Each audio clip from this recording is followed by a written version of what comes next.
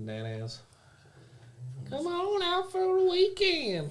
Crib me. City to grandma. Trim it. CPU's good over there? Yeah.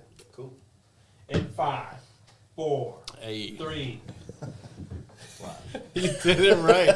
I love it. Whoa. Jaden. Welcome, ladies and gentlemen. We go live and this motherfucker decides to stop talking finally. Hey. I good. I'm getting the report. We got a random male knocker on the door at the place. So I'm telling her how to rack one in. Just do it. Just walk right up to the door. Random male knocker? Yeah. That's what she said. She was some dude. You think I answered? Shoot yourself in the head. Well, Tell her don't touch it. Just be still. hence the extra thing. I was like, take the magazine out first. Like idiot explained it 4 times. I mansplained it like 4 times. There you go. Well, guys, we're here. It's the end of the year, 2022. The shit went by like All crazy. the way fast. I said retard in like the first 10 seconds of the podcast. Dude, you're gonna demonetize us already, dude. Anyway, no, seriously, like, thank y'all for coming. And Day before Christmas. Yeah. 300. Yeah. Congrats to Congrats that, to man. you. Thank y'all. Congrats to you. Thank y'all. That's Awesome. it's me and Jaden been doing these little podcasts on Patreon where we've been like going back behind the scenes of the podcast for the last. We've only got 3 episodes done and we're at the middle of 2019 and we even talked about it like doing those podcasts and like talking about behind the scenes and everything. It's like it made us like go through the motions of when we first all met, started hanging out, and when you first started coming around, like. Just everything. It's like it was a great trip down memory lane. Yeah. You know what I'm saying? It brings up the emotions, puts you back in those feels and the things you may have forgotten. And you guys know this guy is kind of a steel trap for memory and doing things. Mm-hmm. And it's been cool a couple of times to see him kind of misremember the timeline. Then all of a sudden we piece it back together and go, oh, fuck, that's right. We did this, and this. And then, man, we've... Talking about, it's been some good times, fellas, looking back at it. Yeah, wrapping up. I mean, we just, we ended the 3rd episode basically on our first trip, that trip back there, you know what I'm saying? And talked about how, Big Will Cody came through and then how he got his appendix pulled out. And next thing you know, he's got a lowrider. Then you know what I mean? Just how quickly everything kind of came together. And talking about it, it's strange because thinking about it now, it seems like a lifetime ago. You know what I'm saying? But... It does. I mean, we're talking about 2019, so we're just talking about the year before 2020, which was an amazing year for us. For motorcycle riding, sure. But yeah, it was. It's been fun doing that, man, and it's just kind of been one of those things where, the last month and a half that we've been doing that, it just makes you think about all the trips we've done. We've done the random parties, the house parties, the campouts, like the early days of the campouts, the people that. As we were doing this podcast, oh shit, this is when that dude started hanging out, and this dude, and then you know what I mean. And it's like these people that are regular staples in our everyday hangouts and traveling and trips and campouts when they started coming around. You know what I'm saying? Yeah. So it's been fun. That's my Patreon plug for the episode. Well, I've said that before too. I like doing that every now and again. In particular, right before we travel. Yeah. I like to go back to previous ones that we've all done, specifically like the trip recaps or leading up to, because I just enjoy hearing your headspace or your thoughts on where we are, and then later on, a year later, so today, I made a point to. Just have on in the background this deal from last year. The 6-hour one, right? The longest podcast ever. And I'm sitting here just thinking time doesn't exist under the influence of mushrooms. Oh, for sure. But it was, some of it was shit and some of it was gold. And I think that's what a lot of ours are, quite frankly.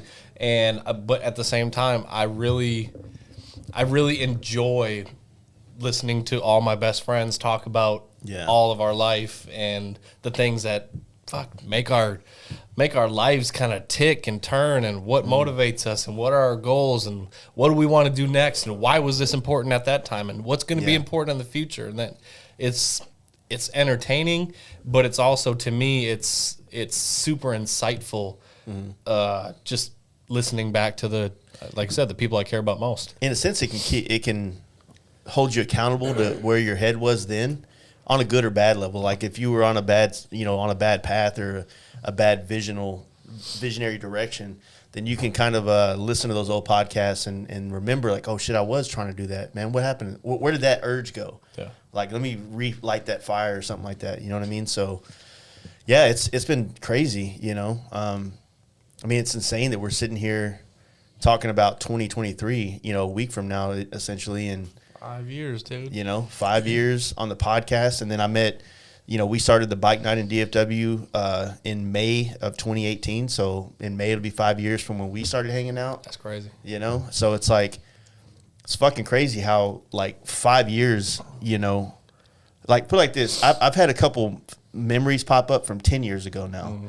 And that shit, talk about putting me in like, wow, like I was a completely different life. Yeah. Not even fucking with, FXRs and Dynas, none of that stuff. It was just like, just a completely different life. Stereos on bikes and fucking big wheels and, all that stuff. It was just, and in 5 years that changed. And in 5 years, it's like, this is all grown. It's just crazy. Like how time just keeps going and shit, and we've talked about that before too, as far as, like in particular your 20s.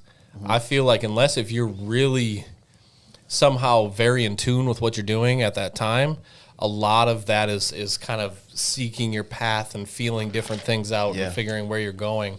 And it goes by like that. And it's a toddler stage of adulthood. In a lot of ways, it is. You're learning to walk. You're knocking the training wheels off. How to basically just exist in an adult world. But it's a different Where lifetime, you're exactly responsible like you for said. all of your decisions, and so very much. Onward. I mean, I know I did a lot of shit in my 20s, and they were valuable at the time, but it didn't have the same staying power as the things like that we do today. Because I don't know, it was just I was in a totally different place in my life in a lot of different ways. I mean, you have to try shit. You have to figure out where you're going. Even if you put time into anything, it may not be the right thing. Just because you put time into it doesn't mean it was right? Yeah. Whether that's a relationship or a hobby or a job or whatever it is, you can have a decade flash by and suddenly you're like, I can either keep going down this, wrong path or whatever is like subconsciously in your mind, or I can change the path. Do you feel like me and you are both 40 now, so you guys need to show some respect. Do you feel like sometimes it's harder, like you get on, it's harder to turn the bus or turn the ship around kind of thing? Like if you feel like you're going down a path of like, maybe this isn't 100% where I want to go, and not that either one of us are going down that path, but like I have in the last 5 years felt like, man, this is not necessarily the direction I want to go. It's not as quick and easy to fucking do a U-turn as it is in your 20s. You know what I'm saying? I feel the opposite. For real? I feel the older that I get, the more nimble I am, the more decisive I am in my decision making, and the more able I am to make those quicker adjustments. So put it this way: if I realize this is something wrong or I don't desire it the same way or whatever, I'm not gonna beat a dead horse, maybe like I would in my 20s, because I'm still blindly searching. If I know I'm not fucking with it and I don't feel it, I'm cutting it out. Just like people, just like anything, it really, it has to provide value in life. It has to be what fills me up, because if it's not, I ain't got no fucking time for it. Yeah, I agree with that. I'm a lot quicker to do what I want to do instead of what everybody else wants to do at this age. In my 20s, I went through a lot of different hobbies and stuff, racing and four-wheelers and all that shit. And Stealing shit. Stealing fucking school buses. That was the teens, man. Oh, that was teenage years.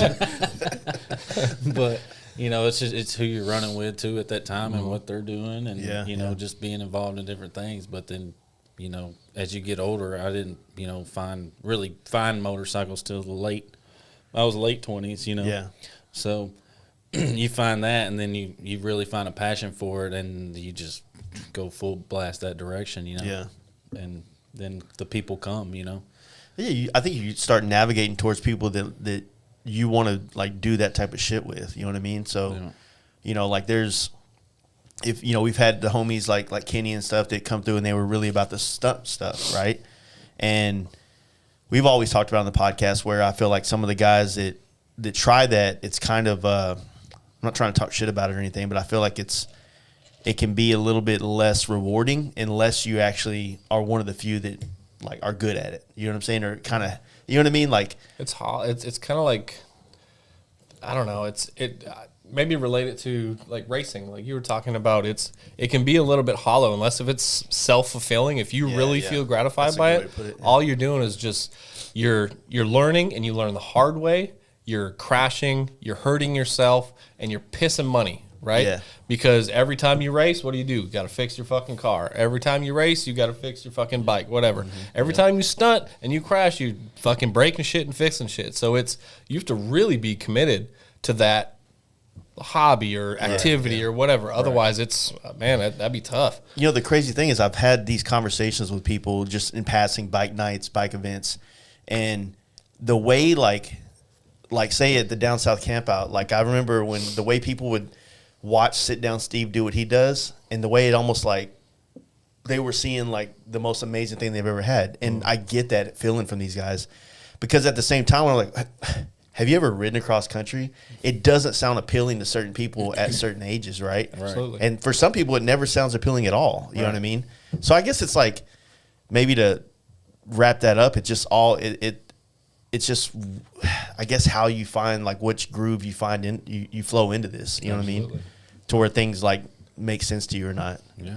And that's life in general, right? You got to find your lane. You got to find your groove. Yeah. If it does happen to be motorcycles, which quite frankly is, it's what we talk about, what this podcast is about, and the people that we connect with, so they get it. But out of the overall population of fucking planet Earth, is such a small fraction of people that understand what we're talking about. So that's not their groove, right? So their groove is music or dancing or fucking mountain climbing or whatever it is. But we wouldn't get that, at the same time. Hey, yo, I'm fitting to go, scale Everest this fucking month. Sweet, bro. Like I'm not saying it wouldn't be rad, but what a dork. they have that passion about something because they do. That's their groove. That's their lane. Hope you get butt fucked by a mountain goat. You're so fucking nerd. Fucking Sherpa'd. Yeah. No, that's a good point, because you see people. I mean, hobbies are endless in this world for people. So you see people that they disc golf. You know what I'm saying? Like, dude, that's all they live for. And I get it, man. Whatever. You know what I mean? Whatever it is. I wish there was a better way to showcase. I guess maybe to travel on motorcycles. What we love about it, you can't wrap that up in a reel on Instagram. You know what I mean? And stunt riding, and I guess I'm probably leaning too hard on that, but a badass wheelie video, they're awesome. Sea Bear doing burnouts, oncoming traffic. Fuck, that's amazing. That's dope. Fucking gnarly. Are you trying to do that, or is that just something you want to see? No. So how do you, when you try to explain or you try to like encapsulate how amazing it felt to do our trip this year, to ride the Pacific Northwest finally, to drive through the tree, to go hang out in the fucking, in Mammoth and go to the hot springs and see that old gray bush, you know what I'm saying? Like there's things that like you have to be there, and there's not a word that can define it, and there's not a really great way to describe how it feels to get to each destination, to see the homies that you were coming to see, to ride through that spot that we never knew existed. Yeah. You know what I'm saying? So I don't know. It's something hard to kind of capture and put. I think Two Lane Life does a good job at it, but even still, like, not to take anything away from what they do, it's just hard to capture it and show the world why we're addicted to it. You know I what think I'm saying? it's kind of impossible to do. So, like I said, I was listening to us recapping our year of 21 last year, and I could feel the passion out of all of you oozing about these experiences and why they're valuable and what they meant to you and whatever. I know what it means to hear that passion and feel that because I've experienced it myself. But explain that to someone else that has not experienced it or is maybe on the fringe of, I don't know if I want to do it or maybe next year or whatever, right? Every excuse in the book. Until you do it, you don't do it. no words, like you said, no words resonate enough. There is not a dictionary to explain feelings. It just is, and there's only one way to find out what is, and that is to experience it. Do it, yeah. One thing that we haven't dealt with this last year, we haven't really had hardships on our trips anymore. And I don't know if that's a good thing. This motherfucker, dude. Particle right away. We really haven't, man. You know, and it's like, you know, we were talking about it on that podcast that we did on Patreon again about, you know, Matt's situation on his bike in our first trip, and it's one of those situations where it's like you know that the hardships make things more enjoyable, not in the moment, but in the post, right? But I mean, I don't know. I guess that's kind of why I think we've all like chosen to go with the modern bikes that we ride, modify them in ways that are kind of applicable to the type of riding we do, instead of like putting monster motors in there and blowing them up. More of a safe versus an extreme. Like, exactly. And I feel like we've just, you know, we're experienced enough now to know what kind of bikes and how to set up our bikes for travel to get the most out of them, but not necessarily put us over the edge of like, you know, if we do have to have a whole day of rain, we're not going to waterlog the motor and, you know, you're not going to blow up or some shit like that. You know what I mean? So I don't know. But, you know, one of the questions I put out there was about, you know, this year, you know, recapping just kind of 21 or 22, if you will. Like, what do you guys like more or less most proud of that you've done individually or we've done as a group, either one? Like, things about 21, 22 that's like, you know, you're fucking stoked it happened or you experienced it or whatever, you know? The camp out. I mean, first and foremost, the camp out, I think just Thrived. the next, just hitting another level and just continuing to see the return on new people coming out, and not only coming out, but having a fucking time. And this term is so it's I feel weird saying it, but almost kind of making disciples. You know what I mean? Like there's a whole crew of people that showed up this year that had heard the fucking word, heard the gospel. They decided to make the pilgrimage themselves. They showed up and they said, "Fuck it, it was everything I heard and more." And they've gone back to the point where now they're going back to their corners of the country and talking to their buddies and going, "Yeah, dude, this is fucking legit. It's real. You got to come the fuck out." It's Narnia. I just hung out with a guy, John from Detroit. He showed to our bike night. He came down to buy a car, totally separate thing. He rode down from Michigan, like antimatter, like 777. Yeah, he's the guy that we gave our award away for. They did the kind of the pink and baby blue bike. Oh yeah. For the bike show situation. Did it in his garage and shit, right? Yeah. So he came down here. He flew down and picked up a car that he's buying to take back to Michigan. Okay. But he was here for a day or so, came to bike night, and then he had two of his homies fly in from Detroit. They flew in, and they were all taking that Camaro back to Detroit, but hit Nashville for like 2 nights and something else. Like, hell yeah. Making a time out. Well, dude, they came to crowd us, whatever, like a Sunday night, and he reached out to Cody. I talked to Cody about it. Next thing you know, Cody takes them on like the VIP tour, like not only through Deep Ellum, like, Cody, this is Cody Walker. He's a pro. Like where he'll go to a bar, get a shot, go to another bar, get a shot, and it kills a lot of people. Well, then he does that in Deep Ellum. Then he takes them to like Uptown in the car, boom, boom, boom, and they come back and they're hammered. Luckily, they're walking distance. They're staying close to Deep Ellum. But dude, the one guy was already in. His 2 buddies that came down that he had been selling them on, they're like, I'm fucking, and they ride. I don't even know what they ride. I don't even think they're riding Harleys, but they're fucking Doesn't matter. in. Yeah. Like Kyle's buddies, the guys from Greenville that Hell came in the first year, a couple of years ago, was in the Mustang. Now they showed up on dirt bikes this last year. Dude, they fucked. It's just, it's all about, That was so it's all dope. about finding good people. Yeah. And the fact that the camp out is still doing that, and that it's still reaching awesome fucking people. And I think it's one of those things where it's only going to get better, but it's not getting pimped out. It's not getting whored out. Yeah. There's no corporate thing that's coming in and fucking, it's still, and you still have time to come in and get on it and have as much time, as much fun as somebody did. You're willing to put in. Yeah. You know?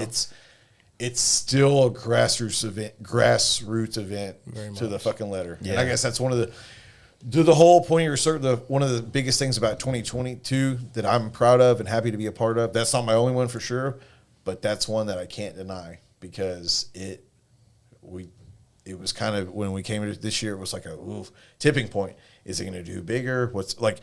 Yeah, it was a point of, you know what I mean? Every year, it's like hosting a party at your house. You know, don't know who's going to show. You don't want to under prepare. You don't want to go to everything. You're basically hosting a party 7 p.m. till whenever. 7 p.m. rolls around. You're like, and the growth, the growth it made, the showcase, the shining show, whatever you want to call it. That, just like I said, it was. I couldn't be more happy and more proud and humble and whatever the fuck you know, throw the adjective on it. Yeah. To be a part of an event that, like I said, just not only grew in size, but I feel like grew in just worth and whatever the fact that there's people going to different parts of the country with awards and a helmet and a trophy and whatever the fuck from from brands. I mean, it's something we haven't talked about, but from brands that they that they fuck with, that they respect, and that I just felt like it was the best. And you've already seen it trickle into other stuff where people are going, all right, well, maybe there's, you know, what's the little emoji, the 2 eyes? Yeah. There's shit on us. We definitely, it is. Harley may not touch it, but everybody's looking at what we're doing. And it's, we've collectively inspired a lot of other campouts over the years, and that's awesome, right? And, you know, with all the other events that's kind of popped up over the last couple of years, you know, totally stoked that people are making the efforts to do it. But I just encourage everybody that hits me up and asks me all the time about, like, which camp out should you go to? I'm always going to say ours, because ours is the one that kind of figured out the business model. You know, we didn't invent campouts at all. But I guarantee you, if you go to the smokeout rally and you come to our campout, you're going to have 2 different experiences. And at ours, you're never going to feel like the cool guys are unreachable, right? Untouchable. Yeah. There's a line in between it. You know what I'm saying? Yeah. Like I've been to these type of, like, these other events where there's like all the influencers or all the builders are kind of behind the other side of the rope on the stage or behind the red rope. Yeah, there's a rope. You can't touch them, you know? And so, like, next thing you know, you know what I mean? Like, that just to feel like, to put yourself in a category where you're like that in the first place, I've always thought that wasn't really a great idea. You know what I mean? But I just tell people, man, like, this event is for 2 things. It's to get you to ride somewhere, to give you a reason to, because everybody always wants to go, but they don't really have a destination. To find that love for the road that we do have, you know. You're going to go through some rain. You might hit some snow. You might hit some shit on this trip, but I guarantee you, if you make the trip and you fucking, try to connect with people on the way there and while you're there, you're going to get so much out of it. It's one of those situations. You get what you put in. You know what I mean? If you make the effort to show up and you make the effort to be there and present during it, you're going to walk away a very rich person. Yeah. You know what I mean? Yep. Straight up. If you decide that you just, you know, you want to keep to yourself and wait for the world to come to you, probably not. You're not going to get as much from it, man. You know? Yeah. You know, like I said, I think that, you know, this year coming forward, it's going to be, you know, if it's as big as it was last year, awesome. If it's not, fucking awesome. If it is bigger, fuck yeah. Let's keep it going. You know what I mean?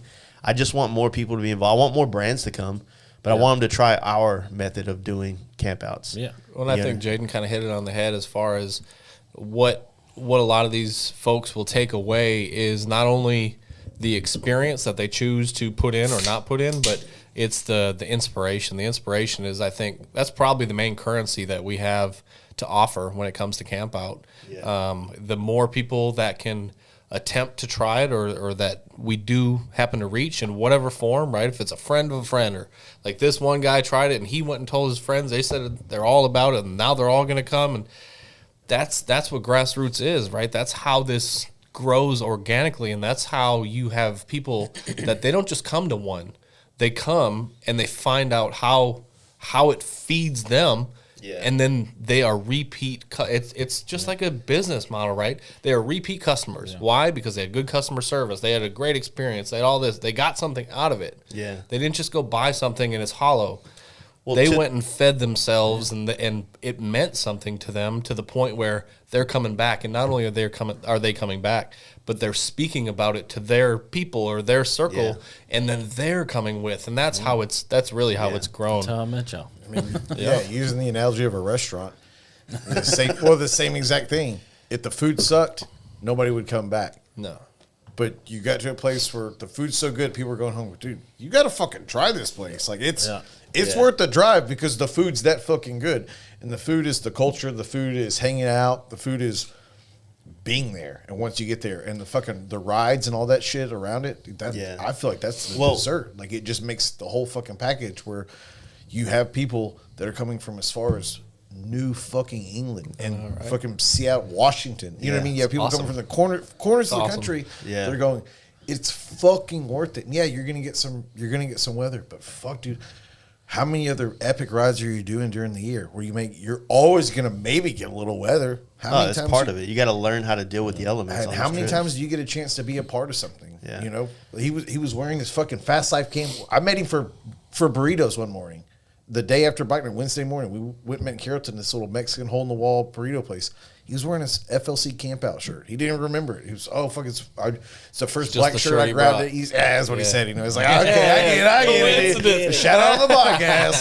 Antimatter 777. But dude, he's wearing his campout shirt, and dude, that means something. I mean, that's amazing. There's a guy in Michigan who's going back and telling his buddies, and they came back and they had a kick-ass time in Dallas. You don't think those guys are coming back some way or form? I mean, while I'm remembering this, I kept trying to interrupt you. I'm sorry, and I just I have something to say, and I'm already forgetting it. Write it down. No, a lot of people hit me up about this online about they live in an area where they don't have like what we have, like the connection to other riders, or they live in an area where there's nothing going on. Well, this is the main thing that this camp out can provide. It can give you a chance to make friends with people outside of your area. You might have to do a little bit more work to be able to put together a trip to go ride across country like we do, because your friends might be 2 hours away or 3 hours or whatever the case may be. But those are the cards that you have, and you have to play with them. You have to figure out what works for you. So if you have this desire to travel across the country with friends and have all these amazing experiences, go to these amazing places, camp all these dope spots in America, ride these roads, but you want to do it with somebody, this camp out has been a great place for people to meet people that want to do the same fucking thing. So when you come to it, be open-minded, try to meet people. When you're going down and everybody starts putting where they're coming from, try to connect with them. You know what I'm saying? That way you can make friends. And, you know, that's where the journey begins, because now you start polishing out who's going to be your crew. Mm-hmm. You know what I mean? What trips do y'all want to do? And I know that we sat at our first camp out and talked about the trips that we wanted to do, which ended up being the California Born Free trip in 2019. So use this place this event as a way to build friendships and create opportunities to do what you really want to do on bikes, but you have to put it into it. You know what I mean? And like I said, it's not a ploy to get more people to come because we're making more money off the deal. The only way we make money is T-shirts. So, you know what I mean? It is what it is. Yeah, and it's true. It's for 99% of the people, it's not your livelihood. It's not your business. This is fun. This is your free time. Have fun with that. So if you want to come to a place where you can literally network, it's almost like a conference, but for the shit you do in your free time. So what, Comic-Con, but you're not a fucking dork? You're actually cool? So it's the Comic-Con of riding motorcycles and traveling and not being a fucking And we dork. are starting to get more single women showing up to it. I don't know if I'm allowed to say that or not, but it's a fact. Dude. We're not hiding it. Yeah. To me, that's something that should be said in a sense, because that means that it's not just brofest, right? It's not just what sometimes we just gather in a parking lot and just bro it up, right? Yeah. That is not this. This is becoming That's more of slang a for jerk each other public off, right? event. And when it's a public event, that means it's males, females, couples, everybody alike. That's a public event, right? The public is attending, and that's all it was ever meant to be. Yeah, it is good to see more women showing up, especially ones that are single, because it just means it's kind of getting outside of the brosphere. Yeah. Like what I did. It's gaining traction. Fucking brosphere. Love it. Love it. Man, honestly, it's another feather in the cap to the event itself. The fact that we can have this stage shenanigans, everybody comes together, And you definitely, if you want the bro atmosphere, do burn, those guys are there. And the party all night guys are there. But if you don't, if you want the people that, you're probably in bed by midnight and you have a good time, have a couple cocktails, you just keep it middle of the road, those people are there too. If you want the people that don't do anything, because we have those, you know what I mean? Yeah. We have a significant sober crowd that can come and that can hang out and have their own fun. We joke about it being Mushroom City and all that good stuff, and that's there. But it's not like it's a fucking drugged in. It's, you know what I mean? It's big enough that you can come. You say it like that, though. It sounds bad. Well, it's just one of those things you can, honestly, you can come and you can vibe. Well, sometimes I feel like that's the way we make it. Oh, it's mushroom. Yeah. You can come and not even see mushroom. You know what I mean? Not even fuck with anybody on mushrooms. Like, it's big enough where that you can come and have your own time. And there's no hard drugs. We do there. drink beer. No. Yeah, but for sure. But there's people that don't. And that don't feel weird about it. Right. They don't feel like they're in the If minority. you can be around it and not feel like you're going to be tempted because of something bad. Right. We talked about this on the LFG podcast earlier this week. There is a lot of mushrooms and weed and go fast drugs. Just party shit. You know what I mean? Yeah. Yeah, And there's drinks and there's lots of different drinks and stuff like that. But if you can't be around it, then I understand. Like, it's probably not the best thing for you if you're tempted. But Yeah, if you you have an addictive personality, Yeah. you don't want to. but I mean, I don't do dive any of that into shit. What I I'm just saying is drink. you can be walking around with your bottle of water or Yeah, whatever exactly. the fuck, and nobody's going to run up in your face and go, hey, man, you want to do a line of coke? Yeah. Hey, bro, take some mushrooms. Like, you don't have to look that hard if you really want it, but you can also, if you don't want it, you can exist there and nobody's going to pressure you. You're not going to feel weird about being there. It's not a fucking... Nobody's gonna be like, "Hey, you pussy, you want this?" Yeah, beer?" it's It not, is not a It's not like a hardcore party rave like that. environment or No. anything like that. It's a camp out. Yeah. It's a fucking camp out. Right. Where, Good times, people are good having fun, vibes. but there's a bunch of people that are just fucking drinking sparkling water and having a fucking Topos. Yeah, and talking bikes, dude, and talking bikes and trips and That's what it's supposed to be about. You know what I mean? And that's what it is. And like I said, I don't know if this was all by design. It just kind of fell that way because I think when we started the camp out together, we started with like this really loose idea, and as we grew as men and friends, it shaped what the camp out meant to us and what it's been for everybody else. So I think the camp out was just an event I think it's shown us what it needs to be. You know what I mean? Yeah. And so, we've been tempted with the money making aspects of it, but every time I go down that path and start looking at all the angles and things like that, it just looks like so much work. And it's like I look forward to the camp out because I want to be at the camp out. Like, I don't want to be there like To work. walking around and looking for people that don't have wristbands on to kick them out, like Yeah. that kind of vibe. You know what I mean? It just, I don't know. That's what you preach to the vendors too that come. Yeah. But you don't want them working, so it'd be crazy for you to be sitting Yeah. there working, looking for bracelets or whatever you got to do, or fucking.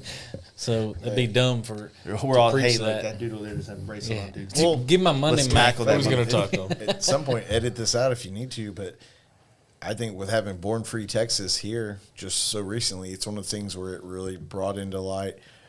If you want to do it that way, if you want to turn it into a money making thing, how fucking big the logistics are of trying to do it. Because if you can only do it one way, if you're going to do it that way, and it's you. And dude, what a fucking pain in the ass! I mean, the event was awesome, but as far as the getting in, fucking with all that. Oh, you talking about Born Free? Yeah, Born Free Texas. Like at some point, if that's what I got to do to try to monetize this and do wristbands, this is what I'm dealing with. Yeah. No, for sure. Okay, you know what? We'll just do our normal thing. Everybody pay Adam. We'll talk to Adam about whatever the fuck Yeah. Yeah. behind the scenes, and we'll be happy with it and make it grassroots, user friendly. Show the fuck up, pay the man your camping money, and have a good time.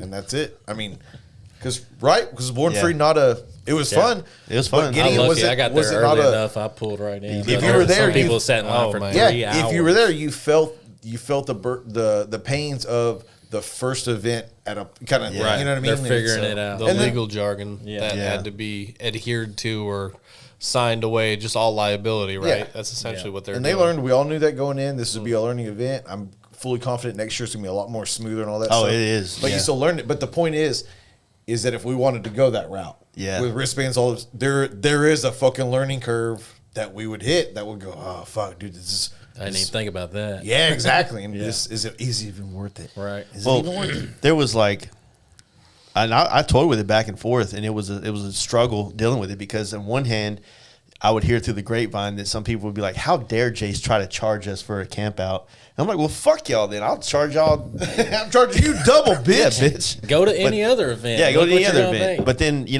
then the ego and the spitefulness get puts aside, and it's like, no, man, I don't want. Yeah, I want to make money. I want to make money so that our trips cost us less. I want to make money so that whatever we're doing costs. It's less of a burden for us to continue to travel, to do podcasts, to do campouts. But at the same time, I don't want to lose sight of why it was started and turn it in. You know what I mean? Like, there's. I mean, when you have 1,000 people show up to your spot, I mean that's a lot. That's potentially a lot of money. You know what I mean? And it could cause problems internally. It could cause problems externally, and it's just like it's not worth it to me. You know what I'm saying? It's not worth it to whatever could be. Could it be perfect? Could it be the end? And I'd rather not play the game. I'd rather just continue on the way we are going. You know what I'm saying? I think a lot of that too, it comes from stepping back, some time, some reflection, figuring out why you're doing what you're doing. It's, we literally sat here, I don't know, 8 months ago or something like that. And we literally were like, fuck it. Yeah. It's fucking bring your goddamn cash next year because you're paying some money, right? And it's one of those things that opinions can change, right? The same type of thing. You're talking about going back through podcasts for 5 years and listening to it and seeing where your headspace was at and kind of having an idea of what the pulse was of the situation. And it changes. It absolutely changes. It has to change. And you have to be able to and willing to change with it. Otherwise, you're just going to be, too rigid to be able to have any success in anything, right? You're going to be like, it's going to be amazing as long as it's this way. And if it's not that way, then you're just going to fight it and you're going to have a poor experience as a result. If you allow yourself to be fluid in whatever you're doing, I'm not saying you're going to have the same experience as everybody, but you're going to be able to dictate your own experience by being able to remain fluid in that. Yeah, remaining fluid and allowing the experience to show you what it is, not you managing your unmanaging your expectations, right? So it's one of those things like, anything we've ever done, no matter where we've ridden, we've always had an idea of what it might be like, right? What it might be like to ride the coast of Oregon, things like that. And until you do it, Oregon's going to show us what the fuck it is, regardless of our expectations or whatever. You know what I'm saying? Absolutely. So it's kind of the same thing. It's like we have to look at it to go on top of what you just said. We just have to let these events kind of grow as natural as possible. And I do plan to bring Big Trouble's bike show into the mix. That'll kind of alleviate some of the stress of trying to host and manage all the bike show stuff that we did last year. And, dude, from the Down South Campout, they did a fucking good job. That shit was organized. They had sheets that you filled out, clipboards and stuff. Super professional. And they were just on it. Like Mel and Mark, they were on it. They called and got stuff from all these other brands, not just our current sponsors and homies, Clockworks and Santoro Fabworks and all these other brands. They made this effort to get stuff to give away, and that's the kind of energy that helps make the camp out better for everybody else. Absolutely. So 100% down for him bringing that to the camp out. But yeah, I guess going back on the thing, so the camp out was your kind of like proud moment. More or less. Dude, I think proud's a weird thing to say, but Well, yeah, as far as you look back and if we were talking I'm highlights, proud of all this shit. I'm very proud. High points and things you're happy to be associated with, whatever the fuck. Yeah, dude. Are you kidding me? That for sure. That was it was a world-class event this year, and if you weren't there, I feel sorry for you. I'm not talking shit, but sorry for your mother. Show up next year. It was an amazing event. I feel like so that one, and then probably one of my other ones would be the. Not only our big trip, but the tacking the 2 weeks on and doing and that's a whole other thing. We don't have to get into that, but my thing would be being a month on the road because that's the thing. Like I said, there's a lot of dudes that'll never do that in their life. it's one of those things now I want to do it every year. I don't know if I will be able to, but that's once you've done it, it's fuck, well, dude, I want to do this all the time. But We raise the bar basically. it's those would be my two things, like high points. What would you take out of? Well, fuck, man, I was at in my opinion, the coolest event in 2022. Like, it was our event. And then, I spent a month on the road. What did you do? Like, that would be my kind of retort to whoever would ask me that. Yeah. So, exactly. and not just a month on the road. I feel like a lot of dudes, you get the money, you can do a month on the road doing fucking, went here and there. I went on a month on the road, and then, like I said, our trip is life-changing in itself, but then you add on that 2 weeks in the back end, hanging out and meeting people and brands and things that it's just Yeah, I mean, we got to go a lot. It was of insane, behind the dude. scenes on that. Yeah, dude, it's short of. I've talked about it before. Get me on another one. I'll talk about it more. Nothing short of insane. Like I said, some of the brands, some of the podcasts we did, the relationships, dude. Is this real fucking life? Like, that was pretty much when I left you guys till when I got home. Yeah. A couple shitty phone calls in between. Other than that, the whole time was, is this real fucking life? Yeah. Like, am I, what the fuck? From a guy that, we talked about at the beginning, 4 years ago, 5 years ago, I'm a guy on a Yamaha Bolt that doesn't know anybody. Like, I'm going to strokers and, like, kind of talking shit to old guys that don't even know on my bike. You know what I mean? Then I get a street bob, and I'm still, same thing. I get a street bob, and I'm still a guy that doesn't know anybody. And then just to all of a sudden, like, it's all started because of a bike night and because of the people I met, and now I'm here. Like, it's very life-changing. Oh, dude, no, it's surreal. It's one of those things, like, is this actual fucking, you're not going to duplicate it. Like, there's a bunch of y'all that will try, you can, whatever. It ain't going to fucking happen. This is lightning in a bottle type shit is the way I feel about it. Just where I started versus where I'm at now. I'm playing with house money, baby. Come on, fuck with me. Well, it's genuine too. I think that's why there's lasting strength to it. That's why it's not just something that is passing like other things that occur in life. There's a very real foundation to it with our relationship and our friendship that we all have, and everything that we do builds upon that, right? So even if we have maybe a poor experience here or there, it doesn't matter because our foundation is so strong. And that's what I think has been the biggest change, right? When you're saying it was just you and you're going from bike to bike or fucking with good dudes at a bar, just dumb shit, right? When you found that core group and then invested into that and had it reciprocated, that's depth in relationships. That's building roots. That is a true foundation for whatever comes from it. And going on 5 years now, that's one of those things you just can't touch. You cannot replicate. It's lightning in a bottle. Yeah, the internet could crash and burn tomorrow, or I could never. Instagram's gone. It's all gone, dude. I've got you guys' number. Like, that's exactly like it's.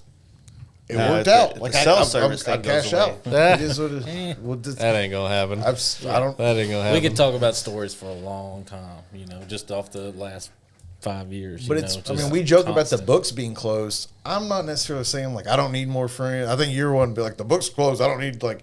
I just don't have the bandwidth, dude. It's quite not, frankly. It's not really that. But if for some reason I couldn't never, dude, with what I have, the fucking, dude, you know what I mean? Like, we talk about it. It's all of us. Like, let's travel. Like, we got a fucking team. Like, this is something. And I don't know, man. It gets me in my feels. What about you guys? Me Like, too. where you at? So all right. So I'll just jump out right off of that. So to me, about the books are closed or just having bandwidth for more people, I think this year's big trip to me was maybe the most valuable one that we've ever done. Primarily because it was a rider's trip that I needed personally, maybe more than ever, because so much of kind of what we've been doing over these last couple of years, and we spoke about it last year. So I was really intrigued to hear that my headspace was in a similar space. But the just like go places and just raid shit, I was really getting worn on that.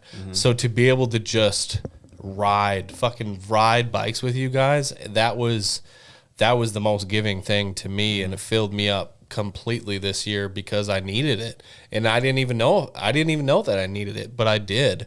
And that was an extremely valuable experience to me. And it wasn't, I think when I say like bandwidth and running out of it, I'm the type of person that when you know you're in my circle or whatever, like you fucking know it. I tell every single one of you guys that I love you, and I mean it. It's not bullshit.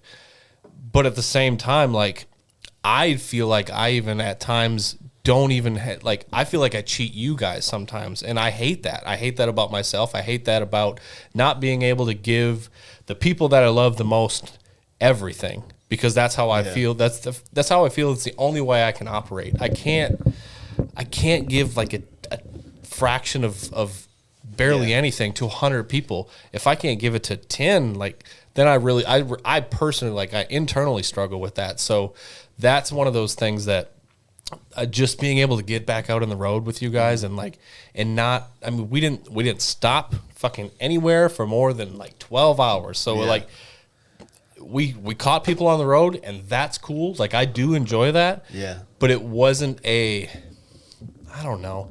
It wasn't a fucking 48-hour house party that I couldn't leave type thing. You know what I mean? Like, it was I'm fucking leaving. It was a rider's trip. You said it was a rider's trip. I loved it. I really did. Yeah. Well, to lean on what you just said, I think that's a good way to also, you know, I have a unique situation on the other end where it's like you're torn in so many different directions. So how do you divvy up your time to focus on all the responsibilities? And I think that it's just like, there's not a right or wrong way. It's just figuring out what works. Okay, I need to find a way to balance time and life, because that's the thing that happens when you get older. You have more relationships, more responsibilities to those relationships. You know, obviously work, career, family, wife, all those type of things. It's just always going to be like, okay, I need to figure out how to balance this more. And it's no matter what you do, 2 weeks over here. 2 weeks over here, it's always tipping. You know what I mean? And it's one of those situations that it gets harder.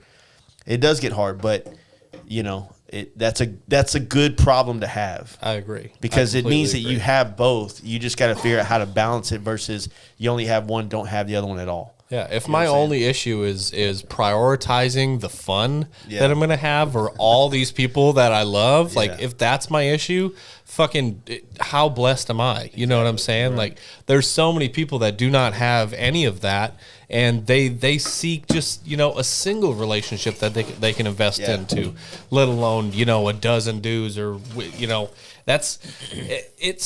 it's one of those things. It's such a blessing to have, but at the same time, it's still one of those things that you have to think about. It's part of it, and because of how solid our foundation is, I think with every single one of you men, it's that we know that at the end of the day, if any one of you dudes picked up the phone, I'm there in a heartbeat. Oh, yeah. Because you're my people. But at the same time, if you don't pick up the phone and I don't talk to you in a month, or I don't talk, you know, we're not having beef. We're not like, oh, we're not friends. You know what I mean? Like, it's any solid relationship. I think that it never stops, right? Yeah. You could see each other every single day, and you could be roommates. You could be whatever, right? You could be living I'm rewatching Friends right now. You could be like Joey and Chandler. You could be like real friends, and everything you do is together. Or you can be, I see you now, and I see you in 6 months, or I see you, and you're still rock fucking solid people because you have a real friendship and you genuinely care. And that's what I feel about you guys and multiple others. But that's also one of those things that I have to find, like, I have to be real with myself and what feeds me and what allows me to prioritize these things and where my life is and what direction I need to go, in addition to having these great relationships all around the country. It is a blessing to have that problem, but that was, by bar none, that was the thing that really set it off for me this year, was just being able to just get out there and do what we love to do more than damn near anything with you motherfuckers. I love it. Yeah, what you beautiful, but I'm more of a Seinfeld guy. Hey, listen, I watch Seinfeld too. I love it. Going to bed shows for me. That's what they are. They're perfect. Well, I'm old school. I love Lucy. Oh, that's really old school. God damn. Leave it to Beaver on deck, right? She's overrated, dude. She's not even that funny. She can get it though. Hey, she could get have it, you guys like, ever watched The Yeah, I Golden think Girls? redheads The Golden do. Girls is Nah, what you fucking great. It's so un-PC. It's so good. The so on what you said like about like the listening to last year's podcast, because I was on that same kick, like the bro, like the get together at a bike event and just it's a rage every fucking night. Like we talked about that because we did the Smokies last year together. We kind of converged there. I was like, dude, I'm down to drink, man, but if it's only this and there's no other, like it just ruined it for me. So It gets overwhelming. it does. It gets overwhelming and it gets too much, and you don't feel like you actually. I gain a lot. Like I'm a talker, so I gain a lot by having a real conversation with someone. Yeah. And putting my cards on the table, and they'll put their cards on the table, and then I learn from people. I learn from their perspective a lot. So if it's like this drunk fest of this, and there's just too much chaos, then I'll check out. You know what I mean? And this year, I avoided that a lot. We didn't have it almost at all. Camp out was manageable. I don't even think I got like drunk at all, to be honest with you. I tried to drink, but there was just so much going on that we were just part of all of it, right? On the trip, I don't even know if me and you on the back end really went like super hard anywhere, did we? Speak for yourself. Maybe. Well, we were a little hard. The night we did the Ride Boundless podcast. Ride Boundless podcast. That was a hard pretty one. Yeah. But anyway, when you say hard, like Yeah. I don't know, we're late 30s. You know what I mean? I was right back from Born Free. We don't. I heard y'all went hard in Van Horn. Yeah. There's pictures of my ass out there somewhere. I think part of that Chance is has that. you get older, we don't really go so hard to like. Where all of a sudden we're throwing up. Yeah, I feel like now at this point, if you throw up, We're it's almost professionals. We're you not ate rookies. something. Did you get bad that or phone whatever. call in the middle of the night when this dude rode back to the night before Born Free? We're at Leslie's house. No. This night before Born Free, were you and Chance and Oh, That's what I was saying, yeah. fastest and alive. Yeah, you got that one right. I was like, Cody, Cody land speed record. I'm the fastest and alive. Yeah, dude, he got it. He replied the next morning. Yeah. he came into that hotel because I had to go do a podcast with Danny G that night. So they all went up, met up, him and Chance, and who'd y'all meet up with? So that was you and me. We went to meet Britta's dad. Yeah, at we this had- little in like the docks, like this weird like industrial area. And Chance, that was when Chance was on his way back, and he met us there. Well, we all hung out there. Britta's dad took off, and then three of us hung out for a bit. And then Jace took off to do the podcast. So Chance and I went back to the hotel, and then went to Cook's Corner for the Born Free porn party pre-party. Yeah. Calm down. Dude. The that little bar, whatever the name of it is, Cook's Corner. the other one? the first one, This is in Anaheim. the waitresses, dude. It was seriously one of like the most Really? complete like, and they were nice, dude. They were sweet, like, and just but It was a working guys bar. Like you could tell, like people come in there off their shifts, kind of situation. there was no telling what these chicks make for literally just being gorgeous Oh, I bet. and being friendly, and dude. It was something. I'd be a millionaire if I was a chick. Oh, dude, for sure. But yeah, so he went to do that podcast. And that pussy. Chance and I, we boogied to the hotel. We got whatever set in, and I took the bags off for one of the only times in the whole trip where I took the bags off and we blasted out. Took their bags off that motherfucker. We stunting on them That's the tonight. flex. So we went out to Cook's Corner. Turned it into a and then diner. I'd been out there once, but I didn't remember the road. As all of a sudden we're just doing it. So we get out there, and Chance was like, "Hey, on the way back." I was like, "Yeah, I do for sure." I was like, "I was just stretching the legs. Feeling a little Felt loose. good to have the bags off that time." I'm like, "Yeah, dude, We'll definitely take it easy on the way back." And dude, we hung out with Joe Kid. We met my buddy Jake Daniels. Hung out with a bunch of people at Cook's Corner. The Jack's brother? Not Jack Daniels. Yeah. Yeah. And just had a great I think there's a button that does that on. just had a great time. And we got back, and it was those things where we got in the back. Chase was like, "All right, slow down." I was like, "Yeah, dude, for sure. Like, we're gonna be cool." Dude, we pulled out of that spot. He did 100 mile an hour all the way. Catch me if you can. and dude, yeah, exactly. Same thing to the point where we got back, and Chance was like, when we got to like a light, he would like pull up, but he was like, Just God, shaking but he was his head. laughing too. He's like, what the fuck, dude? And once we got, I was like, fastest in the line, fastest in the line, I'm Con Cody. Like, and just one of those, the epitome of just dumb I'm not shit even on drunk. the I'm just laying in bed at the hotel. They come in. You getting full. You got full Jaden energy You coming ever in see the my house. balls? Just teabagging you like a motherfucker. See my spokes lately? But yeah, that yeah. So that was that. So what about you, Cody? What was your fucking like best thing this year? I can't follow up all that greatness there. You know, philosopher over here, but mine was just mine's just pretty general. I mean, just knocking off some more of the country with y'all. And hitting places we never been. Always the hospitality we receive on the road. Just it's always great. Brucey? Brucey, in Brucey's house? Motherfucking Bruce's house. His screensaver is Brucey's house with all the bikes in front of it. Hey, there you go. You had your nuts out in Bruce's house. It's something about just the community of it, seeing all the bikes, like knowing what it, like the whole. When I see that every Yeah. time I open it up, I picture like a big piece of salmon, or I picture the night Right. before, The just crab whole, and the whole pies like and it the takes you shit. back to Yeah. one of like 1,000 memories inside that house, sleeping Right. on the couch or sleeping on the floor, whatever the fuck. Worst like, night's sleep I've ever had. That's it. It was the greatest everything else, but fuck, we couldn't sleep for nothing. I was We waiting slept to on a couch kick Cody in the together. face, dude. On a love scissored. It didn't make no sense. I got a picture Sure. of that too. But our nuts were touching all Dude. night. Hell yeah, brother. Yeah, it was just a great trip this year. Like a lot like James said, just picking up and leaving every day. There's something, I don't know. There's something fun about that. Yeah. Where you're just moving every day and Well, seeing new shit. Prior to that, we did the Northeast, right? So we talked about it last year at the end of the podcast, the end of your podcast.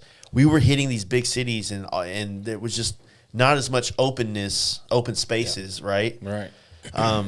Yeah, I mean, every day this year on this trip, there was no layovers anywhere, which is the first time we'd ever done that. Did we even do that on the Sturgis trip? Nope. We didn't have any layovers anywhere, right?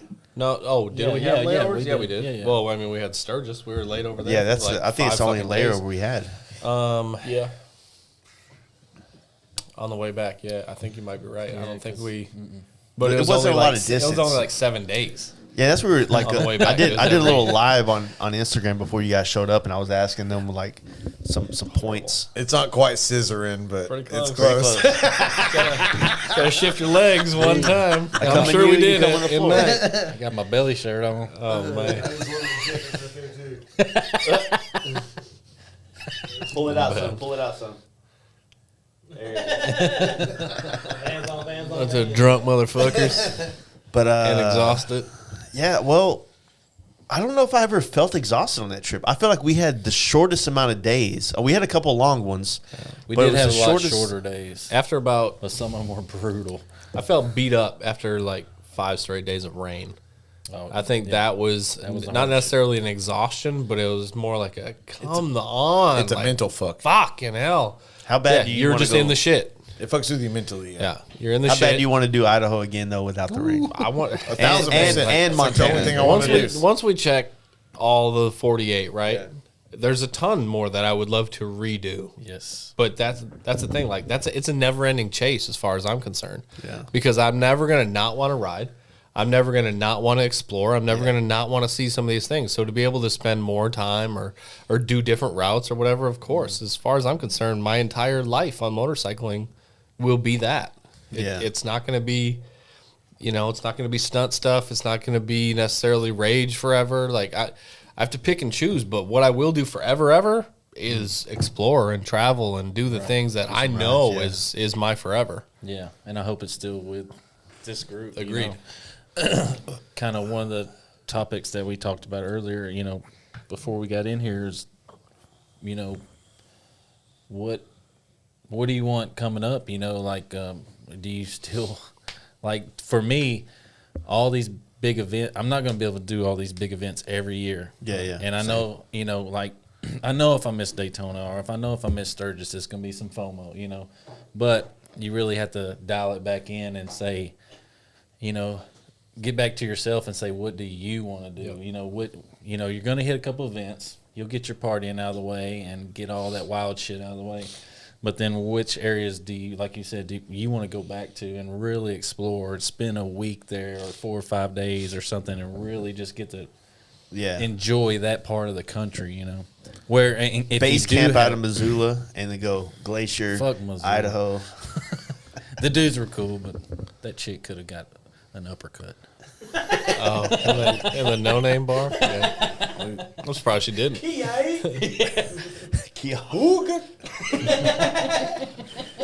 Oh, that drunk lady that walked up to the bar? Yeah. Oh, yeah. Y'all voted for Trump, didn't you? Like, that's our opening line.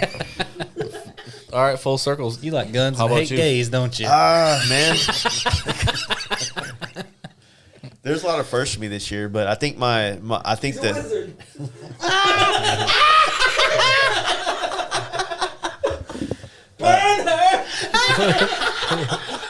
they're on something else. We got to get Kyle and Mike, bro.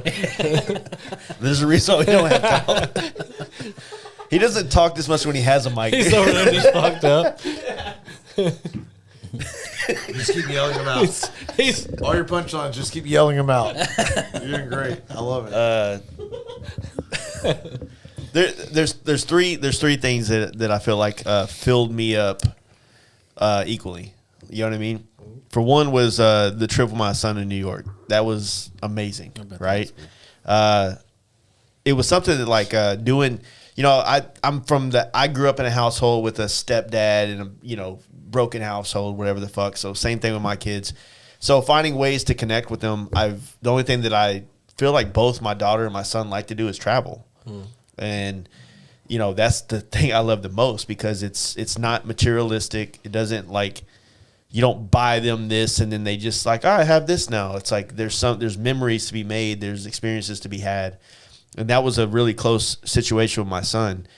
Our trip in general was equally as amazing for me, like on the selfish side of it, because traveling, being able to connect with almost like a different lifetime of mine, like with Steve up there in NorCal and have you guys finally like be around him a lot. Like that was like my second home. Like I was this close to moving to fucking the Bay Area. You know what I'm saying? And 2016, before I met, fell into all this other stuff that led into meeting you guys, like I was ready to fucking leave Dallas and just be I can see you in Disco Bay with some cougar wife, just painting boats and shit. yeah. painting boats. You saw being him. a boat guy. Oh, dude, he'd have a big old bagger in the garage. to take Fucking the other flame road. boats everywhere. You want to He'd do be a like loop around scarab- Alcatraz He'd today? be into like scarabs and shit. I have a dude. boat crow. What the fuck? A boat crew. A boat crew, yeah. Yeah, busted ass H1 in the car. Come on, Mike. Shit's weak. Yeah, straight up trap house though. Like, but no, like that trip, like it felt good to connect. Like, I've done, even before I met you guys, I had took Brad and my other homies up to NorCal. Yeah. Never got to show my other friends from NorCal. With the other guys that came down and hung out with us and shit at Steve's house and shit. Yeah. It felt good to connect another part of my life to my current part of life, if that makes sense. Yeah. Then honestly, man, like the back end of the down south trip, man, like going to the Keys with Mark, mainly Mark. Not that like Steve and Craig weren't like part of it, but me and Mark stayed in the same hotel and we talked so much, and like I wouldn't call like Mark daddy. You just did. You just did. No, I didn't.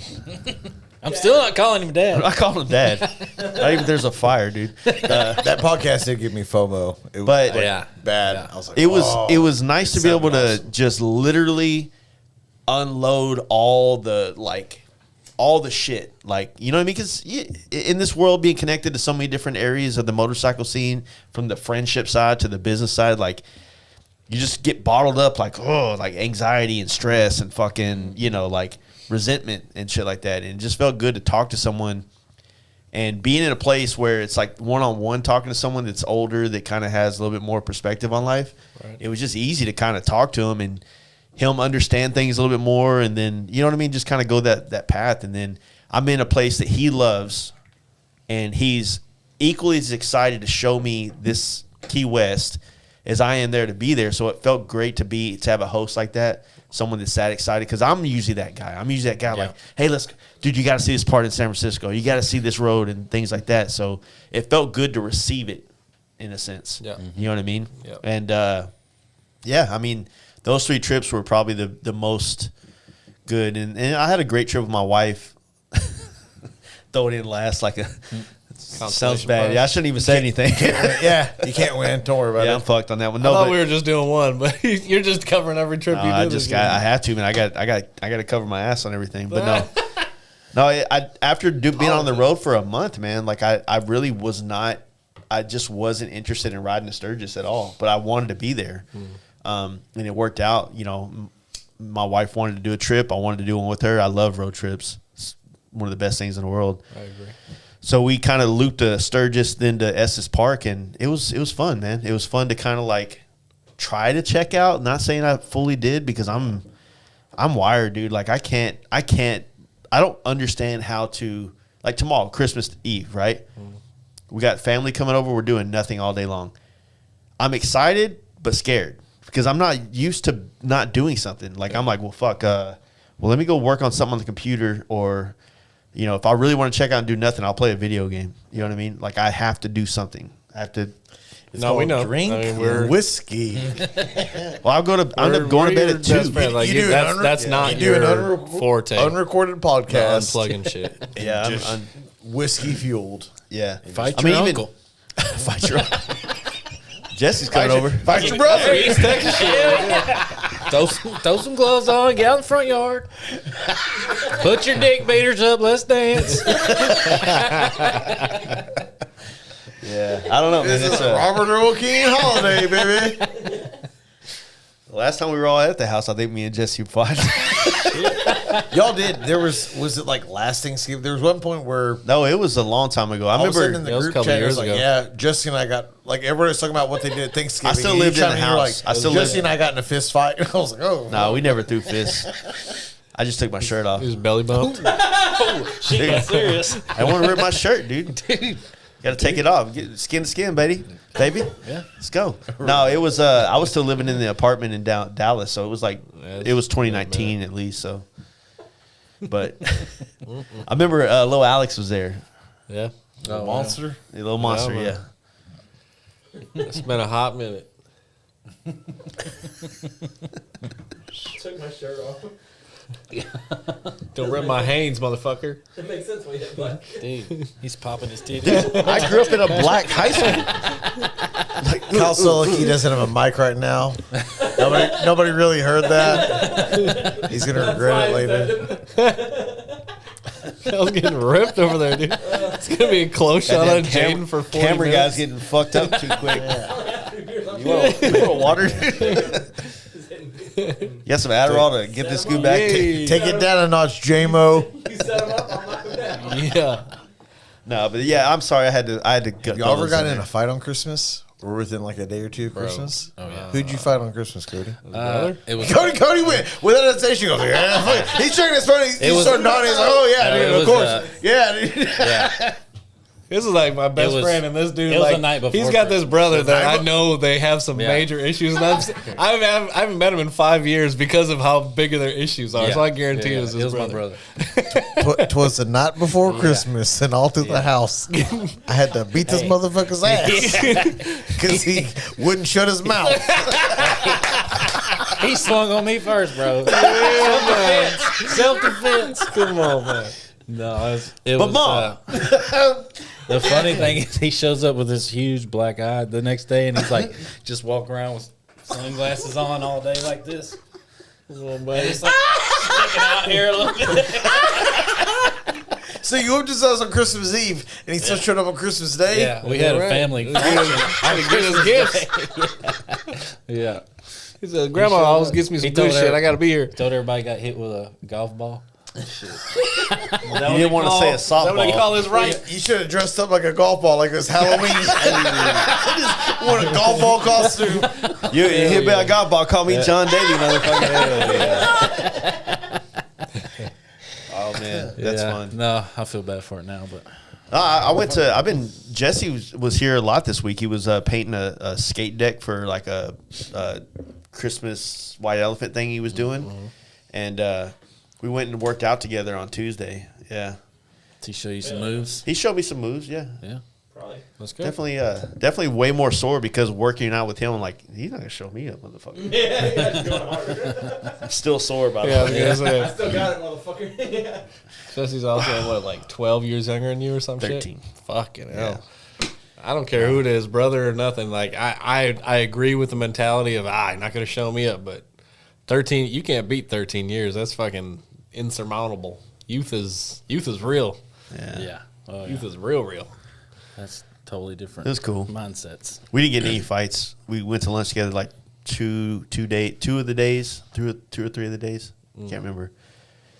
Yeah, and I'm just learning how to let him say what's going on in his life, and me just go, Cool. Listen. Cool. good job. Yeah, Not good idea. judge, not nothing. Just listen. Just take it in. Yep. Sometimes that's the best communication tool a person has is just digest it. You don't have to fucking opine on every goddamn thing there is. Yeah. Just let it happen. Yeah. You don't have to agree with it, but this is me giving you me as your sounding board or whatever. He's got some good ideas coming forward, but I think he just needs a little bit of guidance. Like I said, I've been fortunate in my life because I've always had essentially like certain customers that have come along and have been very father-like in a way. You know what I mean? Like, and when I say father-like, meaning that like they've just been able to give me some perspective. Yeah. Out of More like mentor, mentee. yeah, mentor type thing. Yeah. Name him. Aaron, Midwest Grinder, was helpful for me for quite a while. He was someone that I talked to quite a bit. He was helpful. Obviously, Big Trouble's been that for a lot. FXR Mike, honestly, in all his youngness, is still he's an old soul, if you will. Yeah. And then a handful of other people before I even met these guys that, people, even my friends, like to me, everybody's a teacher. You know what I'm saying? Absolutely. And whether or not like they're idiots and you just got to watch them be idiots and that's teaching you not to be like them. Yeah. Or they have, Hey, take it easy, dickhead. or they, like Bruce, me and Bruce talk a lot. You know what I mean? Yeah. So it's, I guess for me as a painter, like I meet these people that can kind of afford us at the same time, but they also tend to, a lot of them have I have a lot of thresholds to go through to get to where I'll actually paint something for you, and usually ends up being a rad motherfucker that literally I can sit there and listen to them just tell me what I'm doing wrong in my life, and I actually want to know because I value their opinion. You know what I'm saying? I think that's the difference between like asking for input or an opinion versus being told, regardless if you. Yeah, I ask mean, or I not, get a right? lot of people tell me what I'm doing Yeah. wrong, but like everybody, the way what's put out on social media is what they're judging my life by, right? And it's like I barely put anything on there other than a picture or two or whatnot. I put it all on here, but you get around some people and you kind of got to fill the gaps with them, let them know what's really going on, what it's like to be here, there, blah, blah, blah. And, but no, like I said, I've been very fortunate.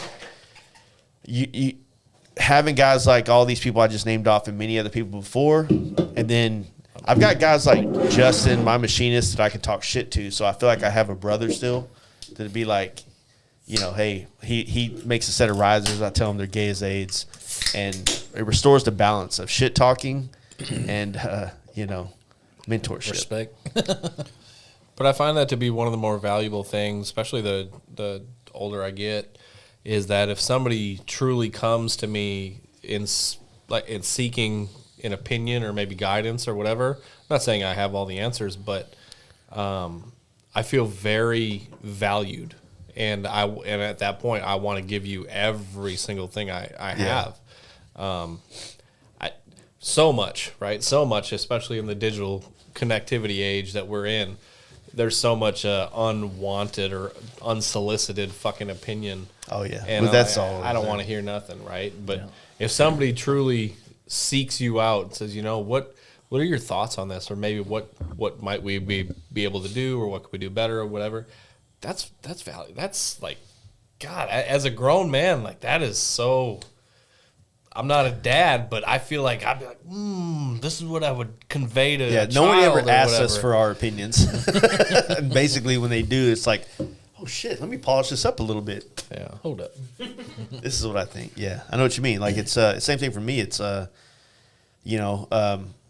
someone full of ideas and opinions. I could give my brother 1,000,000 of them, but realistically, it's like just like some dude on Instagram or on a YouTube comment. Like I don't fucking need to hear that, dude. Yeah. Calm down. You know what I mean? Like, so same thing. Like I've learned to retract some of my opinions about what my brother may or may not be doing. My daughter did the same thing. Like that's been a tough one. My daughter's about to be 21 in 2 weeks, and it's like, bro, like, what are you doing? Just fucking listen. Just go. Just be free.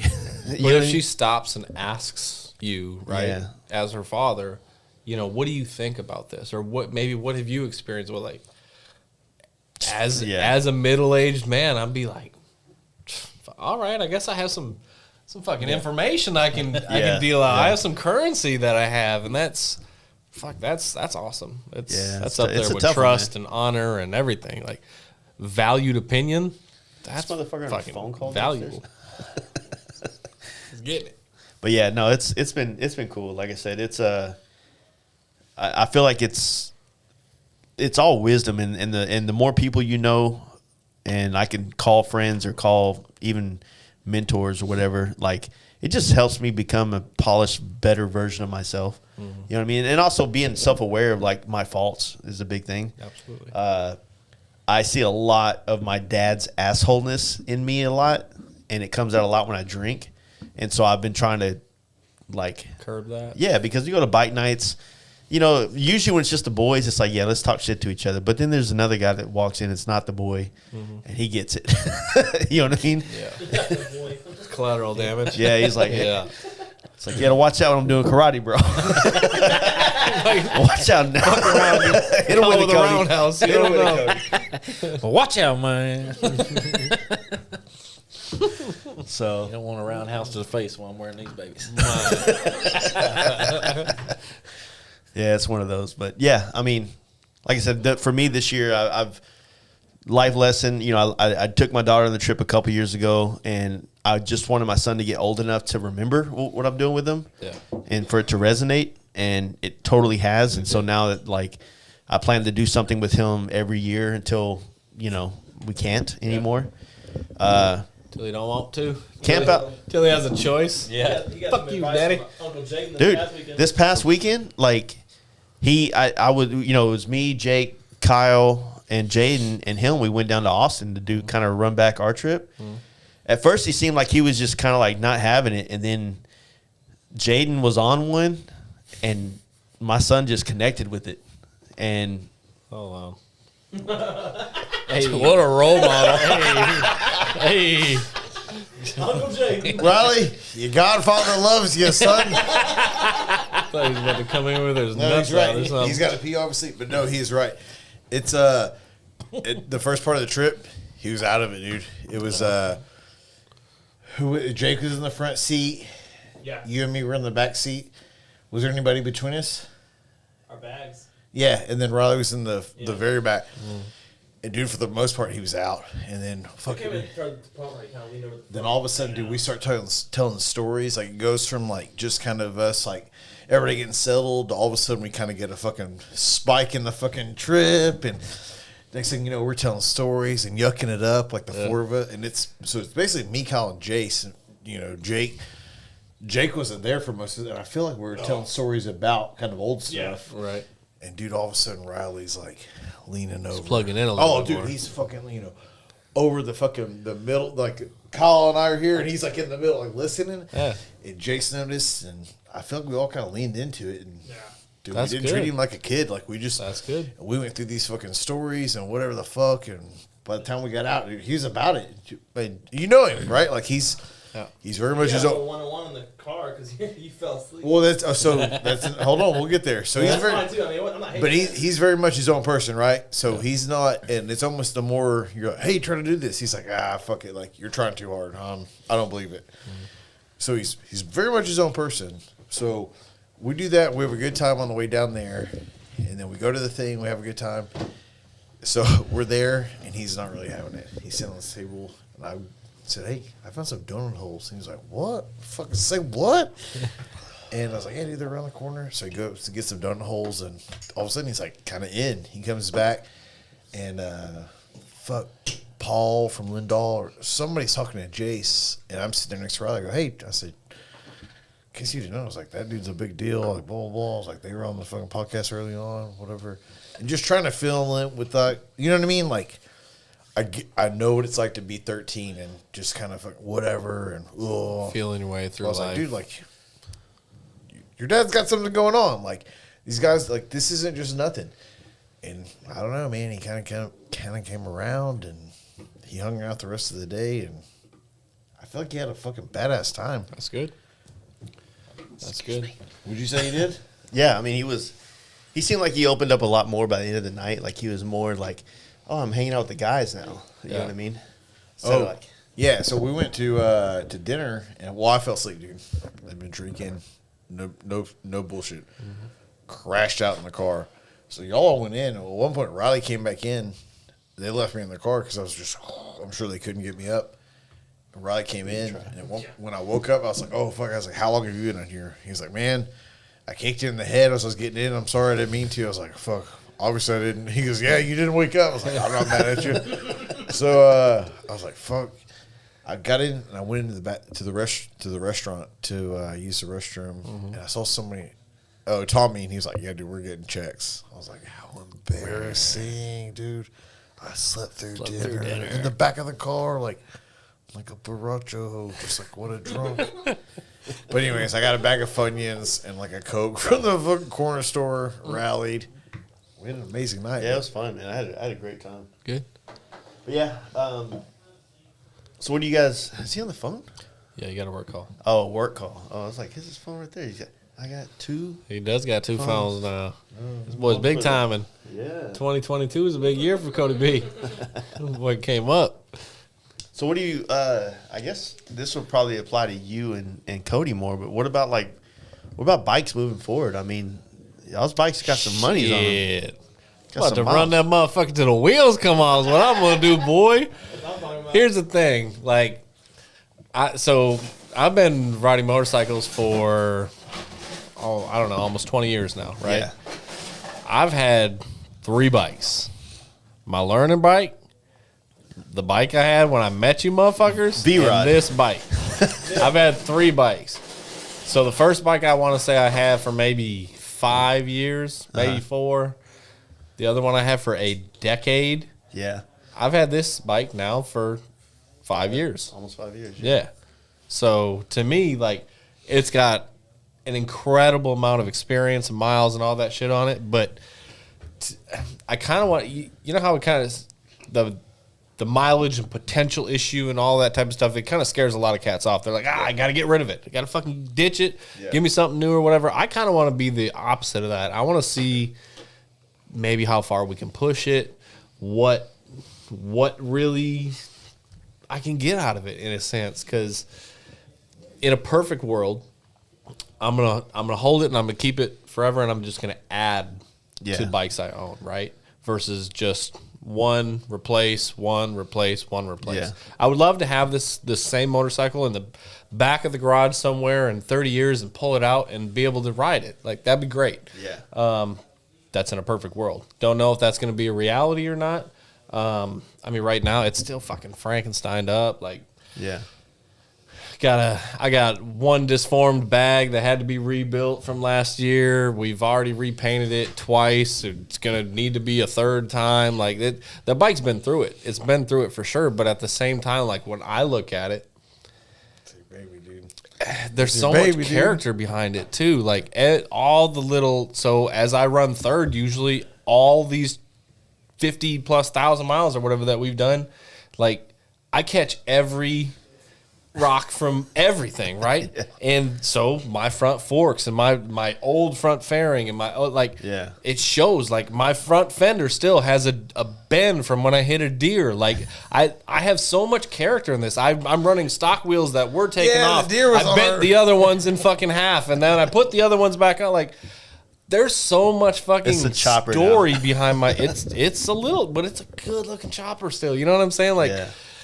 And it still serves so much purpose to me Yeah. that I would hate to get rid of it. I don't get me wrong, like if I had to, I would, right? Yeah. But the value that it holds for me and what I've done with it, that's the thing that I could never replace. Like it's sentimentality for sure. True sentimental True sentimental value. Sentimental value. Yeah, and I love that. But Yeah. I mean, if I were to go, to a store today and buy something, that'd be a totally different story. I think that that option for me, like, it will eventually be on the table. But when we were just talking about like how do we prioritize our life, like right now, my priority is being a homeowner. I have like that in 2023. That's my full intention, is to finally be a homeowner. Right? Again, that means I'm not buying bikes, right? I'm buying land. I'm buying property. That's what I want. So I just have to prioritize. But if I were to be able to go to a fucking motorcycle store today, it's going to be kind of one of two things. I would love to, I still am very fond of the adventure stuff. I really am. I think that was an experience that we all had that I would never exchange for nothing, and I would love to explore that deeper. That's so like that's Pan one America hand type thing. Yeah, Pan Am, BMW. I've really been fond of KTM's. Like What would that's you a whole buy nother. today? Here's my explanation. That's one hand, right?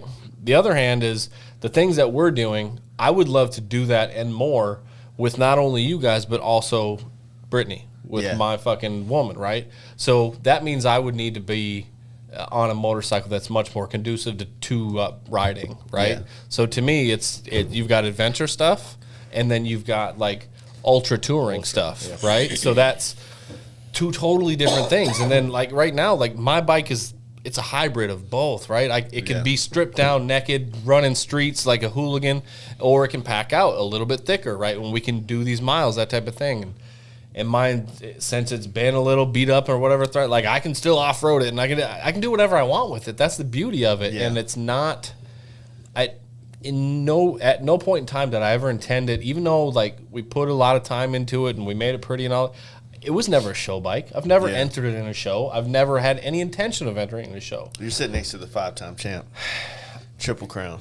But that's watch out now. That's also Watch out where now. we differ in a sense. Like it's crazy because we have so many miles right fucking next to each other, and we have our bikes are basically the same bike. Yeah, basically the same bike, but it's a different approach between even he and I, and I think that's the beauty of it, because we're not all supposed to be the same person, right? That's how our group is made and molded, is we all have our different opinions and insights and how we want to approach things, and that's what makes our group stronger, is the different approaches. If we all have the same fucking approach and we all want to do the exact same thing all the time, like I would never open you up to another way of thinking, and you would never open me up to another idea of doing something. Right. That's the beauty in it. So I would love to enter do my a whole bike bunch more to but win shows. You just get a good parking spot. Let's be real. So what we asked him, Cody, was because you two are on the table more or less than anybody else in this room, like 50,000 plus miles on a bike. Like, do you stick with the lowrider still, or do you like? I want to try something new. I think I want to go a bagger platform, but probably just like a bare minimum, like Road King style. I don't know if I want the big full fairing yet or not. I like the slim downness of a lowrider or a soft tail. It's very maneuverable. It's comfortable. You can throw it around if you need to. And I'm sure the more I rode a nice bagger that handles well besides a big wheel, I would get used to it, but probably a Road King. Like a Memphis Shades or something. Yeah, just a Memphis Go with something like Shades. that. Yeah, that's a good looking bike with the Memphis Shades. Right. on it. Like Kyle, some of his bikes are turned out real sick, something similar to that, not that extravagant, of course, but there's a part of me that, it probably won't be this next year, but I do want to I want to do all 48 states on that bike. Would be kind of cool, Absolutely. And if we do that next year, then that'd be a big accomplishment for me, But I am also, I'm ready for a new bike, I like How many miles are on the Softail right now? It's 51 or 2. Pick up a Road King for all the bullshit in between and save the. Yeah. Yeah. Oh, yeah. Well, which my plan is, I gotta get off my ass. About to But do I the want to same sell thing the with big helmet. wheel, and then that'll give me the money to build the Road King. I'm not getting rid of the Softail until the Road King would be fully built. Yeah. Man, you ain't getting rid of the big wheel. Dude, you're behind it. I don't know if I agree with that. You just got to go to the certain corners of this world. And Every they day, are heavy. every day you wait, that corner of the world gets smaller and smaller. You say and that. Oh, you'd be surprised. We done seen a gang of them in Galveston. Woo! My goodness, Yeah. I know. Why aren't you selling Galveston? I should. That's what I should. Good question. And that was my problem. I should have rode the big wheel to Galveston instead of Daytona took would my have been bike. the one too, huh? Yeah. I feel like Galveston probably more than get Daytona. Could be. To be honest with you, There's a lot. Yeah, just more people in Daytona, but I say that. I don't know. There's a bunch of damn people in Galveston. But, Yeah. yeah. I'll ride to, Galveston's what, 5 hours away. It's worth a shot. yeah, it's like 4 for me. Not bad. Right. It's not bad. Yeah, I don't know, man. Like, I just wonder because I know that, like, I think we all worry when we start hitting that 40,000 mark on your bike. Exactly. It's like, fuck, man, I'm starting a trip with 40,000. Not that these motors, M8 motors can't handle that. You're just kind of like, you don't know because in always in the back of our your head. circles, 'Cause nobody we don't pushes know. Right. I know somebody has, but we don't. Yeah. It's not like we have a whole bunch of dudes that are like, oh, yeah, dude, we push them past that all the time. Like, we're those dudes. And that's what I want to find out. Figure it out. I would love to be like, somebody's trying to offload at like 25K or whatever. Like, I got proof. You don't need to. Yeah, Like, you can run this motherfucker. Yeah. And I would love to be that shining example, I guess, to be able to show folks what you can or can't do. Yeah. So Go ahead. I was gonna say I was real happy to see like Steve Chamberlain, push. I think he got 60 to 65,000 out of his motor, and of course he's harder on them than I am. Yeah. But Galen and Big Lance, I think they traded theirs in at like 65,000. Nice. No issues. I was like, hell yeah. Yeah, if you just stick with like a cam and you keep it like modest and stuff, I think you'll be fine. Well, I mean, hell, look at the dude that did 100,000 in 100 days. Right. He Yeah. didn't have no motor issues. Yeah. That's Yeah, I think we're good. That's on that. gnarly I right would love there. to see it. I've heard stories about, I don't know it. What's the school? Why do Columbine. I'm saying MIT? No, the damn MMI? motorcycle MMI, right? Yeah. I've heard that there's like a MMI like motorcycle graveyard type bike. I don't even remember what type of bike it is. That it's a million mile bike. Really? Yeah, with like repeat service that like they use it as their service bike, but it's also a test bike, and it's Yeah. a million mile bike from what I hear. That's fucking nuts. Like how crazy would that be to be that? I'm not saying we'll ever be, but it's just like you see some cat with a pickup. Oh yeah, I got 350,000 miles on this pickup. Yeah. You got to go through it. I was about to Like, buy you gotta a go new car last through week, it. and I'm so glad I didn't. All right. And so, it depends on how you treat them too. So hypothetical, if you couldn't buy another Sport Glide, you had to buy a new bike, different bike from what you have right now. Yeah. What would you buy? So Money's say, not an issue. All right, You so just- say you my had bike to buy gets one. stolen or something like that, right? Or some No, you shit, just right? you just had to buy one. Had to new buy bike. one. What So would I think the real question to me, the first question would be, am I going to ride by myself or am I not? I'd have to see where the fuck my spouse is as far as, are you about this? Do you really want to do this? Because if you are, I will make that type of investment. If you're not, if this isn't the time, then why the fuck would I have an Ultra, right? It doesn't make no sense. So if that was the case, I'd probably go like KTM or BMW. So basically, If I it just had to wasn't go gonna out, be if too, I'm a one bike guy, that out. right? Mark I'd probably in do and that. out. So It's either gonna be better have one that about or it. it would be a bagger platform. So who, out of our group, who made the worst decision to sell a bike? Larry. Larry, or Chance? No, Larry. Larry. Okay. Larry's Fat Boy was one of one. Larry's Fat I Boy love was that sick. bike. Yeah. What would you do right now? Money wasn't an issue. You got all of a sudden Money wasn't boom. an issue. I'd have a CVO Road Glide. So you got a road glide. But You go it's road not, glide? not that. Yeah. I mean, if I Let's say money's just not an issue, fucking but you're just money like, off, I'm so yeah, glad I Yeah, inspire for you. sure. $70,000 bike, dude. That's Yeah. no It's 40. It's 43,000 for. Is it really Yeah. for the CVOs? Yeah, and it's I think it's 30 something for an ST. No, honestly, I probably wouldn't even go CVO. I'd just get a nice bagger. Yeah. Yeah. Especially if you're gonna tear it apart. Yeah. That'll make no Yeah. sense. If I was going to do it Big again, I would gun. just get an ST and make the dealer put rear pegs on it and a stock seat, so I can have passenger pegs. I use passenger pegs almost more than All I the use time. goddamn Exactly. regular pegs. Exactly. Me too. On the highway. I'm curious to see what comes out too. You know. They got the 131 Screaming Eagle coming out, Yeah. I'm curious which to I don't see know if that's a. So my plug told me that the STs were going to get 131s in it on both Softail and bagger platforms. Haven't been confirmed yet, but CVOs too and all that, or just Thing, STs. if they come out with the crate motor, the goddamn what is it, Revo Max motors or whatever, That's not happening this dude, year. that would be. I'm just saying, like that'd be a whole nother change, right? I don't see. I disagree. Like progress is progress. It That's is just good. It's freedom of choice at that point. But I was. I know that there's always going to be people that drag their foots on it, and they're going to be like, this is what I like. And but I don't know if, there's like- also that prior to our generation, right? They're like, performance baggers are fucking gay. Like FXR, nah.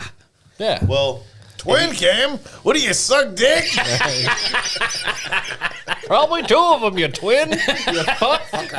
well, if you death. like, if you think about it like this, like when the the Pan America came out, everybody was stoked about it.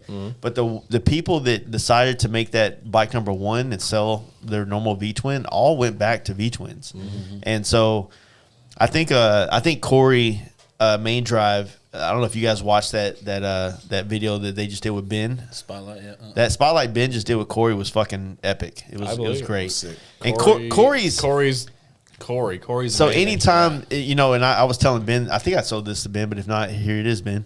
You can have Corey on anything, and it's gold. Yes. he is an amazing guest because he's well spoken, he's well thought out. Thank you, Kyle. And he's very bright. And he knows because he has headphones.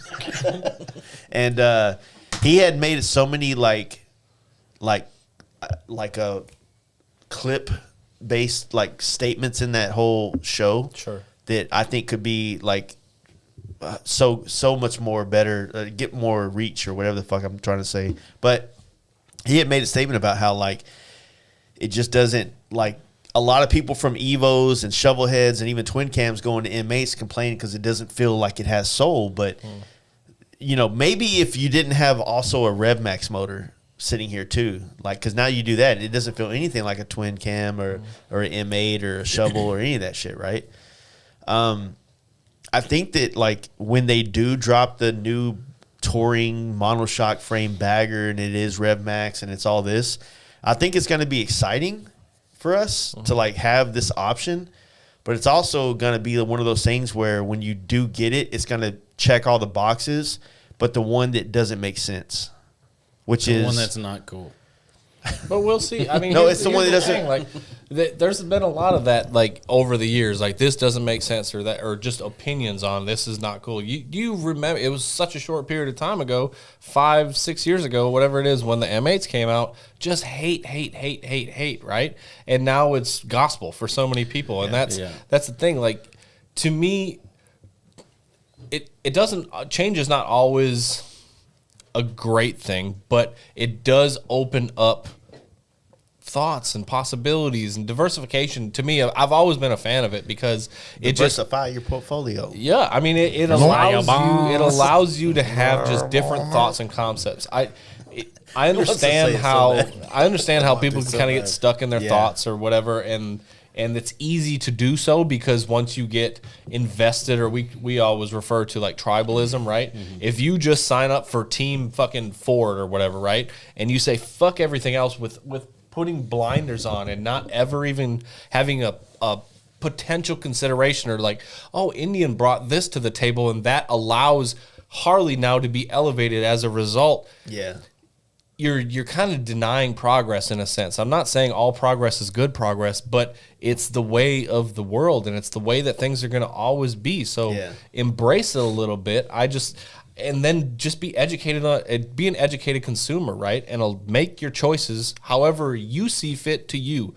Don't be, don't just be like, I do it because this is what they say to do, or what. Have your own thoughts and have your own process behind it, because ultimately, if you're making a purchase or you're living on the motorcycle or whatever, like, you're the only one fucking feeling it. Well, what I was alluding to about like that unexplainable thing is that thing that we talk about riding a Harley, because that there is no words to describe this like V-twin feel, whether it's the vibration or whatever the fuck sound. It is, the sound, Just pure sound. It's like you just don't get it with other bikes. I mean, you get a great bike that checks all the boxes of everything you wanted, but there's this thing missing, and it's this stupid ass ethereal thing that is in the ether that is like this V-twin vibration and this V-twin sound and this that when you're riding next to the dude and you hear the motors start playing a song to you, you know what I'm saying? Like it's just weird, and you just don't get it in these other bikes. And I'm not saying that I'm 100% down for the progress, because if it doesn't happen, then they're just going to disappear whenever the fucking world goes electric. You know what I'm saying? So you can say it's in the ether, but dudes have never punched other dudes out because of electric bikes, right? Like there's something out that shit, dude. You know what I mean? Like there's something about if somebody's fucking real doesn't start with that. Dude, you're riding on these things and somebody fucks with you, dude. You're a clan, like you're a tribe. It is what it is. Yeah. Like it's when you're with your and dude, I don't give a fuck what you say. There's nothing about electric bikes or whatever the fuck. Like it's just, I mean I don't know. That just goes into the mystique of it, where the further it goes, and I'm not even trying to be edgelord on that. I don't want it. Like I want. If we should be the Mad Max of a woke society, that's so be it. Like I don't this. ever want to give it up. I would say want to this. give it up, and I'm not even like hardcore guy about it, Jace. I never want to give up what if we do. were to collectively say, let's go ride the Himalayas together, and we did like a motorcycle Sherpa thing, and we're all on Royal Enfields, then I'm still down. 100%. I'm still down. Like it's not like I don't think, I could be wrong. I don't think I'm going to be better if we were on a Harley right now. I think I probably would say that at some point in time, especially to go back to what I'm saying right now. See on a work call again? Yeah. He's to quit. Dude, he's got this new job, baby. New job, new responsibilities. Yeah, You want me to go talk to his boss real quick? Let him know what's going on. Hell no. Hey, look, here's the deal. oil off. He wasn't no, even what supposed I'm to work today. He worked all day. Yeah. He was trying to come over last time. I was like, I don't know if I'm ready to party with you tonight. Yeah. But no, I'm 100% down to ride any bike. But if I'm going to talk about what connects the most to me, like what makes me feel just indescribable, is when you have that Harley Davidson feel. Yeah. And I do not disagree with that whatsoever. Ever since I've been a Harley Davidson owner, I've felt that, and it is one of those intangible things that you can't really describe.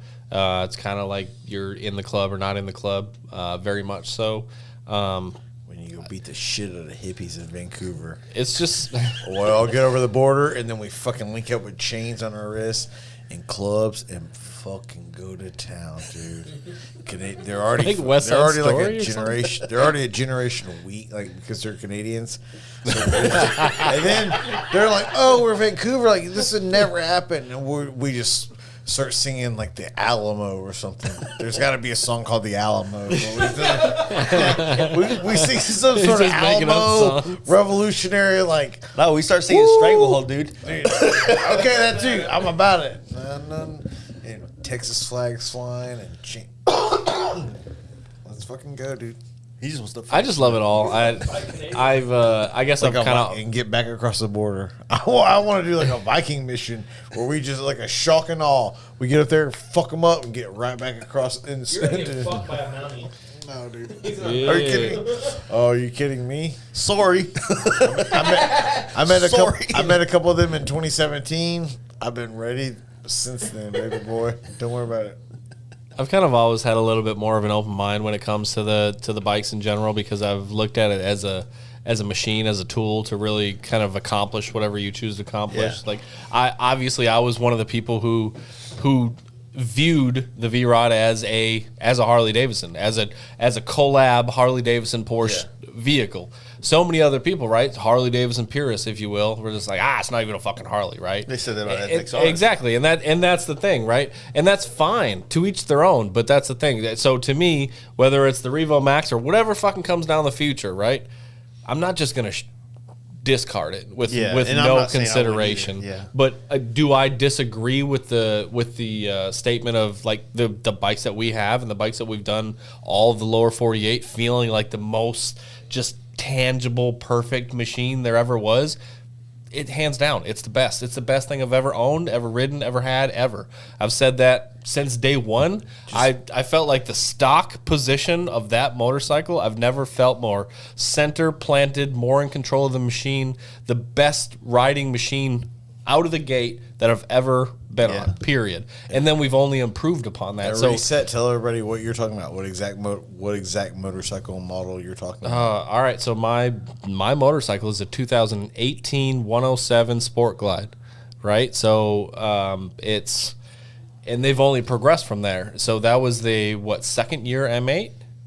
First year, the Sport Glide was a mid-year release. It was the first. So is the 2018 brand still. new mid-year release Sport Glide, but I think it was only second calendar year of the motor, right?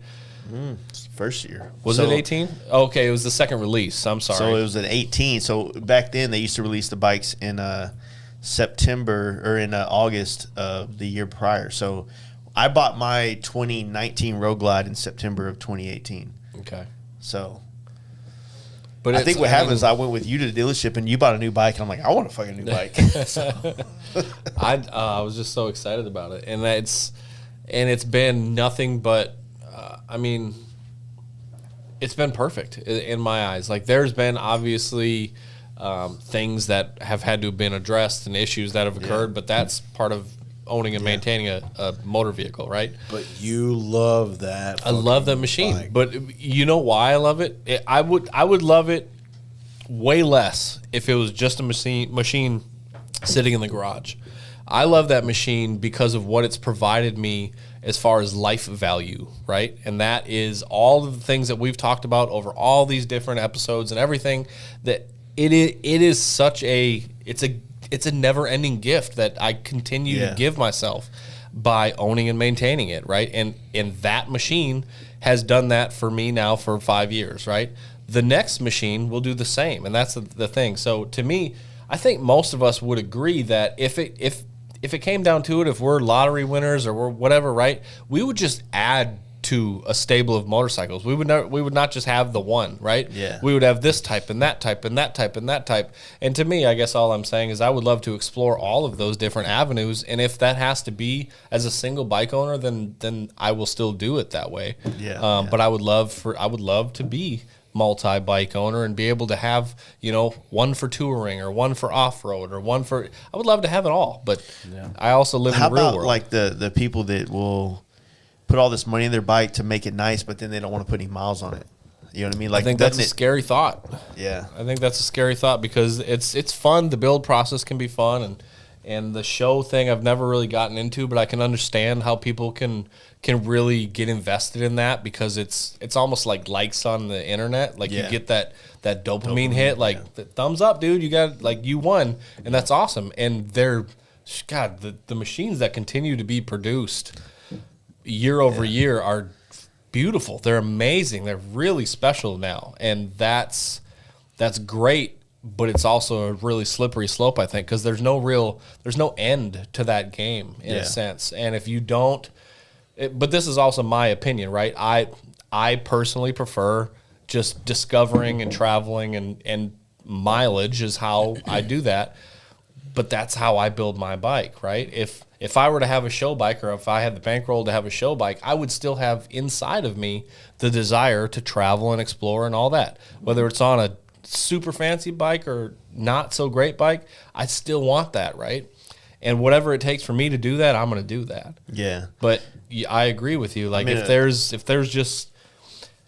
there's a show bike that's built and it's flawless and it's perfect and it just sets, to I'm each in a their weird own, but I spot, couldn't right? never do that. So in 2021, I bought the Jeep, right? Yeah. Got it with 30,000 miles on it. And then a month later, I bought the Road Glide I have now, which essentially had 200 miles on it, right?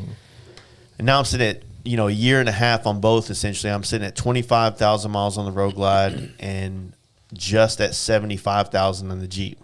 And the Jeep, I still owe a shit ton of money on. And I'm just like, and I got this Iowa trip planned. I have another trip to the Pacific Northwest in March that I'm going to do podcasts on in the Jeep. And I'm looking at it like, fuck. Like, I'm going to have 100,000 miles on this Jeep before 2 years of ownership. Yeah. And that'll be 70,000 miles in 2 years. And it's like this whole like responsibility side and financial, spending side comes into play where it's like, I don't want to not make the trip because I'm trying to save mileage on a fucking thing. Right. When this thing is designed to give me these opportunities. Right. Right. So same thing with a bike. It's like I thought about selling the Road Glide right after Sturgis. I think I made statements on podcasts like a year ago about doing it. But then after Sturgis, I'm like, I don't want to sell it. Right. Like I've only had it for 2 months, basically. Well, and if you think back to like your Jeep, for example, when you bought it and the frame of mind that you're in, the literally the reason why you bought it, because you said you've always had cash cars, you've only had unreliable vehicles. I want a vehicle that I can pick up, turn on, and leave at any time. Yeah.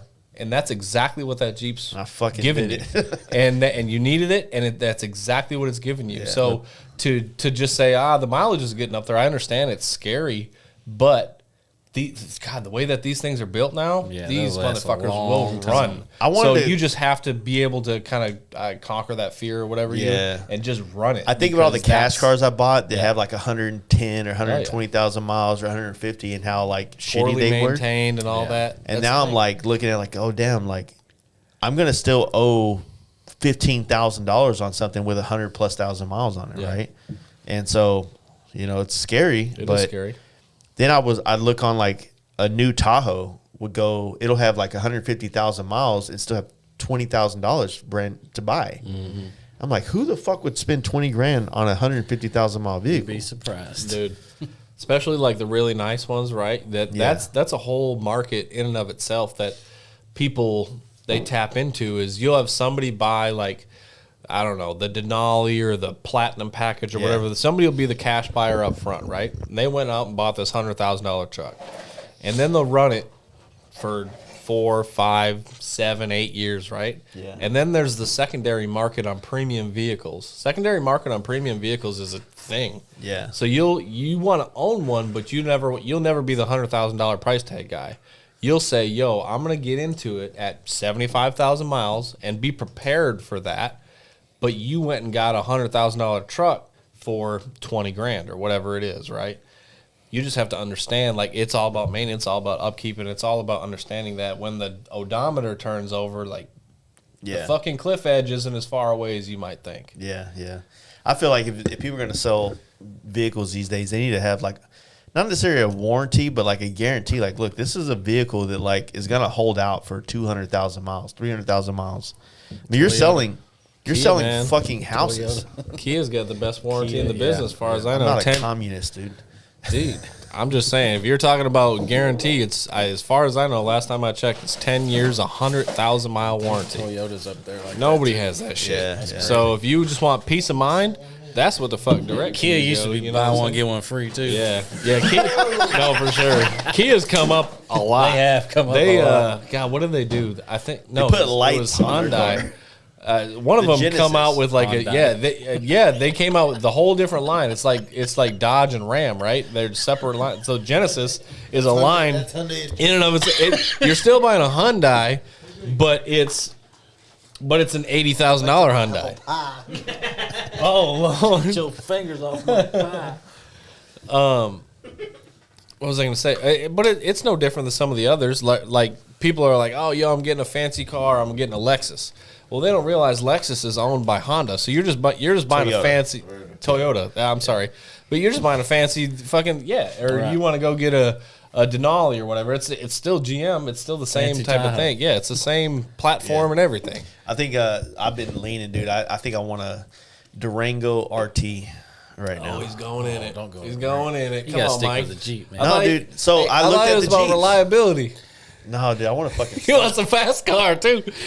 I won't go When I bought fast. my Jeep, Cody said, "Nice women's Jeep, nice women's car."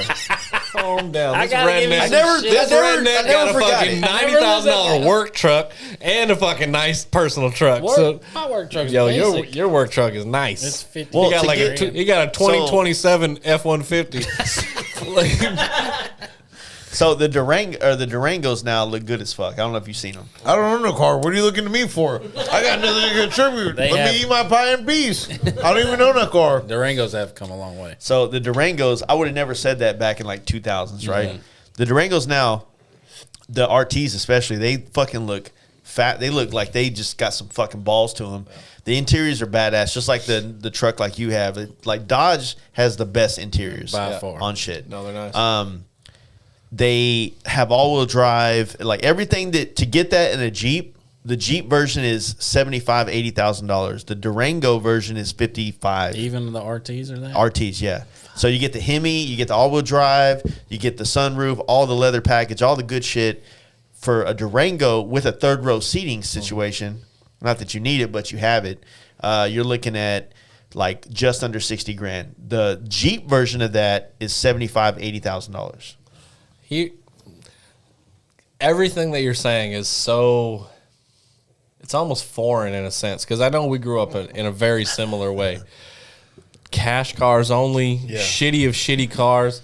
The fact that we're sitting here having a conversation about $60,000 and $70,000 and $80,000 trucks and credit fucking up. My 30 and credit's 40, you know what I'm talking about? Like, it is a blessing of adulthood and responsibility and Yeah. everything, and it's.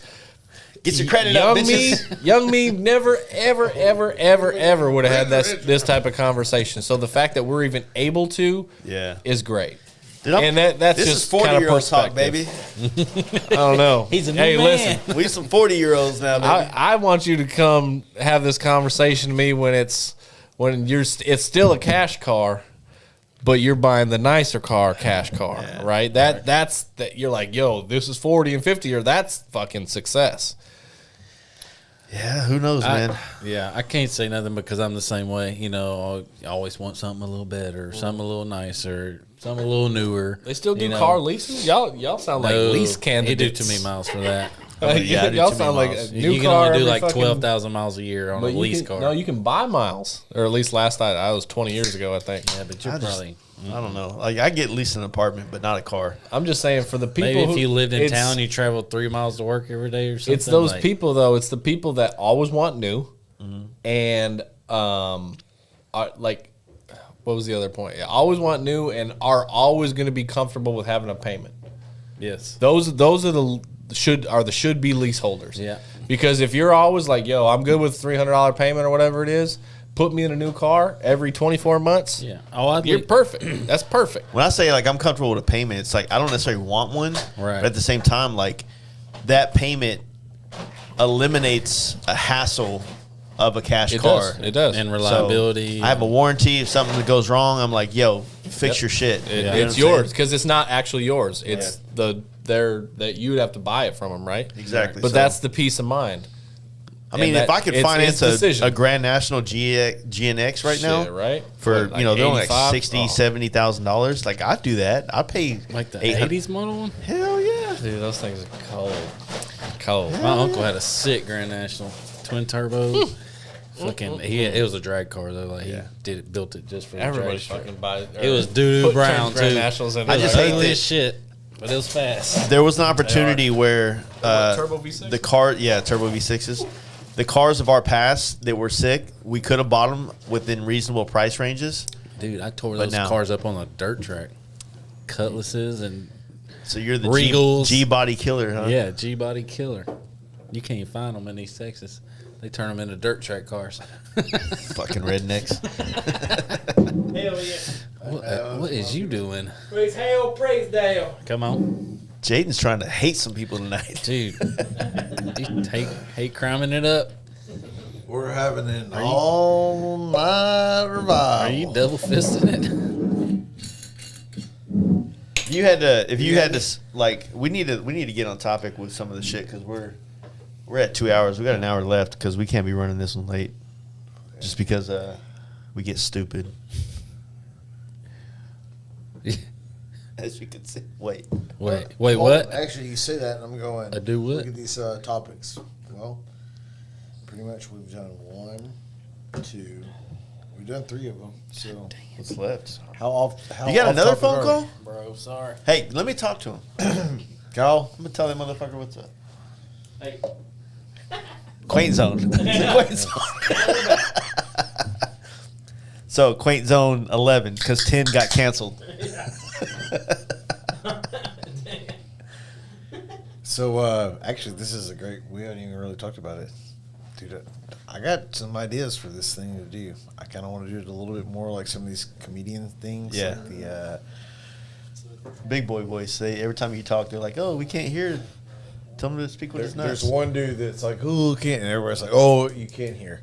But yeah, I've got some ideas for the Quaint Zone. So stay tuned for that in 2023 because I think we're going to make some strides on that, and it's something that it's not like I'm thinking about it literally every day. How can we make this better? How can we do something with this? And let's fucking roll. Rock and roll. All right. Now kick it back to Franz. Franz reading the comments. No, no, watch no. this. yeah, well, I will say. That's no someone- good. I just love the. Someone said nice mustache, friend. Thanks, bro. You know what? Appreciate it. Appreciate Yeah. you, dude. That's why. Welcome to saw Mayfield down there Franz. saying- Welcome to showbiz, baby. You're always gonna have haters. No, they're he was just genuine. jealous. I They're just he jealous. always saw a mustache. They're just jealous. You look fucking great, dude. I'm about it. I like You Mayfield. pretty much He's look trying like to sign up Marcus for Aurelius. OnlyFans. Hey, I thought I fuck with that, bro. I thought you were Russell Crowe from Gladiator. Like I was ready to follow you. Marcus, in the really? battle. Okay, I fuck with that. Okay. Thank you. And it's only gonna keep growing. Yeah, we're gonna see what's what. So Jaden's bald. First time in 40 years. See what's what. Never done it. I wanted Gonna the see sports what's clips what. today. Never done what? I had one of This. the most. Oh, beard. Where do y'all get y'all's haircut? Do you have it? Well, I know. My old lady. Yeah. Mom cuts mine. Do you have a? You've got a designated one you go to all the time. Every other week. Every other week, huh? Keep it high and tight, son. Every other Thursday. I'm about that time where I'm Cody got to keep the I'm grays at out, least- son. Keep it short. Keep 'em every out. time I'm at least a month, maybe month and a half. Like I let till it gets bad. I'm like, oh, I gotta go do this. Yeah. I had to do that before Yeah, bring the hawk vacation, back. man. My shit was getting long. Oh, I gotta. The hawk. Ever say You this know, guy? speaking of the fucking watching last year's deal, dude, you were rocking hawk at that motherfucker. You're like, yeah. I was looking at some pictures today. Yeah, it's the person I live with. She goes, "Oh, you can take Cody back his sweater." I go, "Cody, bitch, that was Jones's sweater." Get it right. Yeah. Y'all know. Kyle, when's the last time you got a haircut? To be true, it was 2 Fridays ago. Hey. Got a little fade. Kyle, keep it cold, baby. All right. So when's the last time you did a bit with your haircut? Where you like the Skull it. something like that? Yeah. Where you go? Been a minute, How long dude. have you been rocking the mullet? He's rolling pompadour for a hot minute. Since we started doing this shit. So you made a mullet right before we met you? Because that's what we met you Probably. on. Bro, Kyle's mullet's long as fuck, man. I don't even know if he's got a mullet anymore. He's just got long hair. No, it's there. It's mullet. Bro, It's just fucking. looking luscious. Looking like goddamn lion and shit with a mane. It is very Braveheart. Oh, very William oh my Wallace. God. Hey, Halloween next year, dude. William Wallace. Think Let's about it. see If he had his face with the blue and the white and the Yeah. blue. That's what I'm Monte Carlo, dude. I want the fucking Dale and fucking pace car, Monte Carlo. Oh, hell yeah. With That'd be sick. The Intimidator one, right? Not Yeah. not Junior. No, I hope some rich guy listening to this podcast buys it for you, but it says Just you can throws only you drive across. it when you paint your face like William Wallace. You can only drive it in Kyle the would William leave it Wallace on there for a year. paint gear.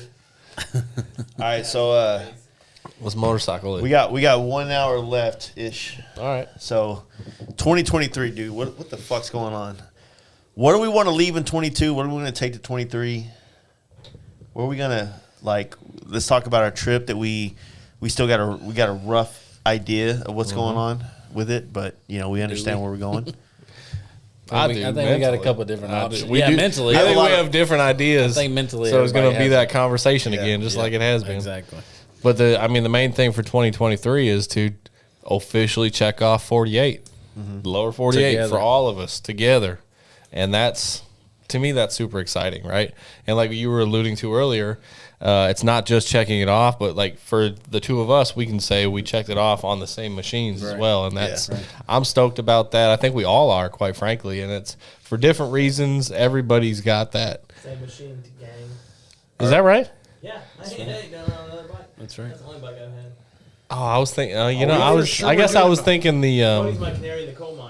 I'm like 5,000 miles behind him. Okay. So if his shit dies, that's when I need to know to start looking at it. You better trade. I was it in. thinking along the lines. I don't know. Like I know you had that Rogue Life for such a short period of time, but for whatever reason, I felt like you had it for longer. I don't know. The trip bike, but no, I know. Yeah. Are we for sure getting all of them done this I summer? think it's have possible. to. That As far as I'm concerned, we have are. to. the thing is I already that have it. Do we have to? I have it in my no, mind. here's this is the truth right here, or at least this is my idea, is that we have to really look at it because we have two different options, right? We have forced the trip to do all the states in one go and not necessarily we're going to enjoy it because we can enjoy anything, Yeah, right? right. Or do we break it up into two smaller trips at different points of the year and make them kind of unique and special to their own, but still fun, right? Because the thing is the reason why we've put the Midwest on the back end of this whole situation is because it's been the less desirable thing to ride, right? Not necessarily because I think we're going to enjoy it just like we've enjoyed all the other trips. Is that there's not exactly a. I'm good. Come on, dude. You got a little Tully? Fucking- The fucking blue label for Tully. So there's I know there's gyms in all these Midwest states because I've enjoyed it. Missouri, I'm about to go see some of what Iowa has to offer. I've ridden some of Wisconsin. It's fucking beautiful. Yep. I've ridden some of Michigan. It's beautiful. Ohio, the same. But what's going to happen is it's hard to compete that with a New York City and a Maine and a fucking and a Pacific Northwest and all these other places we've been. So, is he on the phone fucking again? Yeah, I'm not looking at it as a compete, more of a just. I think that's been the beauty of exploring all of the 48 is they're not the same, and that is the beauty of it because if they were all the same, then it wouldn't really matter if you're across the state lines, right? That's when you're making these trips and when we're doing the things that we're doing. We're seeing just different shit and what different parts of the country has to offer, and that's what I'm stoked about. Yeah, That's what I've been stoked about the whole time. If we were to split it into 2 trips, we could actually gain in 2 days. Because you go from a Friday to a Sunday 2 times instead of a Friday to a Sunday on a 2-week trip. So That second one, you actually gain 2 more days. here's Food for what thought. this is the thing. I'm team one trip. But we have For two sure. we have two rogue states on the East Coast. Yeah. And we have one opportunity that I think is important because Indian Larry Block Party this is the last year. Oh Jesus. So that's a good thing to go experience if you're a motorcyclist. And then you could take that West Virginia and that South Carolina and add that to a New York run, similar to how we did the Smokies that one year. Agreed. Nice little 10-day rip, see a lot of cool shit. Then you could do another 10 to 12-day rip on literally straight up from here, Midwest, do these Michigan, kind of loop back down. And it's just that we're talking round trip 3,000 something miles maybe Yeah, it ain't shit. compared to. This will easily be our easiest Yeah. Right. trip. So we'll have to find things to kind of get us Which stoked is up or whatever, which is okay. fine. It's super okay. Yeah, I'm okay with that. Which we can spend a couple of days in a couple spots like we want to do in the future, And I don't think we'll have to find anything, dude. This is like No, we'll have a great when time. you look at the. We're going to the Midwest, dude. We're going to be sitting in lake homes and shit. I'm with this. I'm with this hot Exactly. chick. Come on, dude. I'm with this hot chick. We've had all these memories together. She's about to break up with me, bro. Like she done met this guy over here. He's fucking way better looking than I am. No, not him. Fuck them. Like, it's like Way over there. Past these fucking mama You got that right. But this, Mama Luke. like this fucking chick, this chick just met that guy. She met that guy. Oh, Dwayne. This chick I have all these good memories with. Yeah. It's one of those things where it's coming to an end. Like Yeah. if this is it coming to an end, hey, guess what? This is me. Go ahead and going. Let's stretch it out. This is me going, I come from a divorced home. Like, let me stretch this the fuck out.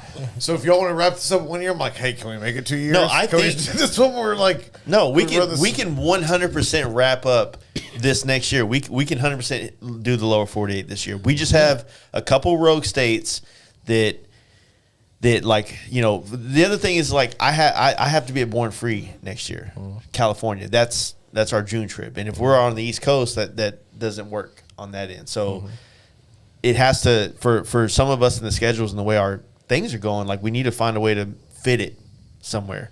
And everybody has said that I've talked to has said that Midwest is better in the August and September months, right? So then you put you in the situation where you had said like maybe doing a Sturgis wrapped around I'm situation. 100% on Sturgis extended, Right. opposite direction. Right. It'll be fun. So It'll be a ton of fun. that's a possibility, but it's like also like if I'm sitting there in West Virginia and I know the Indian Larry block parties the last time, I'm gonna have to do this and then literally in 2 weeks come back and it just gets in a weird situation. All jokes aside, I'm saying I don't need to wrap up all states with you guys in 2023. Like if we want to push like a little bit out and whatever. But if we, if y'all wanted to like just focus on these ones right here, next year or whatever, to me, it's quality over quantity. can we just act like North Dakota doesn't exist? Let's No, just be real. no, Like, fuck that. I Who wanna- the fuck cares? I want to No do that. shit. I want all That's of us. the kicker. That's I the want only all reason of us we to go would do to a a bar Sturgis in extended North trip Dakota and to go, hit well, North Dakota." this is North Dakota, and laugh about how dumb it is and then leave. Yeah. But have done it. No, we're all pulling our pants down and doing a moonshot at that state sign. Like, Yeah, fuck this. my Yeah, ass. kiss my ass. Literally, let's just go to the state sign and turn around. dude, that's what I want to do. But my thing at this, I don't want to sacrifice quality over quantity. We've done so much together, and I don't want to. I don't want to smash It's out always these gonna last be whatever the quality, fuck it though. is, just because. True. Oh, we're trying to knock it out in this little time frame. Like, dude, hey, But here's the who's thing. the It's not- fucking rush? I don't- I I don't can disagree. travel next year with you guys too. No, we don't we're, have to do it all in we're still 2023. going to travel the next I year. don't We're just going to disagree. go where we want. Here's the thing: is every single one of these trips has been done in the same fashion, right? The 2 week blitz, and I don't see really the reason to deviate from that on this. Call it the first go round of the lower 48, right? So we do it all in the same manner, and then we've done it, and then quality over quantity, right? Then we target specific spaces. Like y'all know, I want to go to Canada. I've been wanting to go to Canada. That's very much on my radar. Just the wrong side.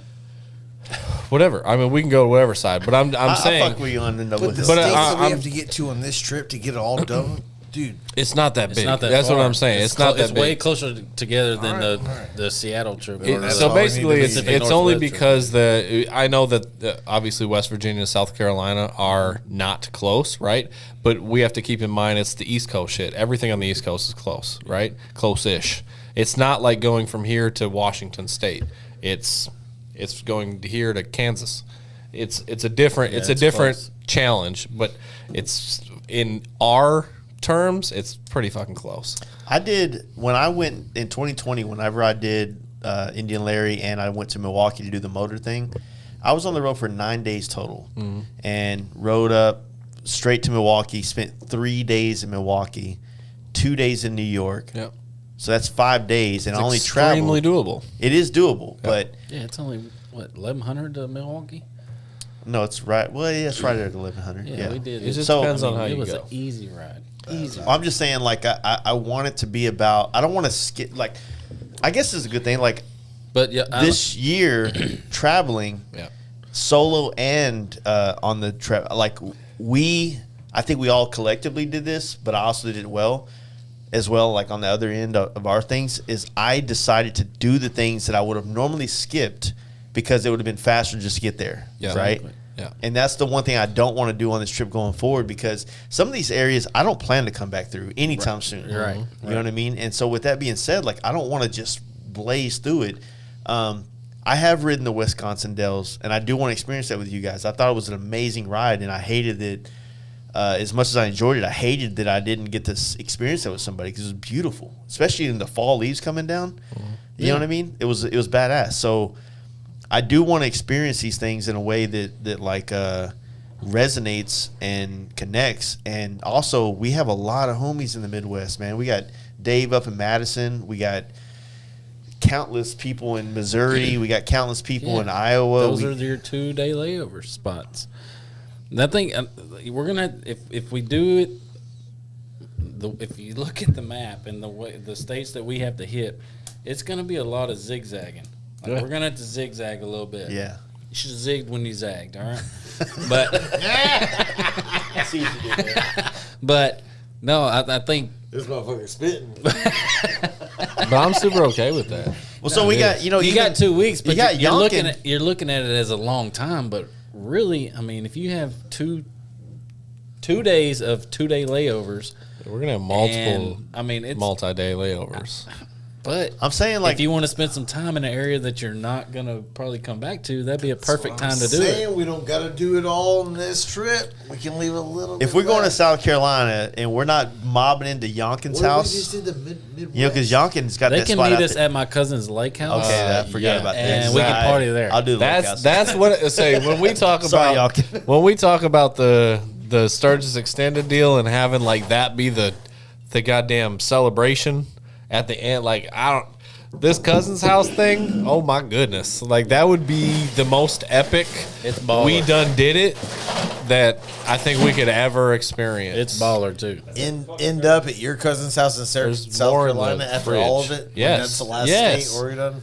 the most Dude, ridiculous I hung house out with- ever on the when I was at most her- beautiful lake ever. I was at her house for July 4th. I hung out with Jeff Tremaine. Who the fuck is that? Guy who created Jackass. Yeah. Oh, Jeff Tremaine? Yes. You saying Jeff Tremaine's gonna be there? Dude, he No. lives like around the corner. A Tremaine's house? You know how Tremaine's house? He took your nuts out of Bruce's there house. won't be many guys that I would say, boys, hold my probably beer, make you- hold my beer and watch this. I got Hold my somebody, nuts. I got somebody impressed. Hold my You balls. have to take him out just to get in. No, No. Jeff, Not let me tell saying you how that, you but- and me are gonna be friends, my man.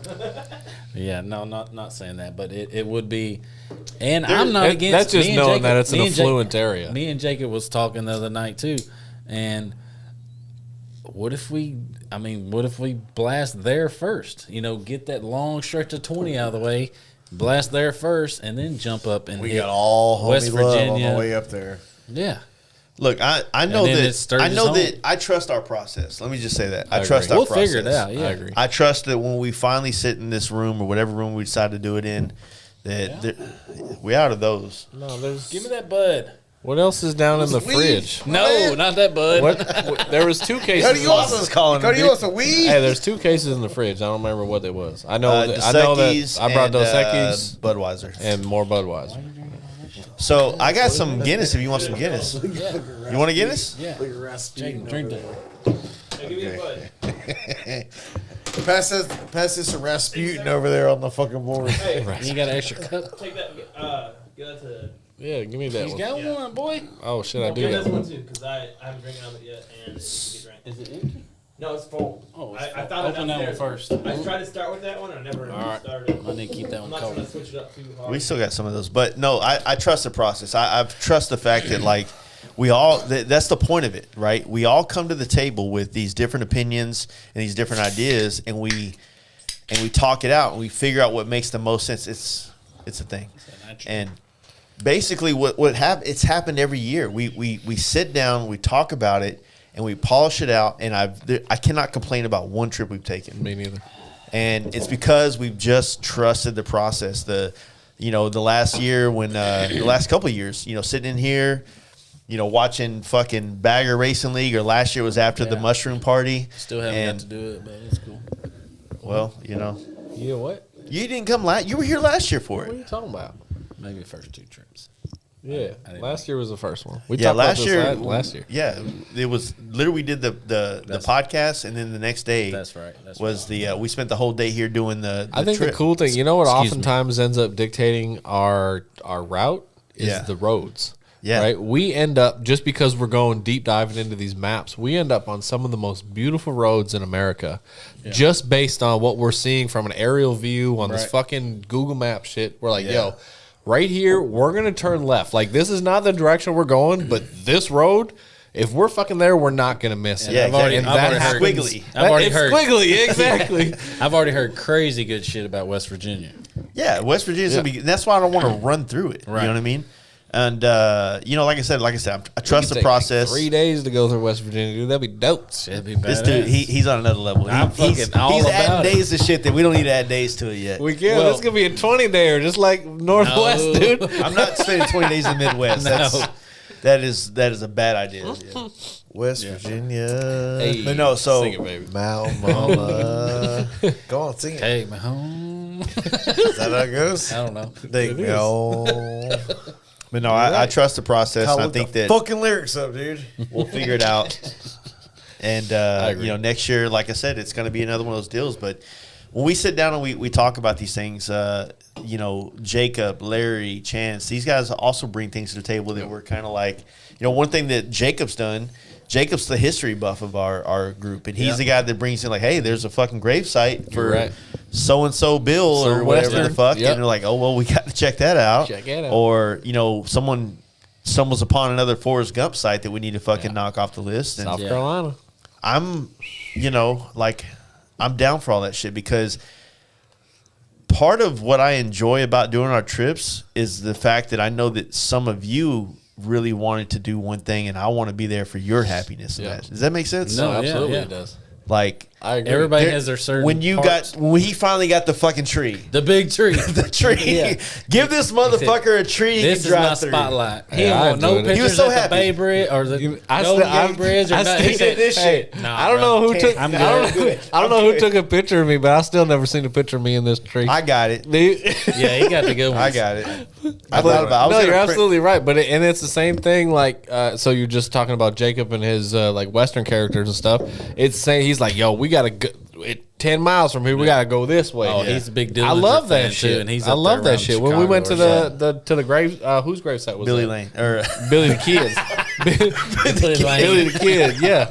I fucking down there to I do our loved it, podcast dude, now. because exactly like you said, it was you could see him like he was stoked He on lit it, up, and yeah. that's infectious. It Yeah. goes into all of us. So I dig that. Yeah, he called me on his lexin headset when we was like he seen the sign. He's like, okay. Lexin Mobile. dude, Billy Kid's buried in Fort Sumner. I'm he's like, going. I'm stopping. Yeah. He's like, if y'all don't stop, I'll catch up or whatever. He said, but I'm stopping. That's when I pulled up next to you. I was like, hey, this dude wants to stop and see his grave. I was like, and I'm glad we did. It was pretty Yeah, it was fucking pretty cool. cool. you know? Yeah. And speaking of Jacob, just turn around, look at it.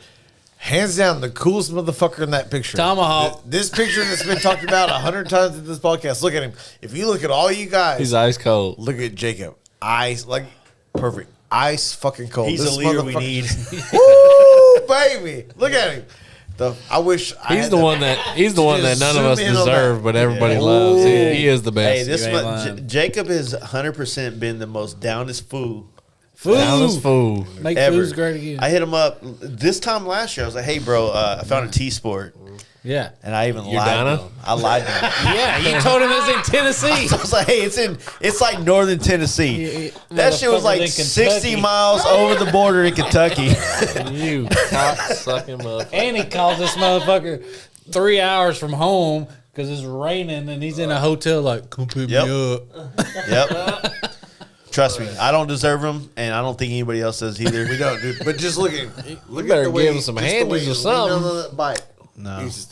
He's the cold bloodedest motherfucker ever. Cold blooded. He no that cold. If you got a Jacob in your life, you won the lottery. Tell him. Tell him. right. Tell him.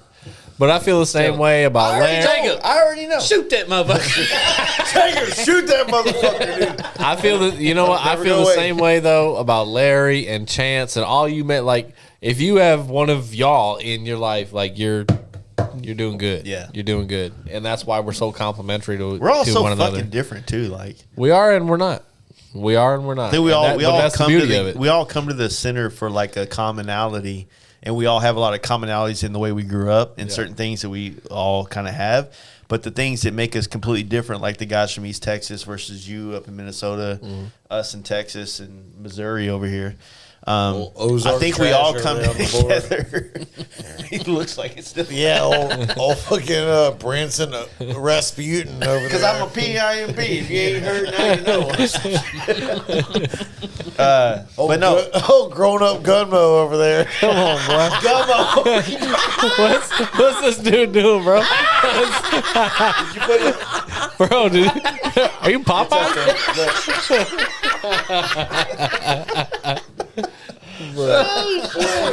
Damn, boy. You been working out. Damn, boy. boy, What this little thing? Oh, this old thing. Oh, these old things.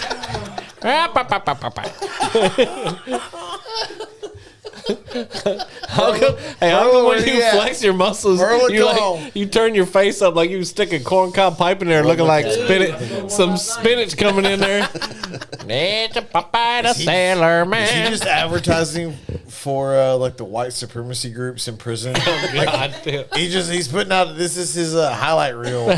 So when he goes to jail, the Aryan Brotherhood Can you has do like a fucking- swastika? They have like a highlight tape for him. can Oh, you no. do a swastika where your belly button's the center? Or is that Like the old Reggie Miller tattoo. Yo, you remember that?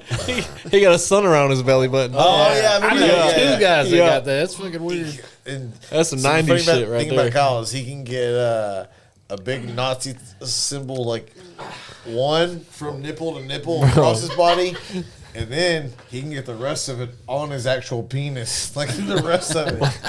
Why can't we One go of those in? Hitler like sha sha sha sha, hiya because sha sha, where he just fucking screams.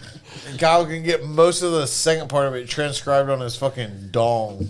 So Why can't we go any He's podcast like, without talking about white supremacy? I swear, I literally listened to the one from last it's year, cool? and this dude, he threw up the HH like all the way. On what? This motherfucker, like HH? 5.5 hours in, I'm not gonna say it because it's fucking bad. What's HH?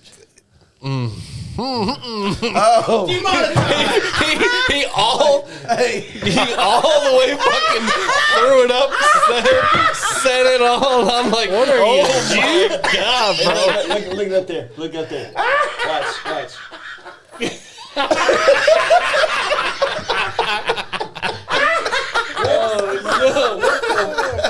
He caught me right when I was Oh doing it. no, dude. Yeah, I was like, no, not that. Of course, not that. forget all the other stuff, the soft R's that you put on and all that. Dude, I was like, woo, this dude went in. Cody, I've been there. I've done that. You done what? The hard R's. And I forgot. I didn't even know about it. Sometimes they deserve it. Sometimes they don't. I was saying, we got some political views on this motherfucker without even knowing it. You brought it up. They know it. They know it too. We started talking about this shit when this old boy took his shirt off. He took his shirt off and the racism came out. Fucking shot caller over here showed his fucking not welcome That's a tattoos. good movie. That's a He started ghost That's a drawing. great movie. He started ghost drawing that shit Hey, on his Jamie belly. Lannister, take it easy. Fucking Dixon flannel reference right there. Oh god, that's funny. Anyway, hope y'all are having fun. Yeah. You know what? I don't know who's watching or if anybody's watching, but if you are, I hope you're having some beers with us. Twas the night before the night before. Yeah. Christmas. I can't like we talked about that before we decided to do this. Like we're like I wasn't sure if Christmas weekend would be a good weekend to do it, but I don't know when it's a better time. There's probably more people not doing the motherfucking thing right now because they got big plans the next 2 nights and they're fucking like it's cold as shit here right now. yeah. It's on So there's probably a vacation, gang of chilling. dudes just like nothing, just beers up Friday night, hanging out, and that's what the fuck we're doing. So it worked out great. Yeah. That's the point, man. Like you want to do these podcasts whenever, like, especially these live ones, man. Like whenever people are stuck. Like, you think every dude just wants to be at fucking White Elephant right now? At Hell their no. in-laws' house. Tomorrow. I They're bet on it's their gonna be phone right now. tomorrow. They got Tomorrow's one Christmas AirPod Eve, in right? now, like just listening to whatever's going on. Oh yeah, babe. It's like watching a football game at church. You just got it on, don't nobody know, or else you got Churches still exist? I didn't know that. Hey, hey! I saw a little clip the other day of what was it? It was a fucking Asian woman on the train, like having her phone in her face with like her hand on the side. But the reflection was catching off the mirror, and she was watching fucking porn. I was like, "Oh, like that's people getting busted in public watching fucking football or whatever the fuck." I was like, "Oh, that's cold." We compile a bunch of these funny videos. Yeah. Put them all together, and then we get our homies in here. We lean a little more East Texas. We Okay. get Jacob in here for sure. I got to figure out if Jacob and Larry. I need to get like Jacob and Larry have Jacob only is one done. of the funniest motherfuckers They did that I know. the They've only- silt. Like, Yeah. They did the Larry- silt, and then only Jacob made it to the second one. Larry Muleshoe. passed out in Muleshoe. Muleshoe. So we recapped those on the Patreon thing. Did you? We're talking about that. Are those the ones that you've been recapping? The one ours, like the all of them. All of every them. so Oh, me okay. and Every Jade have been going back episode. every episode and talking about the behind the scenes, what was going on in our world, but also like, oh well, man, I remember when me and so and so came to do this podcast. This was going on, like just talking about all whatever's going on behind certain podcasts, right? We talked about that, like Larry and Jacob both. I think they both went on they were on that Willie kick at Silt. They both did the weed situation. Yeah. And we were sitting at that picnic table on the. Willie's Reserve. Willie's Reserve. That's we were sitting on that Jacob's shit. picnic That spliff. table. Dry ass. They talked, but they weren't like. This was the first time y'all were on the podcast too. Everybody. Right. You know what I'm saying? So it's like, and then we even talked about that after the podcast, how this thing that we do regularly, whether it's a Fast Life camp out or pre-trips, post-trips, I whatever. thought we did a pre-trip for that one. We No, did not. we did no. not. Didn't? No, the The first, first time time y'all ever were on a the mics was in podcast. Silt, and Really? it was the most formal fucking thing ever. We literally went one by one by one by one around the circle, and like, what do you think? What do you think? And I've listened to it a couple times over the years because like it takes me way back, like into the headspace that we were uber uncomfortable on the mics. B, we were sober as fuck. We hadn't drank shit. Yeah. Remember, like the gas station, we're like, go get some beers or whatever. I think actually, no, I know Jacob had some Jack Fire in his fucking bag Hey, come after the fact. Like it was beautiful, but at the same time, like you could tell from the start of that podcast to the end, there was loosening that occurred, right? Yeah. And this was also our very first trip. And then you go 13 days later because we're like, we're going to do a bunch throughout the trip. We didn't do any. We did one on the last day that we were together, right? So from the very first one to the last day in Muleshoe when we got rained out, nobody gave a fuck. They were like, all right, I'm not uncomfortable anymore. I don't give a fuck. And they were just loosed out. And that's how we've been ever since, like progressively looser. Yeah. To the point where we have a real conversation now. It's not an interview. It's like, here's a question. Give me an answer. Now go to the next person. That's very much what it was like in the first one. And And that's true. That's also very true because we only had known you basically. Yeah. All of a sudden, these couple country motherfuckers are coming with Cody, and we're like, all right, I guess we're going on trip. But that's the thing, like, all right, we got 3 dudes from East Texas, right? Because it was supposed to be Kyle and Jaden. And Trent did start on that trip, but it was supposed to be Kyle and Jaden, right? Yeah. And then they both crashed out, so it opened up East Texas. Remember, y'all were going to shadow us originally, and then it just became Pump your the brakes. group. Hey, That's the fucking history, though. You're welcome. That's the fucking history. I though. remember you That's saying, the- "Hey, he I had want, the- he we had- want to do the trip too." I was like, "Not on that fucking big wheel. You're gonna keep up with us." And you Bro, I smoked and you went and bought another He bike. did. I He smoked did. you and I'll, took your ne- girl. I'll never forget his pack out ever. That's the The only best time pack. he It was ever had a ridiculous. pack out was on that trip. And you Cold can't as even see it on fuck, the right picture. there, boy. Cold as fuck. No, You got more storage and you pack less shit. Now, since you bought that shit. That was the last time you. I think that was the last time that bike was dirty. 10 on that thing. No, that when I did the live earlier, someone was asking us. This is a common question we get a lot, but I feel like it's it's not necessarily something we can answer to where it's going to resonate with them. But like everybody always wants to know, how do you pack out for a trip like that? I'm like, the way you have to pack out for a trip is Who are you? That's figure out what you want to take, and trip number 1, ship home after day 4 what you don't need anymore. Trip 2. You don't bring the extra 3 pairs of shoes. Are you shoe bag or no? But no, bag? that's what I'm saying. I think Kyle hit on that. Who are you? You fancy? Yeah. Right? You fancy, you need some bougie shit, but you're going to overpack. Are you, I don't know, are you Danger Dan? Right? And you wear one clothes for 2 weeks? Or I'm not. But you know what I'm saying? Like, it's a totally different pack out. Leather pants, leather shirt for Breeze. It's a totally different pack out. Yeah. You need to know who you On are. that trip, I think I had a new pair of pants and a Every new flannel day. every day. Every day. You've 14 had that pack out days, every baby. trip. Oh, bro, I do No, laundry every now. fucking He's been doubling up. I do laundry now. He's been doubling up. I might wear britches 2 days in a row. I ain't worried about riches. That's a good word. I think East Texas dudes always brings words to the table that I forgot about. I love What's Larry one day goes, Resurrections. man, I could eat that in one sitting. I was like, what the fuck does that mean? I know what it means, That's but a what is country word, baby. one sitting? Hell yeah. When you sit, I like it. I like sit it. down once, man. I sit down once and I clear this table. Only one We're sit. eating it now. We're eating it now, bro. We ain't taking leftovers. We're eating it Meow. now. I ain't coming for no haircut. But again, That motherfucker meow. all Selfie all in with your fucking own said and camera? done. Doggone. It'd be like that. Let me get that, man. Look at Jacob. Dude. He look. He's on it. He's on Look at it. Jacob. That's a Look at bad he's a mama bad jama. motherfucker, dude. Whenever I get my house this year, because I'm gonna get it this year. That's the goal. Okay. We get it. We get it. Hey, Hey, I got a get it. picture of you when getting you said it. that You shit. getting it. I hope you do. You fucking getting it this year. I'm getting some of this shit Are printed you up. riding around and you getting it? I'm gonna get it. I'm gonna get it. I've been holed up, saving up, pent up. I've been in house jail for over 3 years now, homeboy. I'm ready. Guinness game, baby. But anyways, no. So when I get it and I have space, So you I will moving to the be. good part of town or what? Dude, I'm wide open. We've been looking. Oh Bro, god, Longview? we've been looking. Hell yeah, brother. We've been looking up to 100 miles out. Not even lying. In all directions. Hey, exactly. I don't fucking care. Like, It's expensive. we were looking at this house that we both almost fell in love with in Corsicana the other day.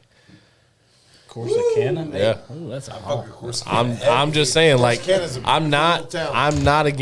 I'm not against any idea. I'm You only fucking have to drive to work 3 days a week. depending upon what happens. Hey, we'll But see right you. now, yeah. We'll see you never. Hey, I've been watching a lot of shit on Wells Fargo on YouTube. It is what it is. If you used to have a job next year, y'all's business figured it Come out. on, damn. I've been wishing I had a friend in Corsicana. Dude, you do it, I'll come down and see you. Seriously, Corsicana's. Go to the gas station. You probably No. real fucking quick. I worked. Darlene's waiting for you. I worked with with a couple that the dude was, but we did a lot of business at Corsicana. I knew a lot of some of the. Dude, it's a sick little town. It is. I'd be down to fuck with you. That anytime. direction. Yeah. When we were down, actually, when we rode down there this Dude, fall, they have a thing we called went Dairy down Days. through It's a party. Palestine, It's and that area was nice. Well, it'll be. Oh, Nice. dude, It's nice. There's a good steakhouse in it. It's called Rustin's Cattle Company. The best shit ever. Saying. Didn't you eat there with us? Dude, I ain't- It is fucking good. so good and cheap. Only or basically at the end of the day, I'm not putting any restrictions on it. I'm keeping it wide open. Come to the dark side. I What mean, is it, Southside, damn near baby? there, boy. I've been, believe me, Ellis County's been on the radar. Kaufman County been on the radar. Fucking 287 Johnson South. County been on the Great radar. County. All I'm 287 out South, there. son. That's my life. But at the same time, I've also been looking all like that. I've also been looking like Southwest Fort Worth, like pushing into Hill Country. That there's shit everywhere, and Yeah. also like Northwest. Like I know I don't know. It has to be. There's no don't at this point. It has to be right, and it has to be the property that we're going to be at for maybe forever. So That's really what it is. Are you out of the small house shit yet? I have to be. I was forced out of it. We've had this conversation before. So you I had a wouldn't, great I point, wouldn't have yeah. been out of it. But are you on the if spot- if are the you on world the- didn't turn upside down, Are right? you on the thing where you want like 4 acres of land? I want space. I want land. I do. So originally, when because a long time ago you were, and I was on board with you about the whole tiny house thing, Yeah. but the tiny house thing turned into a normal house. It blew up exactly, You know and what I that Barndominium, son. It completely defeated the purpose. Like Barndominium, am I the- wrong?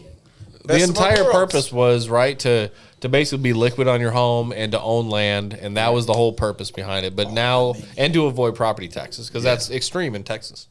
But Barndominium, and you go for now- the ag exemption.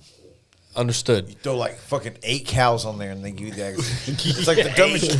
Cody, am I wrong? I ain't gonna put How many- cows. how Cows much are is a expensive, cow? dude. I'm Dude, putting this a is a chicken cow. or I'm a saying, goat, if you dude. do- if you How do much Cows is a are cow? cows are How much is a expensive. cow? Cows are 12, expensive. $1,500. Well, Yeah, no, But what it I'm depends saying on what is- kind of cow. Is too. you do the barndominium and you throw a You can little only bit of have live, one cow per acre. but you just need the minimum to Yeah. get the So ag they don't have exemption. enough feed unless you want to feed them. That's Per fucking hectare? expensive. But then you get all you need Some is British ag shit. on your taxes. Dude, this is like VA shit, except you didn't lose your leg.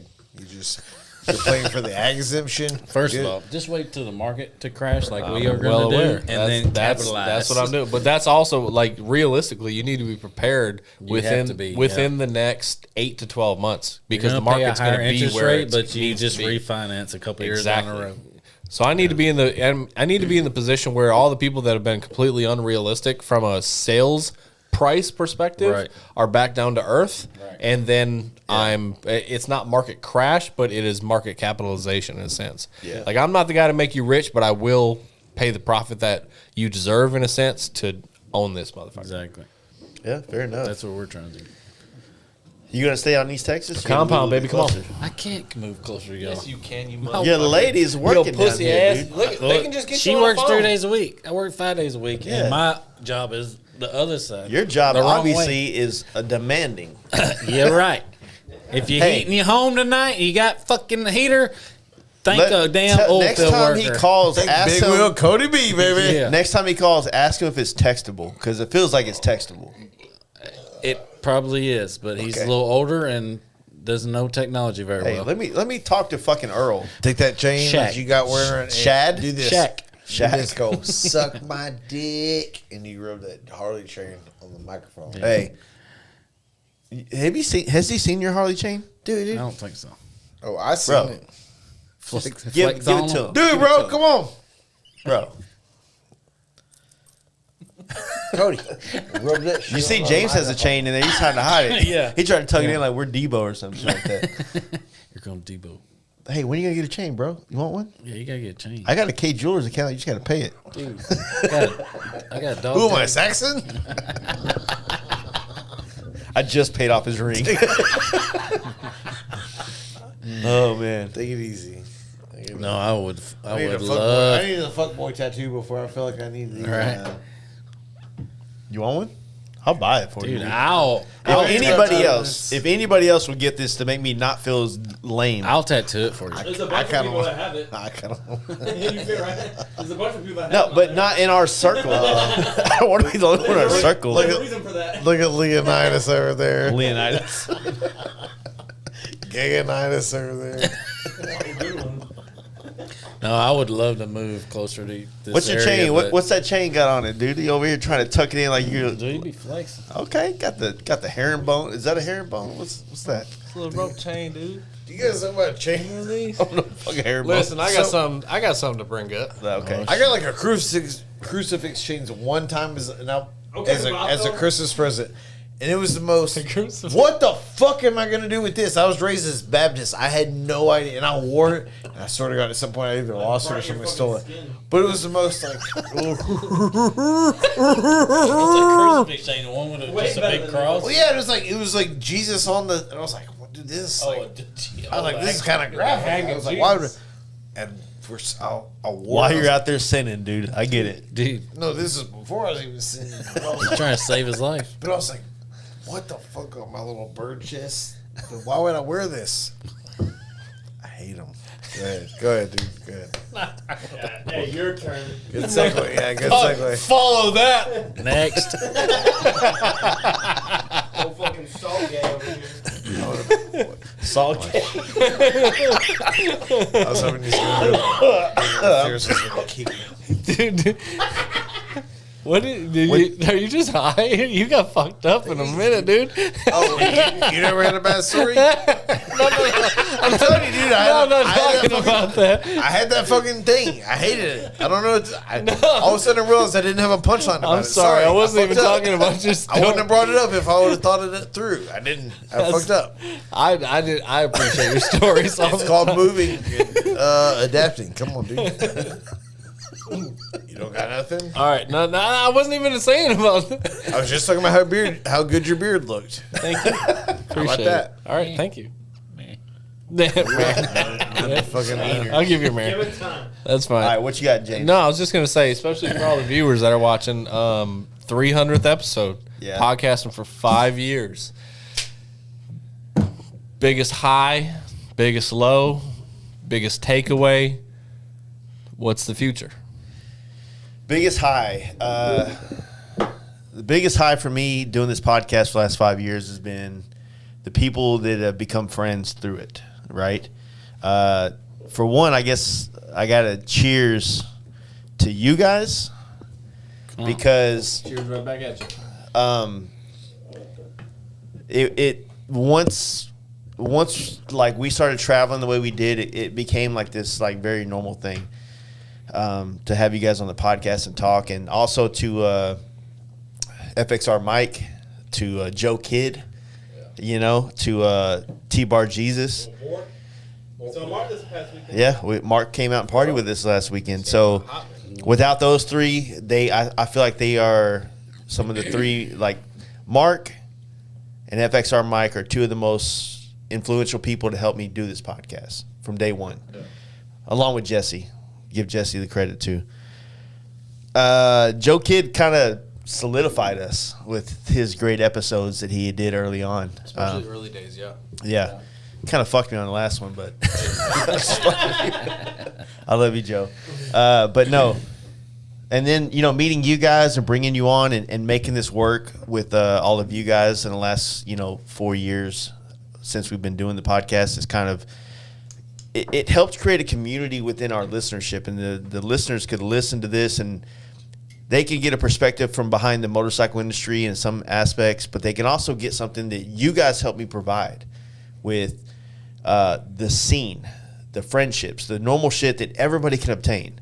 And some people not being in the industry. Yeah, it's like the things like, you might not be a painter or a fabricator or a builder or a parts guy, but you got homies and you can ride. And we started talking about that, and I think that 100% helped move this podcast along in another layer that is interesting to folks, right?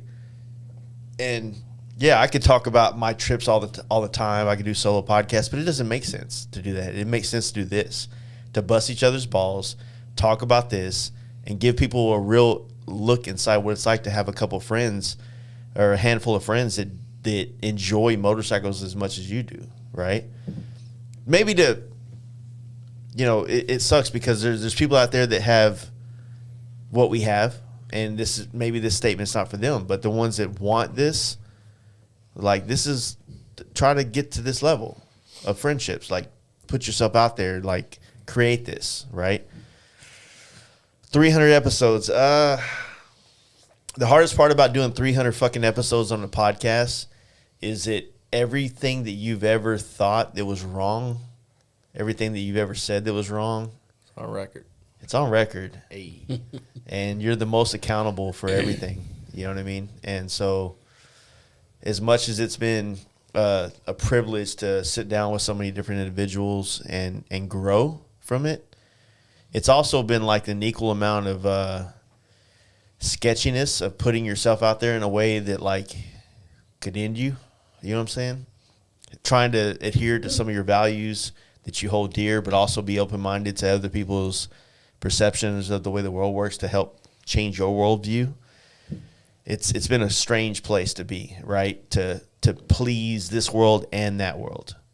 And But a lot of that, people's been able to watch you change and grow and be more open minded to a lot of that stuff. You know? True. Yeah. So I think it's a double-edged sword. We talked once again. We're leaning back on the podcast me and Jaden have been doing.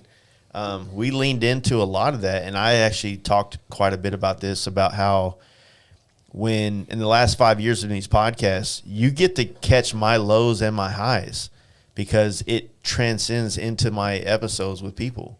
You know, whenever in the end of 2018, when I'm fucking wrecking vehicles left and right and everything's falling apart and the whole internal beef with DFW and all this was coming together, you felt that in the energy that I put on this podcast. Yeah. And that was a very young and naive part of the podcast where, like, I would wear my feelings on my sleeve into every episode when I wish, you know, now in hindsight, I try not to do that anymore. You know what I mean? That way, you know, like, people don't listen to this podcast because they want to be bummed out about my life. Yeah. They want to listen to this podcast to be entertained. They want to be inspired. They want insight into something that they're hopefully looking into. If I just lean into all my woes, it's gonna turn people off. You know what I'm saying?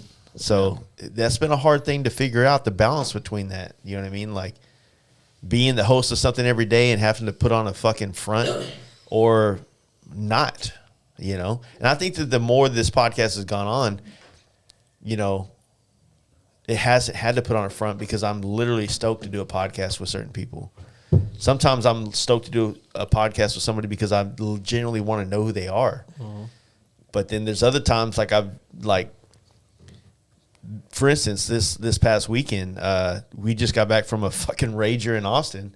I'm feeling sick as hell. And then we got Graf from LFG coming in. And he's got energy for fucking days. If he can bottle up his energy and sell it, this motherfucker will be a millionaire. But like this guy. Amazing dude. Amazing guy. And I did not have the energy coming into the podcast. But he filled the void, right? Mm-hmm.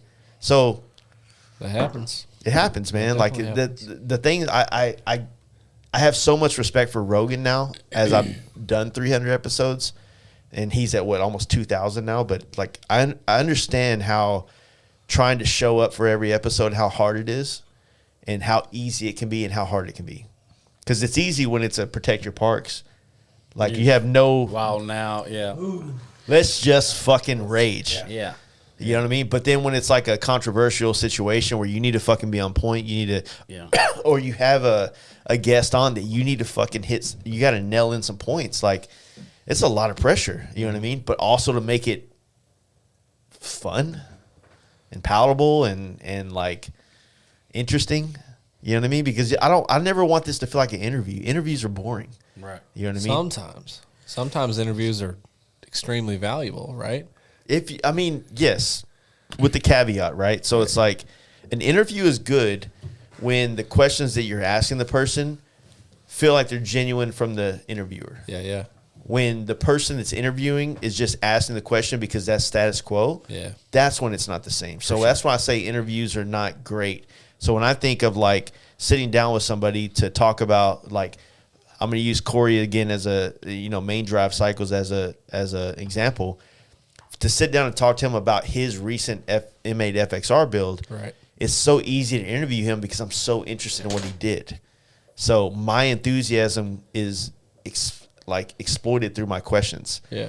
And as opposed to like if I just sat down with, let's just say it, like the 300th episode, we were sitting together at a fucking taco spot.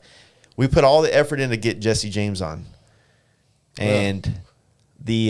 So you guys are second best for 300. For 300, you cocksucking motherfucker. We tried, man. We tried, but Jacob Conrad, some other people, we had put some feelers out there because Kennard. We were like, bro, like I asked Jacob, I was like, hey, I hate to do this, but can you? I'd love to have him on. Like, it'd be great. And then the day that I messaged Jacob, said, hey, can you make sure today? Can you ask him? Is the day that all the shit blew up for Jesse James. Me and Jaden. So I didn't follow. It blew up and settled right back down. It blew up and settled down. It was kind of a poof of a situation, but basically the day you knew he wasn't gonna. He was taking a big step back on doing interviews and podcasts. Yeah, Oh, really? It wasn't a good time. basically it wasn't going to happen. I wasn't here. So Plugged in. So I mean, we've been trying to bring on some of these bigger names. I tried to do the Billy Lane thing when I was in Florida. From the old school. Yeah, I want to bring them era. on. Yeah, I want to bring them on. 100%. I would love to hear their opinion on like current age versus. That's the thing. fucking epic heyday of. That's the thing. It's like that's the thing I want to TV. ask them. Yeah, you know, like when you get most of the interviews you get from these guys, you get the interview of like, hey, let's talk about your heyday. But I think that like let's talk about today. The thing that I can bring in, I want to know about the heyday. I want to know what I want to know about that time. Yeah. Which is an interviewer for E! News is not going to know what to know, right? I don't care. So I'm going to say like, hey man, I've been to Ease Rider events. I've been to Sturgis. I've been to Daytona. I've been to these events. What was it like for you in 2002 when you were on TV? Like these questions I want to ask, maybe they can't give me 100% full honest answer because of the nuances of what it was that happened. Right. But I want to ask the questions that I think most real bikers want to know. And I also want to ask some questions about now, like you just asked, that most bikers want to know about how they truly view things right here. But also, I represent new bikers now. And I will go to toe-to-toe with any of them motherfuckers. Because I tell them all the time that Jesse James is a master fabricator and a badass builder. Billy Lane, exactly the same. But I'm a fucking master at what I do too. So, and you can't do what I can do. Like, they can't airbrush. They can't paint the way I paint. So, there has to be a level of respect. Not meaning that I'm equal to them, but I provide a value to this whole system the same way you do. So, let's sit down here and respect each other in our crafts. Right. Because I got 20 years in my belt too. They're probably 30, 40 now, right. But, whatever. Semantics. Is that the right word? Yes. Yeah, you good? Yeah. Hey, All right. We won't steer you wrong. Hope so, because I feel like that was a Jewish term. No. Semantics is basically saying that, like, yeah.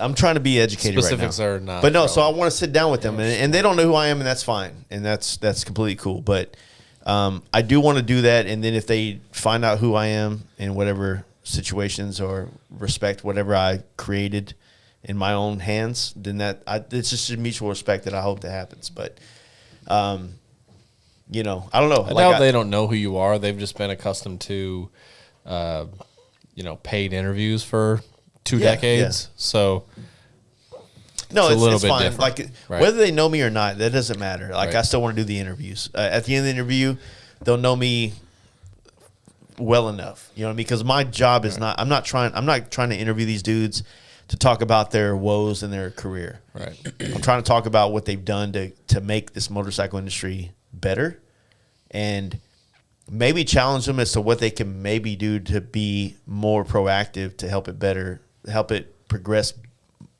rapidly. You know what I mean? Like, could you imagine like the amount of influence these guys have? A Billy Lane, they have an audience that's older than my audience. They have a young audience that's also my audience. Mm-hmm.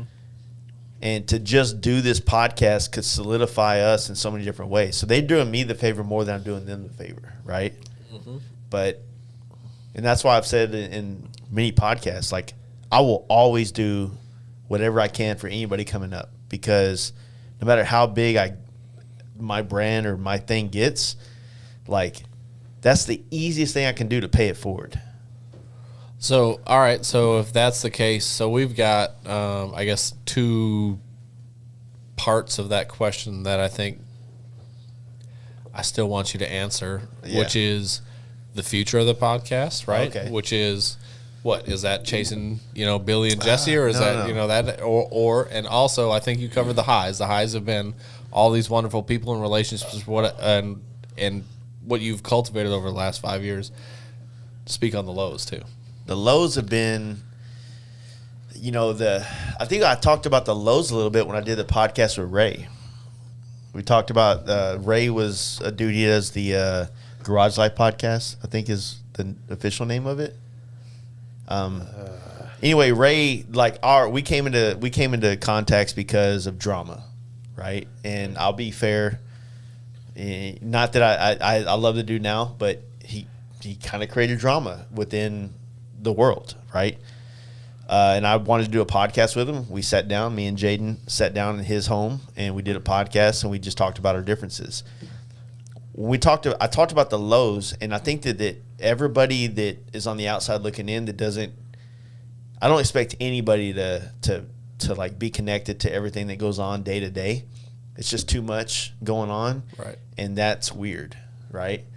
So they're not going to catch the lows. The lows are kind of few and far between. But the lows of this podcast are when you have somebody put in the effort to come be on your show and you do a bad job of interviewing them. Sure. When you go on a trip and you expect 10 podcasts and you come home with 3.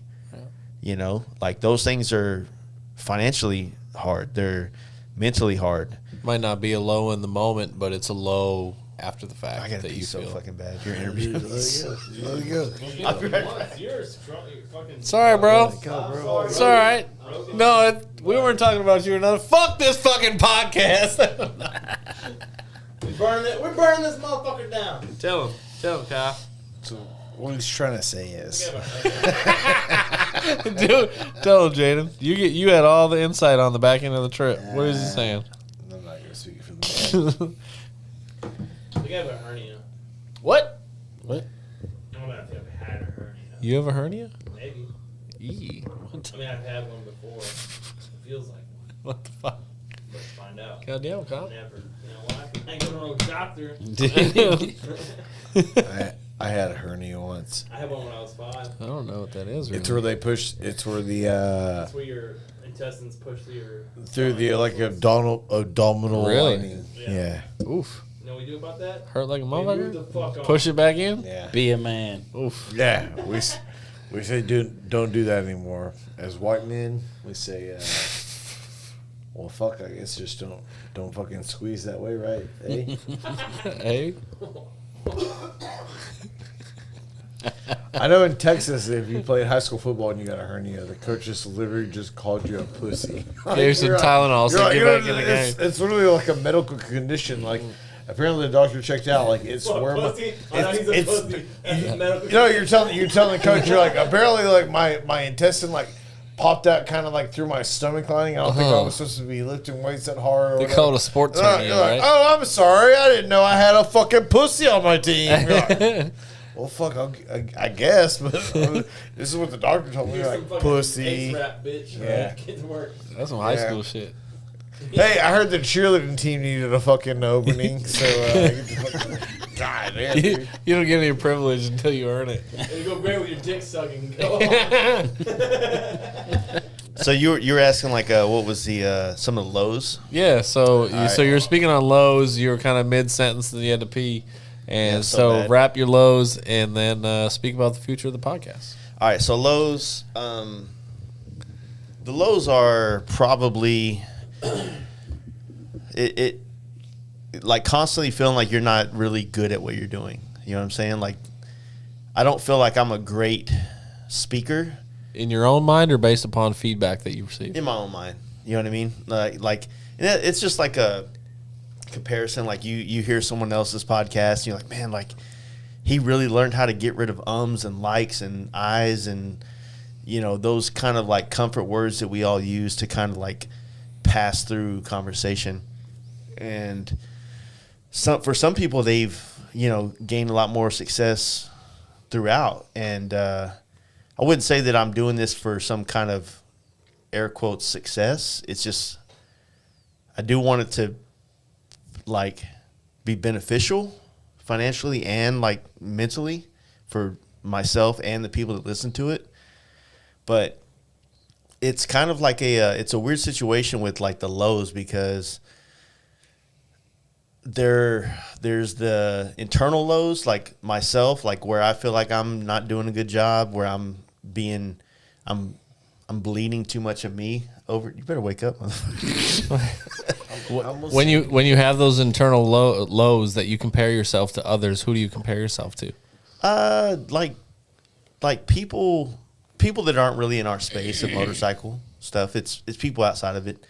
And it's like, I wouldn't say it's low to where I'm like, oh, I'll never be as good as him. It's nothing like that. It's just I'm constantly in this mindset of how can I make this better. If things are great right now, I'm awake. What the fuck, dude? I'm listening. if things are great right now, then I'm never like, okay, things are good, I'm gonna go take a chill pill. Like, things are great right now, cool. Now I've plateaued and people are enjoying it. Let me go figure out how to make it better.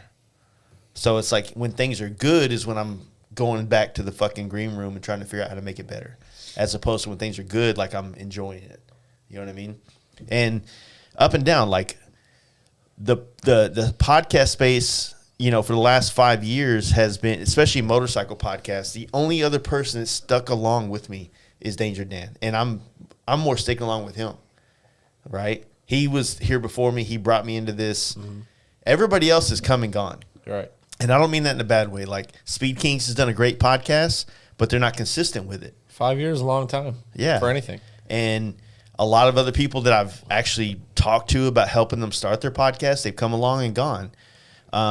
There are guys like, you know, Four for the Road they got a niche that they do that's great, and it's a great podcast if you want to be into that world. There are other podcasts like I don't know if like Two Lane Life really does a podcast more than they just do a live situation, so it's kind of like it kind of blurs the lines a little bit. But meet and greet type deal. yeah, it's different, but it's one of those weird things because this is something that's free for people. You know what I mean? And it's free, and finding ways to make money at it to sustain it has been difficult. And I think that for people that listen to it, they kind of get the impression that like the podcast generates this like massive amount of money, and they don't realize how much of the paint money is regurgitated back into the podcast. Right. You know what I mean? Right. So it's like this one thing where you get a lot of people that don't want to support it or whatever. It goes back to this hot bike thing, right? We had Hot Bike on a couple weeks ago, and it's been blowing my mind. And I want to plug this right now. It's been blowing my mind. They have 1.5 million followers on their Facebook. They have 1.500 or 1.500,000. I don't know how you would say it. 150,000 people that follow their Instagram. Yeah. Then you add our followers and all this about like trying to kickstart this magazine back up in print. And 83 people support it with a $30 pledge. And it blows my mind. Like, nobody wants a magazine back that bad. And we did a whole podcast about like what this magazine is going to be. Everybody was fine when Torque came back because Torque didn't ask you to pay for anything. He didn't ask you to put it up. He didn't ask you to do any of that stuff. And so that's the same thing that's like going on with podcasting is everybody loves what's available to them, but nobody wants to fucking help put food on the table. Absolutely. You know what I mean? We live in a world of takers. Exactly. All the way we do. And it's on the And industry that's why side. when you find people that are givers, you don't know how to react. In so many ways, you're like, wait, what? Yeah, you almost like question their legitimacy. Yeah. Like, are they real or what's the angle kind of situation? And it's one of those situations where it's like, you know, we did that podcast with Jordan, and everybody might be like, he brought the magazine. Why don't he just he took a loan out to buy the rights to the magazine. So he doesn't have the capital to go then turn around and put $100,000 in to bring in the magazine back. Yeah. So he's like, look, if y'all want to do it, here's a Kickstarter. It puts everything on the table as to what's going to happen to bring this magazine back. Everything. And that's photographers like myself getting paid for fucking the thousands of dollars I spend on this hobby, right? That's guys like you that write amazing things that get paid for their fucking words. That's art people that get paid for their fucking ability to put together, you know, magazine prints. Right. You're right? Structure. So all that's in this Kickstarter, it's paying everybody that's involved to make the magazine happen again, and you're paying for what you're going to get back. And 83 people. It blows my mind. 3 people. That's it. I'm not surprised by that, quite frankly. in today's world, like, so we talk about the internet far too much. I think a lot of followers, a lot of numbers, a lot of like counts, a lot of that, right? And I guess I feel like a lot of it's hollow. A lot of it is it's becoming more like obvious. It's hollow. Exactly, and that's what I'm saying. I guess I've seen that it's hollow for some time now, and it's one of those things that's why I value to the extent that I do true depth in relationship, because at the end of the day, like you said, if they pull the plug on IG or Facebook or whatever tomorrow, all that shit's gone, disappeared. Fucking fuck you, fuck everybody, right? Depth of relationship's the only thing that's left. Yeah. That's the only thing that's left. So if everything was hollow, if everything was surface, if everything was like count, if everything was follower count, guess how much that fucking means when they pull the plug? Yeah. It doesn't mean nothing. A fucking thing, right? Mm-hmm. So add some depth to the people you fuck with.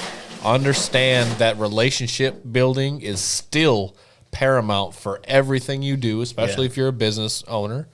And just understand that you're also a kind of a bad term. The platform is dictating it to you. Yeah. And that's kind of why, like, to lean into the final question, what's the podcast looking 23? Every dime that I've made this, I guess I can claim as profit, has been reinvested back into creating a version of this podcast that we can take on the road, to make a video podcast on the road. Okay. So it's not going to be something I can do on the motorcycle. People would fuck with that, though. So you're gonna have to use that Jeep, what baby. What sucks is, the new Durango. The new Durango. RT. I would love it. If I could just give him that Durango, it'd be the shit. Dude, but no. Dodge sponsors this fucking guy. Dodge. He I'll be a can't Dodge guy. even get unicorn beers. Come on, Mike.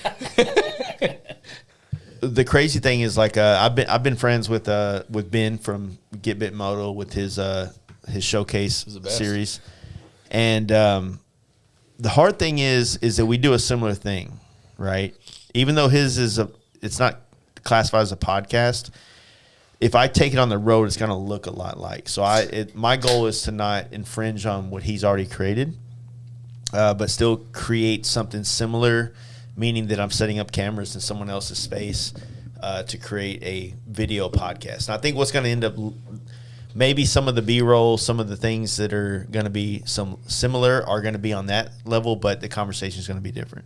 Absolutely. So same reason why me and Dan have a different conversation is that we just have different personalities. We're going to bring out different stories. So first off, no matter how this looks on the other end, I just want to put that out there because I'm a big fan of Ben's.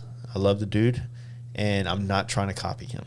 Well, at the same time, like if you were to essentially take this platform and move it to a traveling video platform, in no way, shape, or form is that what Ben's doing, right? Ben's doing a traveling spotlight on motorcycles, individual motorcycles, and the person associated with, right? And they speak about the bike. Well, we're speaking about this at. I don't think we've talked about a motorcycle in fucking 2 hours. Like, we talk about life, we talk about scene, we talk about every fucking thing under the sun. It's not in any means, it's not a spotlight on a machine. It's a little more broader spectrum. 100%. You know what I'm saying? Yeah. But like I said, kudos to him because I hit his last episode with Corey Main Drive. I watched. I love that they're longer now. They used to be like super short. Now he's doing them a little bit longer. You get a little bit more context in it. It's so good, dude. It's worth it. It is. He's put a lot of work. It's so good. into I'm proud of the dude. Like, I watched yours, and you did one too, right? He has high video quality, which I love. You guys know I love that shit. But so that, and at the same time, hey, be a little louder. At the same time, he's relatively. Like, he's not super long in the tooth when it comes to that stuff either. He's been doing it for a year. Kyle! Hey, what camera? He just puts it on wide. He's like, sit. I'm trying to get Trey to not come up here and fucking with his teeth attached to his hand. Oh, yeah, I hope he does. No, go ahead. What's your saying? I don't know what I was saying. Ben and what's going on with... Well, I guess No, maybe, I don't know what. So I guess to wrap up your future vision, if that's the future vision, is take this format on the road. They're not the same. yeah. If you were to ask me, I'll be honest I can with appreciate, you. and I'm sure he I'm- can as I'm well, like inspired by the him. courtesy of Should be. He's a same hustler. space I mean- or whatever. But I don't know. Look at YouTube one fucking time. Remove Ben once. Just take him out of it, and look at all the bullshit, fucking regurgitation, same fucking bullshit, motorcycle centric. It's the same lame, stupid YouTube bullshit. So We got a lot of things. by like, no means are you stepping on nobody's fucking toes. we're looking at a lot of different angles, man. Like Jaden alone, like me and him have been talking quite a bit, and I'm glad that I have someone I can bounce that shit off on because I want to bring something video wise, contextualized to the situation where I think there's parts of our podcast that can be the most insightful and meaningful things you've ever heard in your life. Yeah, And I agree. what I love about that is that you have to search for it. You have to listen to I that agree. 3-hour episode to catch that. As opposed to if I took that and put it in a 3-minute video, would that impactful thing still mean something? It's different. Right. So this is something I've only recently become in tune with. I haven't had HBO for a long time. I just caught onto a sign-on, baby. Such as you. Shut up, motherfucker. The only way anybody should work is trade sign-ons. Anyways, Yeah, because of you, like, we're going to have to fucking buy our own Netflix. oh, I'm so sorry. I've been giving you free Netflix for a fucking decade, queer. Like, calm down. Anyway, yeah, so it was my brother that I've been giving him free Netflix for almost a decade, and he finally was able to kick me Regurgitated back. with the free HBO, yeah. Anyway, so I started watching Real Sports, and I remember I used to love Real Sports. And I Brian was Gumbel? Yes, and I was wondering why, and now I know exactly why, because it is long form media coverage, and that to me is, in today's world, which everything is a fucking micro blip on nothing, and it just comes and disappears, and you scroll past it, and it's fuck you, and it's gone. Long form media is everlasting. Like it is a beautiful production. It's almost like a movie versus a TV show or a mini doc or something. Like long form media in any sense is amazing because it's one of those things that it's not surface level, but it's not to the depths of, say, like a full-blown documentary. Yeah. It is. It's not a 30 for it's 30. in Yeah. between. Exactly. And it's super beautiful because you're scraping off the surface and you're going a little bit into the guts and you're actually addressing whatever maybe the issue is or what a topic or whatever it is. And I fucking love it, dude. Even for dumb shit I don't even care about. Like, I'm watching topics on, like, the Olympics in Russia or I don't know, whatever it was. And I'm like, I'm just sitting there eating it up. I'm like, this is journalism. This is real high quality journalism. And to me, that's how, like, it's storytelling. It's being able to have that information and put it together in a cohesive manner and present it. So with the way, like, Instagram has changed over the last year and a half, forcing people, like, every day I open my Instagram app, there's a header thing that says, make a holiday reel, get paid. Gross. Make a reel, get, like, it's like Instagram is almost like That must be a business so account thing. desperate for me to make a reel or everybody to make a reel. And incentivize with money, but it's like, yeah, I know I could put together a bunch of reels and make some money out of the deal, but, like, I'm not proud of that. When I take a picture of something, like, I've invested in equipment and skills to learn how to take a great picture, and I'm proud of that photo. I don't get paid for that.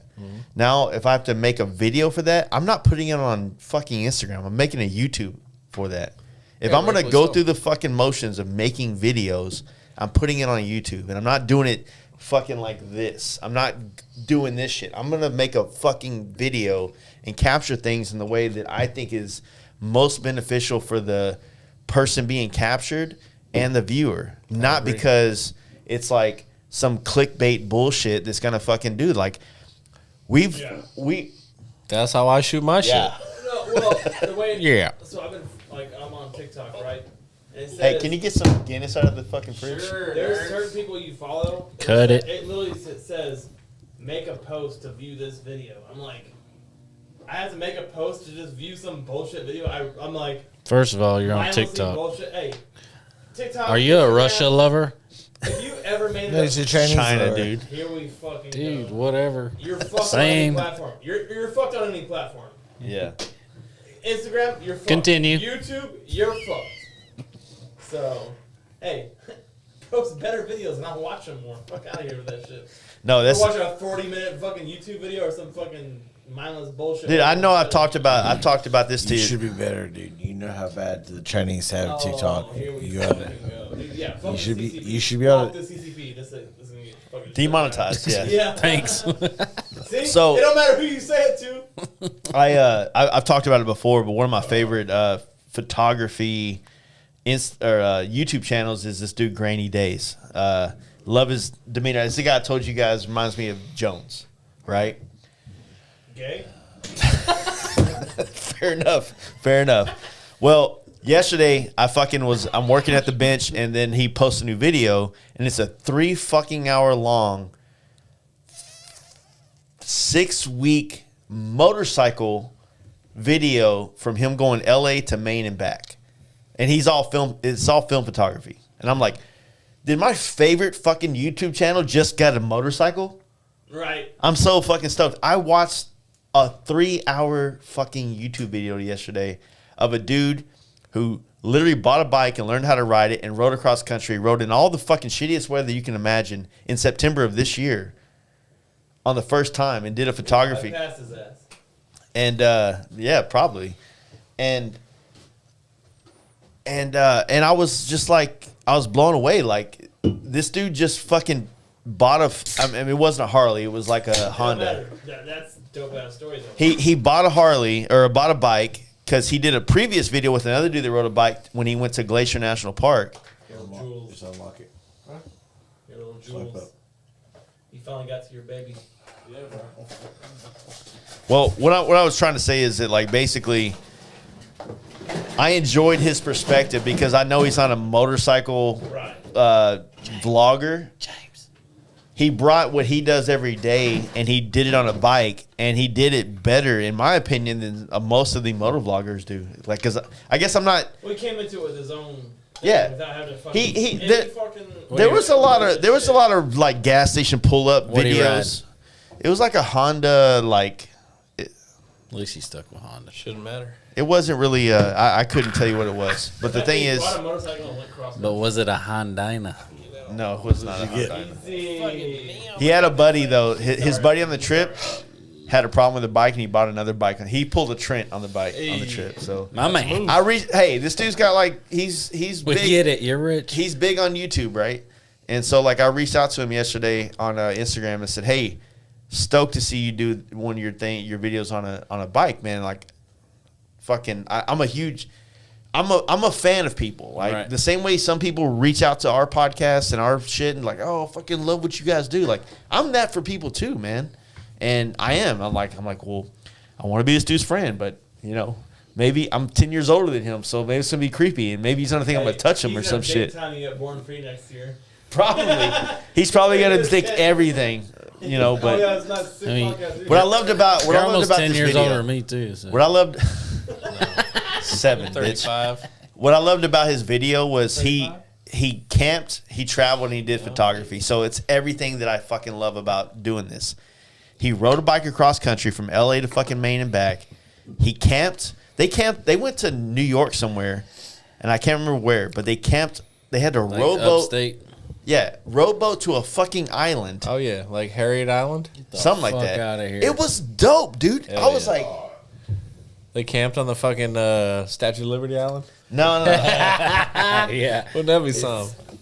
Ellis Island or some shit like that. Yeah. No, there was like, it's upstate. It's like probably where Tara Lynn's from or some shit like It's that. dope in theory, but like We don't talk about her. we did the whole thing. Well, Hey, you don't say that. we did the whole thing where we walked up the where the fuck it was where Larry goes, "Fuck y'all, I ain't doing it." Oh, We top of walked to the- Beartooth Pass. She's a The big. 200-foot hill that we had to go Oh up? yeah, Hey. you say that, but all of a sudden That's a tough hill, dude. all of a sudden we get somewhere. We're like, all right, now we got a rowboat to this other place. It's supposed to be way cooler. And I'm about place we're at right now is really cool. I'm fucking about I'm it. all But we about got all a the rowboat way. to a place that's a little bit cooler. Yeah. All I'm gonna say Next is, time we go through Glenwood Springs, yeah. dude, he rode through there on Did this he? video. On 70? Yeah, so I'm watching this video. He did so much shit that we've already done. Grandfather Mountain, Portland, Maine, which we did that, right? No, we didn't get We to went through Portland. Portland. We went through fuck- Portland. No. Portland's further No, north it's than at we the went, wasn't it's it? at the The very bottom. base of it. Bottom? Yeah, Yeah. it's Portland, like Maine's barely like touching their Maine. If we didn't go through it, we went right around it. Portland's like right at the beginning Yeah, of it's it. at the bottom. We went we were in between Portland and Bar Harbor. Okay. So I didn't anyway, think we must have skirted around it because I didn't. I don't know. I didn't feel like we caught it. Guess what I was gonna say was like, if you've ever made the hike up to see the John Henry Holiday burial site in Glenwood Springs, which is Yeah. Doc Holiday, it's a You use his fucking government name? hike. Yeah, bro, that's my buddy. John He's my Henry? great uncle. Is that right? No, I'm just kidding. But it is a fucking you could say that. We Hi. wouldn't fucking be able to. hike. But why wouldn't you we make start that hike? You hiking. know, some places that you do that shit, it makes it that much more memorable. You know, you just didn't pull off the side of the road, take a picture, and get back. It's moto hike. all ass. You know, but Yeah. it makes it more memorable to me. Yeah, I think that when I talk about like the photography side of everything, it's because capturing these moments. We've all got memories. James does a great job with the GoPro, giving us a good fucking Yeah, that was 3-part series. This last one, Yeah. kudos to you, because motherfucker. they wouldn't let him post it all. Hey, it wasn't. Hey, y'all got the full one because I'm about to delete that free Dropbox. I put it on. I only had to break But- it up because of the time limit on. right. But fucking You like need to save it. when you I have it. pictures are more accessible. Like like that right there on the wall, that encapsulates a lot of fucking memories for the people that are in that photo when they see it. And I know a lot of us have that in our homes. You know what I mean? When they see it, it invokes that emotion. Like if that was a video and you had to sit there and watch it for even if it was 10 seconds. Oh yeah, it wouldn't. Yeah. It wouldn't command a fucking response the same way that picture does. And so that's why I'm always a proponent of photography, because as simple as it may be, and maybe on surface value it won't have the impact on social media as a video will. That photo, especially if you take it out of your phone and put it in your hand and you hold it, Yeah.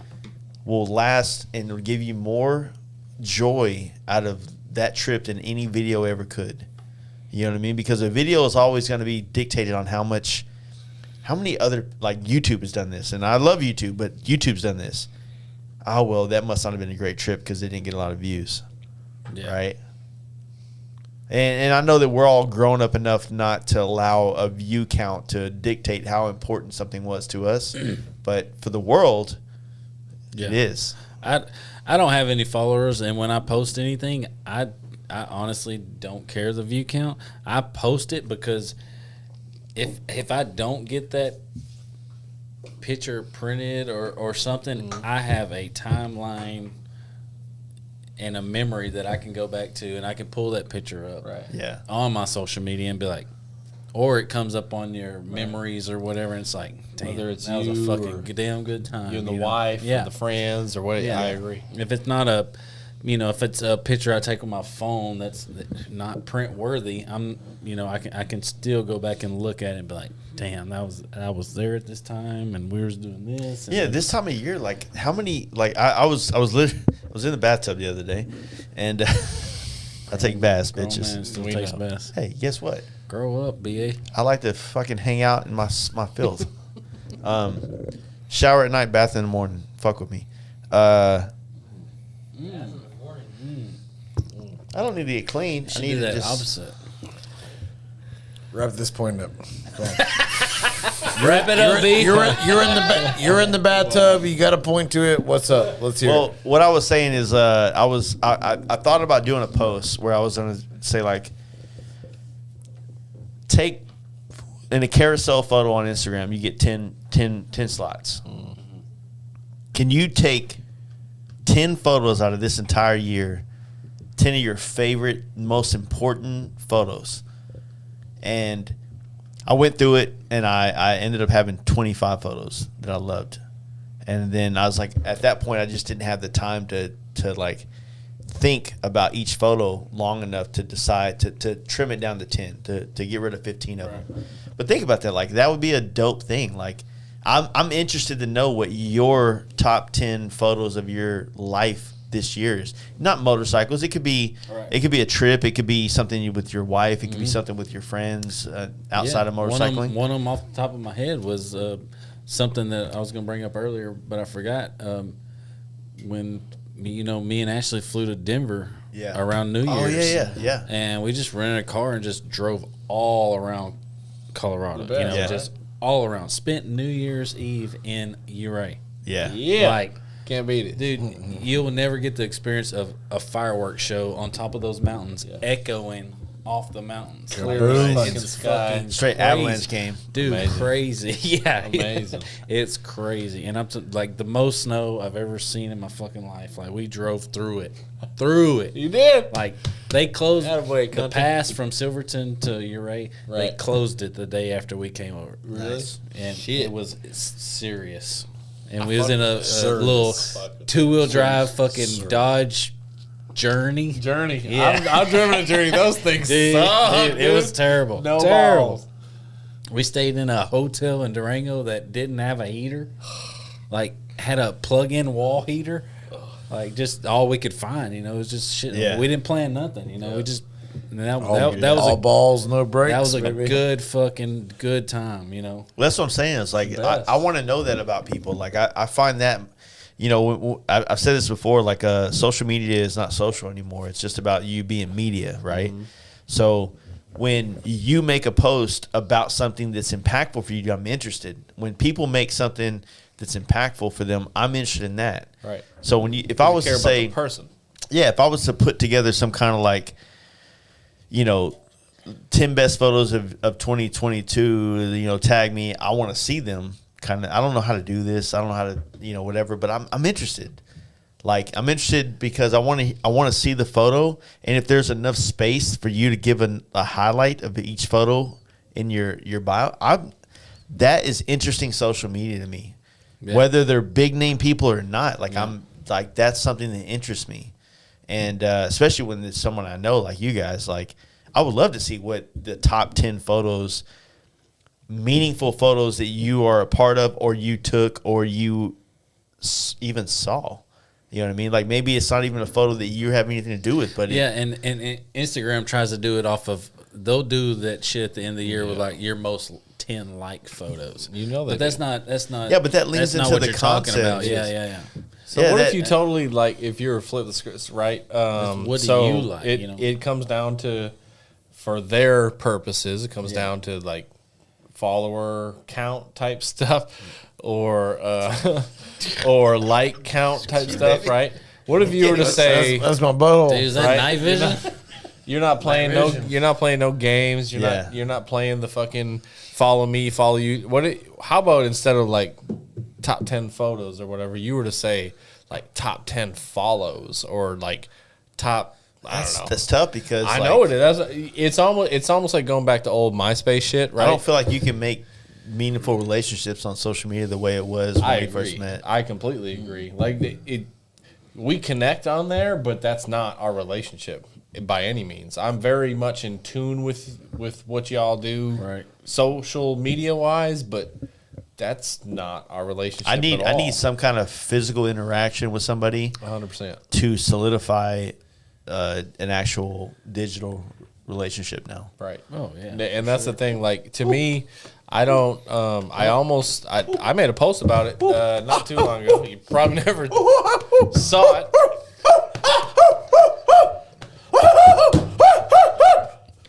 What you got?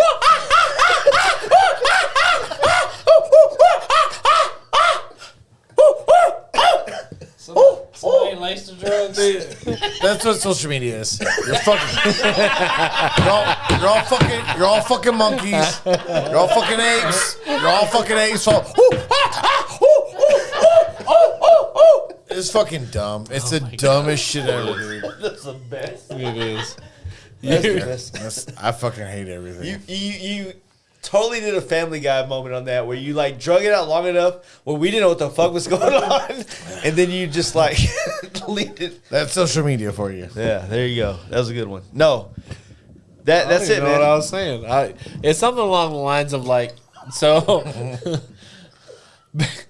basically, like I can do it again if you want me. But like what you post, does it really matter in this short point, form? no. You know what I'm saying? Like like I was speaking about earlier, long form media and how it speaks to me. You guys know I've spoken to you about like the video shit that I do or whatever. The whole reason why I do it is it's not for the internet. It's not to even share. I do that to almost put it out there as a respect token for y'all, but essentially I do it for you 8 dudes, right? Yeah. And myself, and to be able to say this is what we fucking did, right? But as far as it's not trending, it's not a fucking hot topic. Yeah. The amount of concurrent views or whatever is not fucking high, and it never will be, because that's not like their algorithm. It never it's not the way that they're ever meant to develop anything. So it's, if you were to get in your feels about that, in a sense, like that, I could only imagine, say, because it took me months, unfortunately.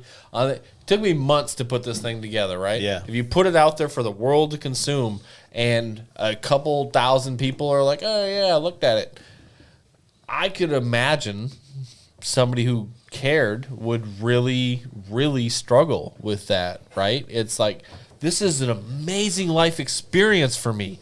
You should care, public. It's an unhealthy environment in so many ways that it doesn't. Weird validation situation. It's a horrible dynamic, because there's no depth to the relationship. It's all about, clicking buttons or whatever the fuck. And that's, I struggle with that a lot. And I don't know if it's the age thing or just not giving a fuck thing, but in a lot of ways, I think that the root of it for me is, I care about real relationships, and I do not care about internet bullshit at all. Yeah. It's weird because the internet bullshit, I agree with you on so many things about it, you know what I mean? And we talk about it on the podcast quite a bit. It gets redundant, if you will, but it sucks, man, because we're all here because of the internet. And the internet is literally a fucking conundrum. It's a fucking oxymoron. It's literally everything that we hate, but it brings us everything that we have. The internet brought my wife to me, right? It brought you friends. It brought this opportunity to do a podcast. It brought all these fucking things in our life, right? But at the same time, it also brought me to places in the country that I want to travel. I think about this so much, about how you got to get a fucking reservation to go to fucking parks now. Only in And it's everywhere now. It's everywhere. It's fucking, there was 5 more parks added. I just saw a post today. 5 more parks added to the National Registry of Reservations for next year. And Rocky Mountain National Park was something we had to get a fucking reservation for last year. So, or this year. Thanks a lot, Biden. Fair enough. Thanks a lot, fucking douchebags and Subarus. Honestly, man. China. Call lesbians. No, I know it sounds like a see what you're joke, saying. but we all grew up with National Geographic, and some of us read it, and some of us didn't. Some of us looked at the pictures. Right. African titties. African titties. I'm glad you Same, my man. Same. Boom. Whatever we could get back in the day, right? Oh, blop, blop, blop. Definitely get canceled now. Fucking titters on there, though, boy. I'm good. Them down lows. we're fucked. So. But anyway, A lot of people 11, don't a lot blame of people use the internet for the wrong reasons, though. Too. no, but man, when Instagram started, like, think about what the essence of what Instagram was originally. It was like this page where certain types of people flourished, like photographers flourished, tattoo artists flourished, anybody that had a visual It was art. an artist forum. Exactly. For sure. And that's why so many artists are lashing back, because a lot of art is not dictated through video. And when this whole platform that's built on artists Right. and artist creativity says you have to make your art video form now, it just like is a fuck you to everybody that helped build what is Instagram. You know what I mean? I agree. But these people, like, go back, van life, all these different countercultures that have existed or that have been going on. Yeah, we knew before it was like Instagram, before van life, it was Alexander Supertramp, right? It was some shit that you had to know about. You were a Supertramp. You were one of those people, right? You weren't fucking like traveling the country. Like, that wasn't a thing. It's Instagram exposed so many different cultures and subcultures to the world that it exponentially exploded, and everybody like started having fucking mental health issues because they didn't know what the fuck they want to do with their life, right? And you look at national parks got blown out of the water. All these things. It's because nobody knew where the fuck this existed. How many people have seen Monument Valley in their whole life growing up? Oh, that's cool. But never knew where the fuck it was because it was on a movie or it was on a TV show or a commercial. It wasn't on something on their phone where they could click it and go, oh, that's right down the street. Next thing you know, there's a waiting line to go fucking take that picture you've seen a million fucking times. So Instagram is the curse and the fucking savior. It gave you the opportunity to know about these places and where to find them, but it also showed the world on such a fucking big scale that it polluted it. Where you have these like Instagram versus reality posts, which are fucking phenomenal, right? Yeah. Yes. It's really the connectivity of the internet as a whole.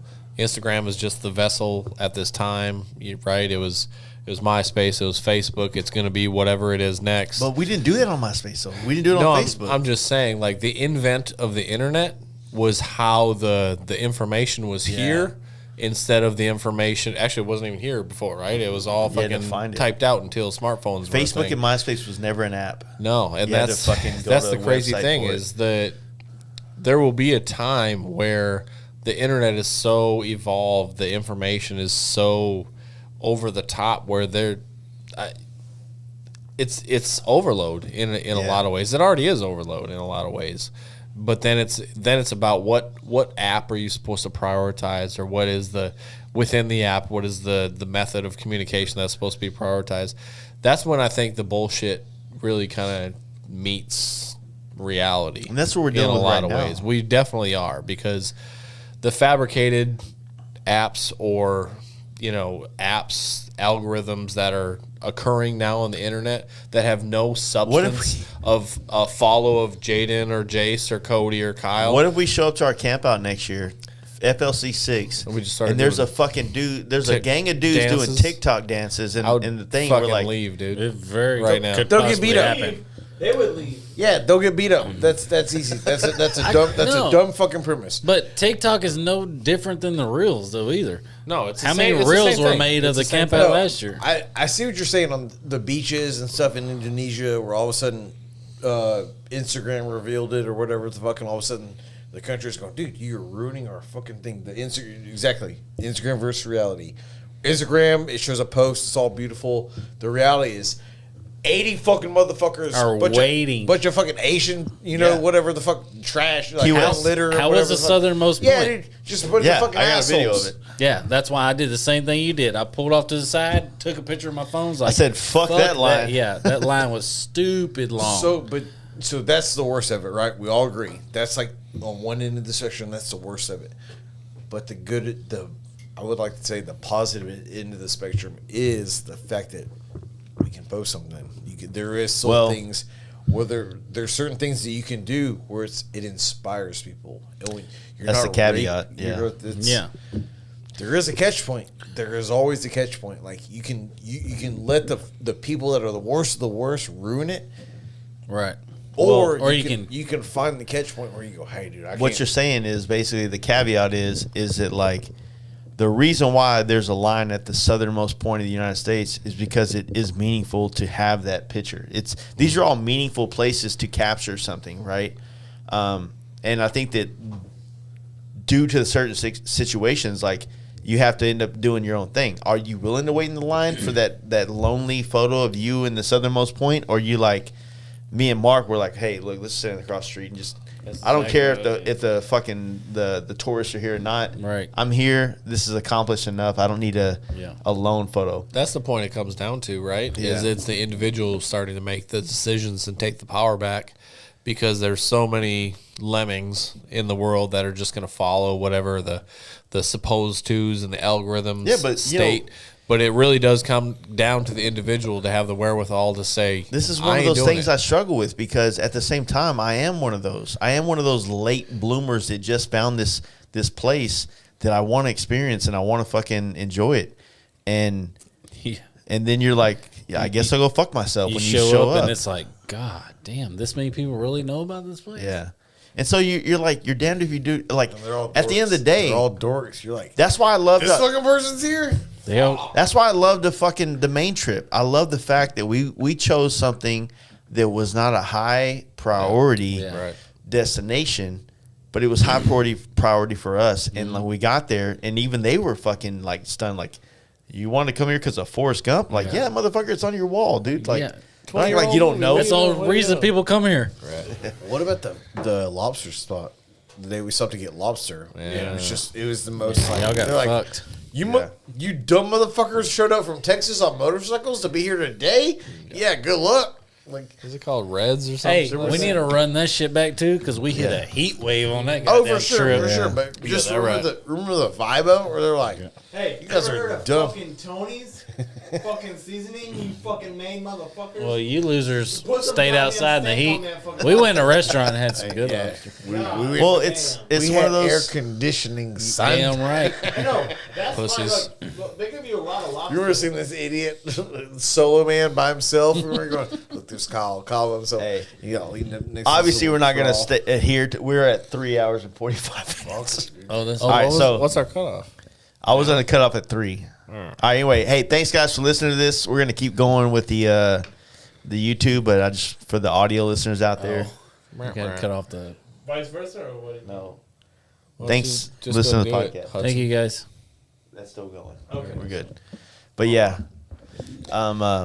yeah, I don't know, man. It's one of those weird things because like all these places we've traveled over the last couple of years, they've been very impactful, and there's been plenty of spots we've shown up to. We've done Monument Valley more than once. Yeah. And have y'all seen the difference between the tourism between the first time and the second time? Mm-hmm. I thought it did. I thought there was way more people here this Yeah, this like year we than there was no way we were gonna get any road shots. We had to do the fucking off the side. Yeah. It was interesting because if you please. Hey, last comment. gang gang baby. From your boy. from your boy. Who's your boy? It's not wrong, dude. Is it wrong when you go to places like that? Is it not? Do you not feel I like think that's the goddamn, last dude? one. I'll Like take did it, I Doug. miss the invasion? Did I miss the You want- invoice? The last one is American Asian. Huh? Yeah. Oh, he know. Kelvin will sign off on Kelvin's the shit, anybody, dude. Yeah, dude. Kelvin's I know. Yeah. Yeah, he'll tell you, oh, dude, they're coming over and drove. He didn't sign off on it. So when we talk about this being our year end, I guess you could say recap. We really didn't recap shit. Yeah, we did. Like fucking what? We just been talking bullshit the whole You time. want a fucking biography? We did a great podcast. I hope we did, We did. Run it back. but I don't know. I'm just thinking along the lines. So of what did like, you not get out of 2022? What do you want to put out? Say it. I don't know what I want to put out. I'm See? just. That's that bitch. Well, Tell him to shut the Hey, fuck up. hey. I'm not saying my man's trying to talk. I'm just saying if you feel like Let the No, man- no, let no. the man No, I'm I'm just saying if you feel like I try to. if you feel like we skipped over something, what's up, dude? What do you want to say? No, I don't know what I want to say. I'm just. I ain't mad at you. I know that's a shit fucking way to approach. Oh, we didn't do it, but I don't know what we didn't do. I don't know. What you feeling? That's We've all been that on matters. the You got hate in your we've heart, been let on the it out. side. We've been on the side tracks for like an hour and a half or something like. Really I'm just haven't. no. As the guy here, the whole thing's been This dude's Oh, the guy without a microphone. fucked up. The guy without a Nobody microphone knows just you. keeps talking. Drink another bud. The fucking cameraman. Microphone, you fucking The cameraman has a bigger fucking pyramid than all of us. bro. That boy's lit. If I could zoom in, I would. But, whatever, dude. Whatever. Whatever, dude. Watch it back. Run it. Run it back. I believe you. Cameras are on point. I'm just not. I don't know. I'm trying to think. Literally, we sat here, so I'm thinking along the video I watched today, right, Yeah. which was our last year's version of this, and I'm thinking along the lines of how we literally went through like our camera roll, went chronologically. We talked about what we all did. We haven't done none of that shit on this one. It's a hard thing to do, man, because It is. We did It is. Did we do a post trip podcast? We did. we did this year That was was the last time we podcast. this year was kind of tough because after our big trip, Everybody's been doing a whole gang of different stuff. we right? all got pulled in different directions because Yeah. like myself, I went to Sturgis. I know you came to Sturgis too, but you went with like different groups. And then Milwaukee happened. You, Kyle, and a few other people went to Milwaukee. Me, I went to we've all kind of dispersed in different directions. You guys went to Lone Star Rally. Kyle and I went to down south. So we've just been all over the place. That's kind of the beauty of it, quite frankly. I think you said it before, is that like we have we have a big group of cats that we really fuck with locally here in the DFW, right? Not that big. Hey, I'm saying so. Call it a dozen dudes, right? Almost. Well, it doesn't. Almost, whatever it fucking is, 10, 8, whatever it is. Yeah. Almost at any given time, like at a certain event or whatever, all throughout the country, damn near, some fucking buddies there. I'm not saying we're all fucking there. Like, usually, the only time we're all fucking there is, like, on our trip, right? Yeah. But outside of that, like, somebody, whether it's 1 or 2 or 5 or whatever it is, because people are just, they're into it. People love doing this stuff. And I dig that very much. So, like, say if there's something that I'm not able to go to, but Jaden was able to go to, I live vicariously through you. And then Exactly. the next time I'm able to go, but Kyle wasn't able to go, he's living vicariously through me, and so on and so forth, right? The way we do it, the way I think that most of us look at it is like we as a group,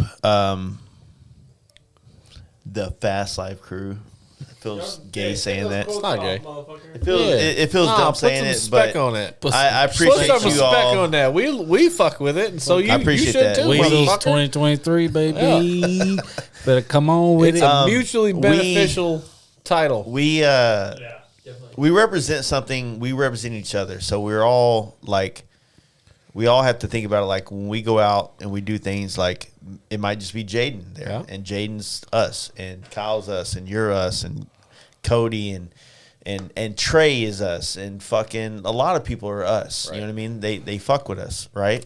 So, it's one of those situations where it's like, these, for certain people to listen to this podcast, they're like, oh, these dudes are drunks. These dudes are fucking gay. These whatever. But And they be fucking right. and they are right. We are that. We do get drunk on these But podcasts. there's a other lot. people that listen to this podcast that are like, that's fucking dope. I want to do that, and I want to hang. I want to drink beer with these dudes. Right. Right. And not that we're like talking about like we're drink a beer with us. It's not some elitist type shit like that, right? But we come to find those people, especially when we're Yeah, on dude. the road, right? Dude, when we talk about drinking a beer with us, like, look, When we actually do, it's great. Drew and his homeboy From the zoo, baby. right, Drew, baby. Drew and like, Zach. That's what I'm saying. Like we're Zach's just the one that we're took that just photo I there. posted We're just today, up in right? town. That We're was- just hanging out. We're going to these shithole bars, and they were having a Great time. And Yeah. and as a result, so were we, right? Yeah. And all that we're doing is the same shit we're doing right now, just At their bar. in Montana in Yeah. their bar. Exactly. So that and we've got countless examples of exactly that, right? Where we've gone to wherever, whenever, and also people coming through town here or wherever. Just being able to connect with people, that's been a really great thing for us in a That's lot of the best ways. part of the internet. right? Like we The have best part. 100%. That's what the internet is. Yeah. It's connectivity That's when and it being able to matters. utilize that as a tool versus just Yeah, fucking hey. jerk off. And you mode know what? shit. That is the best part of it. And sometimes, unfortunately, you run into kind of the bad part of it, where you Right. end up hanging out with a chomo, like maybe Craig or Caleb Tinsley or something like these guys that aren't allowed within like 150 Craig. feet of like a school. It's all right, but you can't. You know, unfortunately, you can't screen everybody up front. You give them the benefit of the doubt. They hang out. You find out these things after the fact. You get an alert on your phone, and it just is what it is. You try it, but you know what? But I still give the benefit of the doubt to all the guys that listen to the podcast and people want to hang out on the road. Like, I love you guys. I know you. Nobody that's ever hung out with us on the road has ever Yeah. had a bad thing to say about what we also brought to the table. Yeah, I yeah. don't think so. Very, very few of the people that we ever hang out with on the road are your Craigs or your Caleb Hensley's. Very few of the people we do that are in that kind of company where we don't mind hanging out with you. Like DWIs, you got a fucking assault with a deadly weapon, dude. Attempted murder, I'm fucking with you, dude. You probably got a good story. Let me hear it out. There's other people that, you know what, they sneak in and all of a sudden, hey, I don't really Touch wanna- kids. Yeah, you got your charge. Hey, I don't need it. AGP, he had a good one. So if you guys all had to buy one brand of beer for all y'all's camp out, what would it have to be? Corona. Yeah, honestly, I mean, I know it's the fucking cliche thing, but Montucky, we'll all drink it. Yeah. Yeah. I We'll all guess. fucking drink it now, But fuck them. and that's fine too. But No, let me say this about Montucky because we had a I good would push say this Lone year. Star, otherwise, Lone Star. but- I said Lone So Star. I want to lean in Lone Star, but let me say this about Montucky. So for everybody that's a veteran OG listener to this podcast, they know how Montucky came into our wheelhouse or how we found them. And it was the best origin story ever for a beer, right? For us. And when they put out a post and the whole fucking internet, IG, put it out Blew there, it up, blew it up. What that did was it showed that Montucky, that everywhere they've advertised, has not benefited them as much as where we have talked Brought it about to- them. yeah. Right? As Think about a that. fucking podcast. Think about that. Yeah. So, Montucky has advertised for their beer in all these different worlds, right? And then they put out a post on their IG saying, "Hey, we want to collaborate with somebody. Who should we do it with?" And the fucking Instagram fucking mafia Just took comes over. in and lets them know the Fast Life Garage, the Fast Life podcast, right? They're snowboarding fucking epidemics, all Didn't this work. other shit. None of them Yeah. fucking competed with us. And then the owners are down. Their marketing fucking cunt lady who signs her emails, her, Fuck you marketing. So you fucking talked to the cunt. owners? yeah. Why aren't they trumping her and saying, "Hey, give this dude some"? Because they all go, "Hey, we'll talk to her," and then her becomes them, and then it's like a battle back and forth between She's her. definitely a liberal. corporate, baby. 100%. She signs her fucking emails. Her, him, fucking he haul shit, whatever the fuck. You know what I mean? And I'm like, hey, look, Them goddamn pronouns. she pronoun me, bro. I feel like I need to go up there. What's it?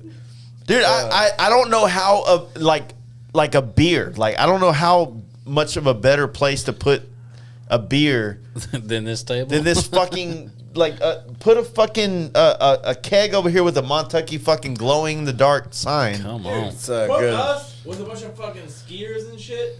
We're gonna have a guy. Yo. Good fucking goddamn All right. time. Dude, I ski on your 100%. mom. Was it- Anyway, was it- what happened was, Snow and bunnies. if everybody on here wants to fucking go help us out, Montucky realized that they said, you know what, you guys fucking want it.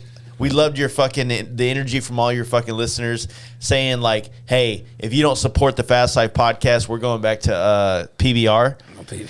The fucking owner sent me that. It's like, we love that shit. That's so fucking good.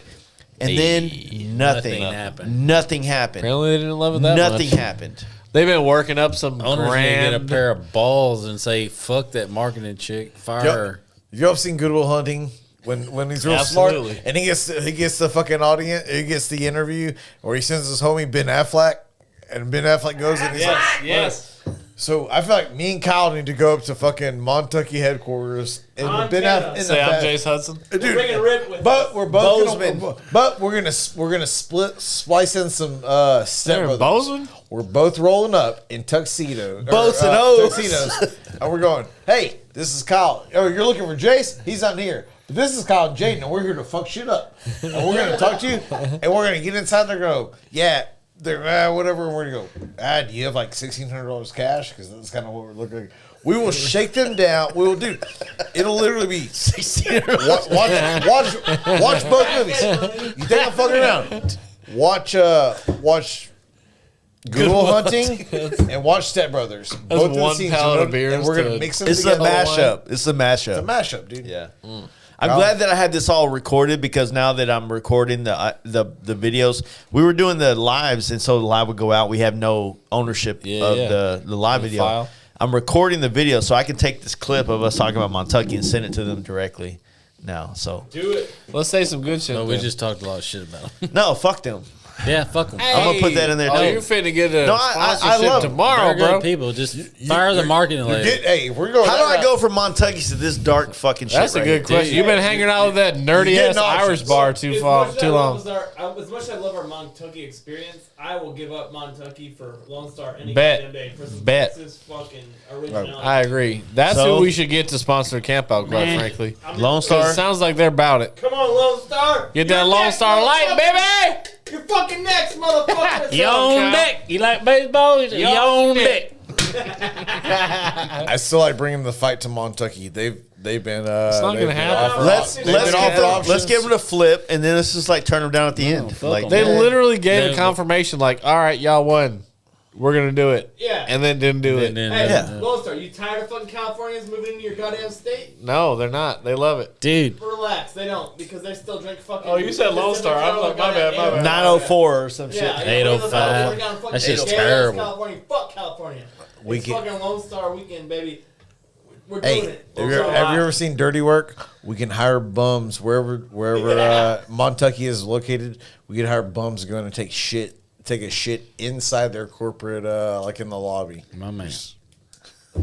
We'll put it. We'll I'm in. I'm in. and we can. You guys It's ever some seen little Dirty dick energy, but I love it. How much is that? Is that 1,600? Oh, dude, I'll roll it there. Hey, I'll roll it there. we'll Outfit go them. back I'll roll it there. and put 'em. Outfit them with Fast Life Garage podcast. Don't do it on t-shirts. me. Like, Dude, sign off on this first. Make because let them me- give you 1,600, and then you pay the bum 1,600 and go shit in their fucking office. Just drive Make by. them shit in my fucking fast life word, like my font. You think they have an office, Drive by, moon them, Yeah. and then I'll or is it like stop. some dude's house? You were supposed to keep going. Okay, you've definitely seen Dirty Work. The problem is like you never know how big a business is these days because of social media. Agreed. Yeah, people like look at our business, they think it's some massive like there's employees downstairs type shit. Yeah. And I look at like Montucky, and I'm like assuming that they have this whole corporate office situation It's going like on. 12 dudes. Probably, maybe it's just this many dudes and like a woke ass chicken. Could you imagine if we had a beer company? Yeah, we'd be We killing would it. stay drunk. We'd have A lot at least of 4 inappropriate lawsuits. shit. I'd have a lot of. We'd have at least 4 lawsuits. We wouldn't make profits forever. We wouldn't. we wouldn't make profit. We wouldn't be a legal entity for like, oh, them to fuck be it. able to sue Chance us. drown in the vat again. Like we gotta fucking pay his wife out. At any rate, we would definitely like one of the things we would have done was it hired a crew to fucking video all the shenanigans Bet. that took place to building this brand. There you go. Listen, you know what? Like, I know we've never talked about them because we have like no assimilation with them. We'd be like Heat Wave of beer companies. Like Yeah. They rule, dude. They're marketing they're good. They're Sunglass really company? good. Yeah, and it helps that their sunglasses are amazing. So, But yeah, Pit Viper was first. I'm gonna say both of them say, like as far as advertising. Yeah. Pit Viper a little bit more. I believe Pit Viper leans into They're a the little more mullet black cultures. I said Pit Viper leans into the mullet cultures. I don't know. I Yeah, didn't. but I they're didn't fucking stay on Pit hyper-woke. Vipers because like that's not my style. But- that's why then they know that though, and that's why they. And do that's what they quite do. all right, baby. I don't know. Pit Vipers woke, dude. They did something recently. No, they aren't. They did something recent where they're like, somebody was wearing their glasses and they were like, we want to make sure They don't approve. we don't fucking stand by this guy wearing our glasses, blah blah. And in fact, we're gonna do a 25% off if you say fuck racism or something. Oh, Oh who my did god! it? Hey, I'll say it if for a fuck. Yeah. But I'm saying they You're did. right. There was some dude in some like a Charlottesville kind of thing. Some guy was Maybe wearing they Pit had a Vipers. PR person that sucked cock for a living. Hey, Yeah. Well, I'm just saying, no, there was some asshole wearing their glasses, and they were like, oh, just to let you, like, kind of grandstanding, whatever you You know want, who virtue else did that? signaling. Heat Wave. Oh, no doubt, Yeah. no doubt. Hey, But let's make our own sunglass beer company, and guess what? Anything. What are we fucking gonna goes, call it? dude. and when some white nationalists Sunnies. The Sunnies. ultimate. and when some let's make our own glasses company. Sonny's beer when and some glasses. white nationalists is wearing our glasses, we're like, we put those on special. Hey, We're like, oh, we, dude, in fact, we go. do you want these new No. David Koresh's? Like, oh, come on, Let's- dude. Let me finish. this is the most involved cameraman ever, Hey, bro. If we do that, if some fucking douchebag white supremacist gets on board, we'll fucking throw the opposite in. Fight, motherfuckers. Let's do this shit. We're gonna Yeah. sponsor To the that. death. Yeah. Celebrity deathmatch? We Yeah, need 5 pretty mics. much. Flat out. Pretty much. Fifth mic needs to Well, come. unfortunately, the Patreon. What if we started sponsoring? Hit a those? cameraman What if mic. we just started sponsoring? We need those? $200. This is a mic. it's not a mic. I got plenty of mics. We don't have an out. We have 8. Oh, we need a new not soundboard. 84. Jace Not needs a new soundboard. It's only 4. Oh, is it up and down? He needs an 8er. Yeah. Patreon, sign up. No. How much is a new soundboard? Get Kyle a mic. $1,500? Not really. They don't for the Come on, Mike. for the podcast world. They only put out 4 mic situations, so it's kind of a weird one. Does it mean if we got any more of the? I haven't looked at. Have you guys looked at No, these there's comments? there's no other. I understand Fucking, this. But Who's this dude? He was scared. He took his comment back. he probably said we're gay. Probably. No, he brought up the beer question. He just sometimes it Wah, does that. wah. Yeah. Sometimes they retracts bring them out. They automatic? retract them. Yeah, automatically. Because we're like. No, his sensitive. his beer questions 2 up from there. Yeah, it wasn't far after that he posted that. Anyway, Hey, we're getting into some. What, man? You got it. Yep. Tying it all together. anything about like next year trips, motorcycles? Can we keep it on that? Like what's going on? Yeah, sure. Doubt it. All of them. All of the trips. Oh my I god. did Hey, have. you go to a trip. One of us fucking idiots will be there. Enjoy 100%. We'll be there. it. Yeah, enjoy it.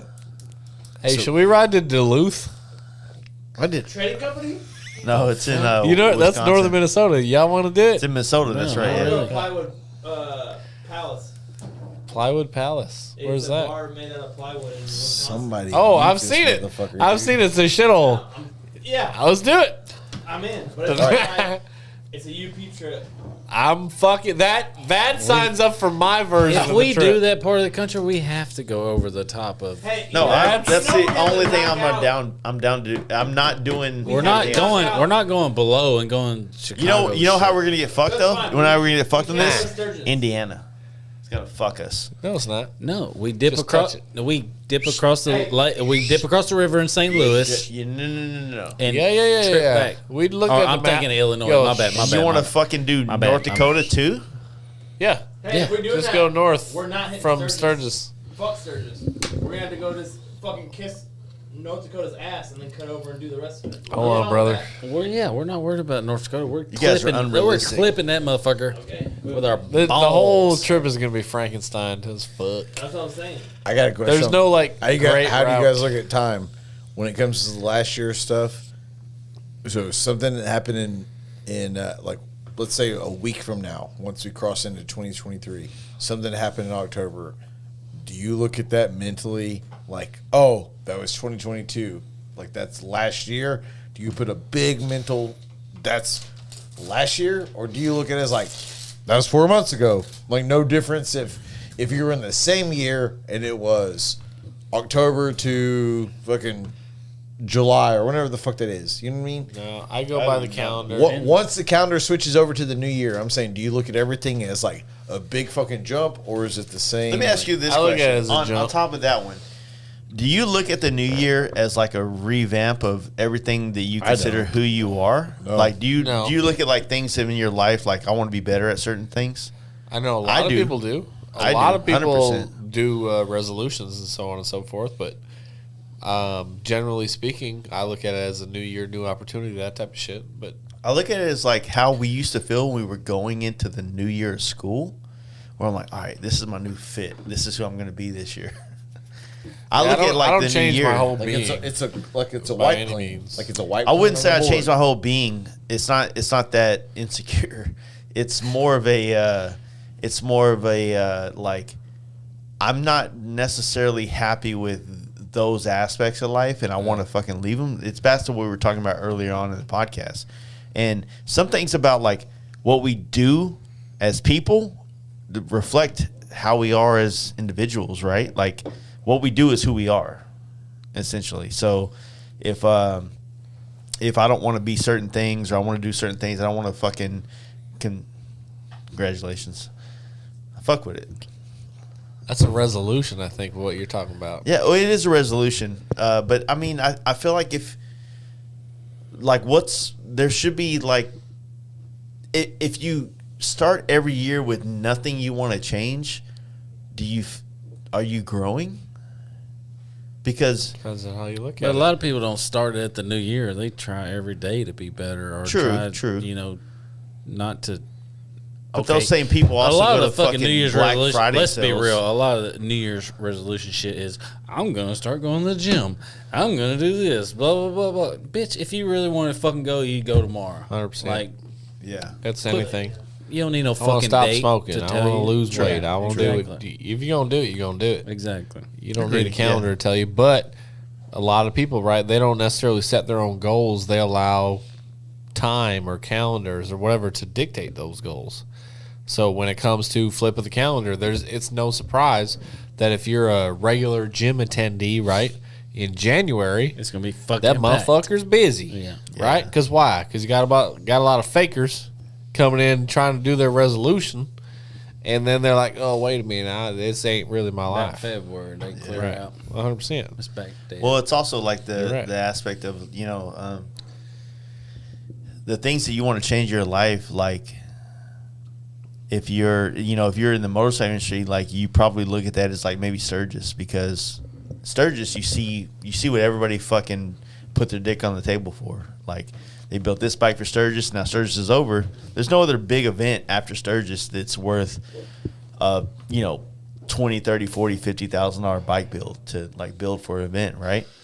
So after Sturgis, everybody's like, okay, I want to reinvent myself, and now I have September, October, November, December, January, February, March. March is Daytona. Like I have that much time to reinvent myself, and then carry that on into Sturgis, and then turn it over again. You know what I mean?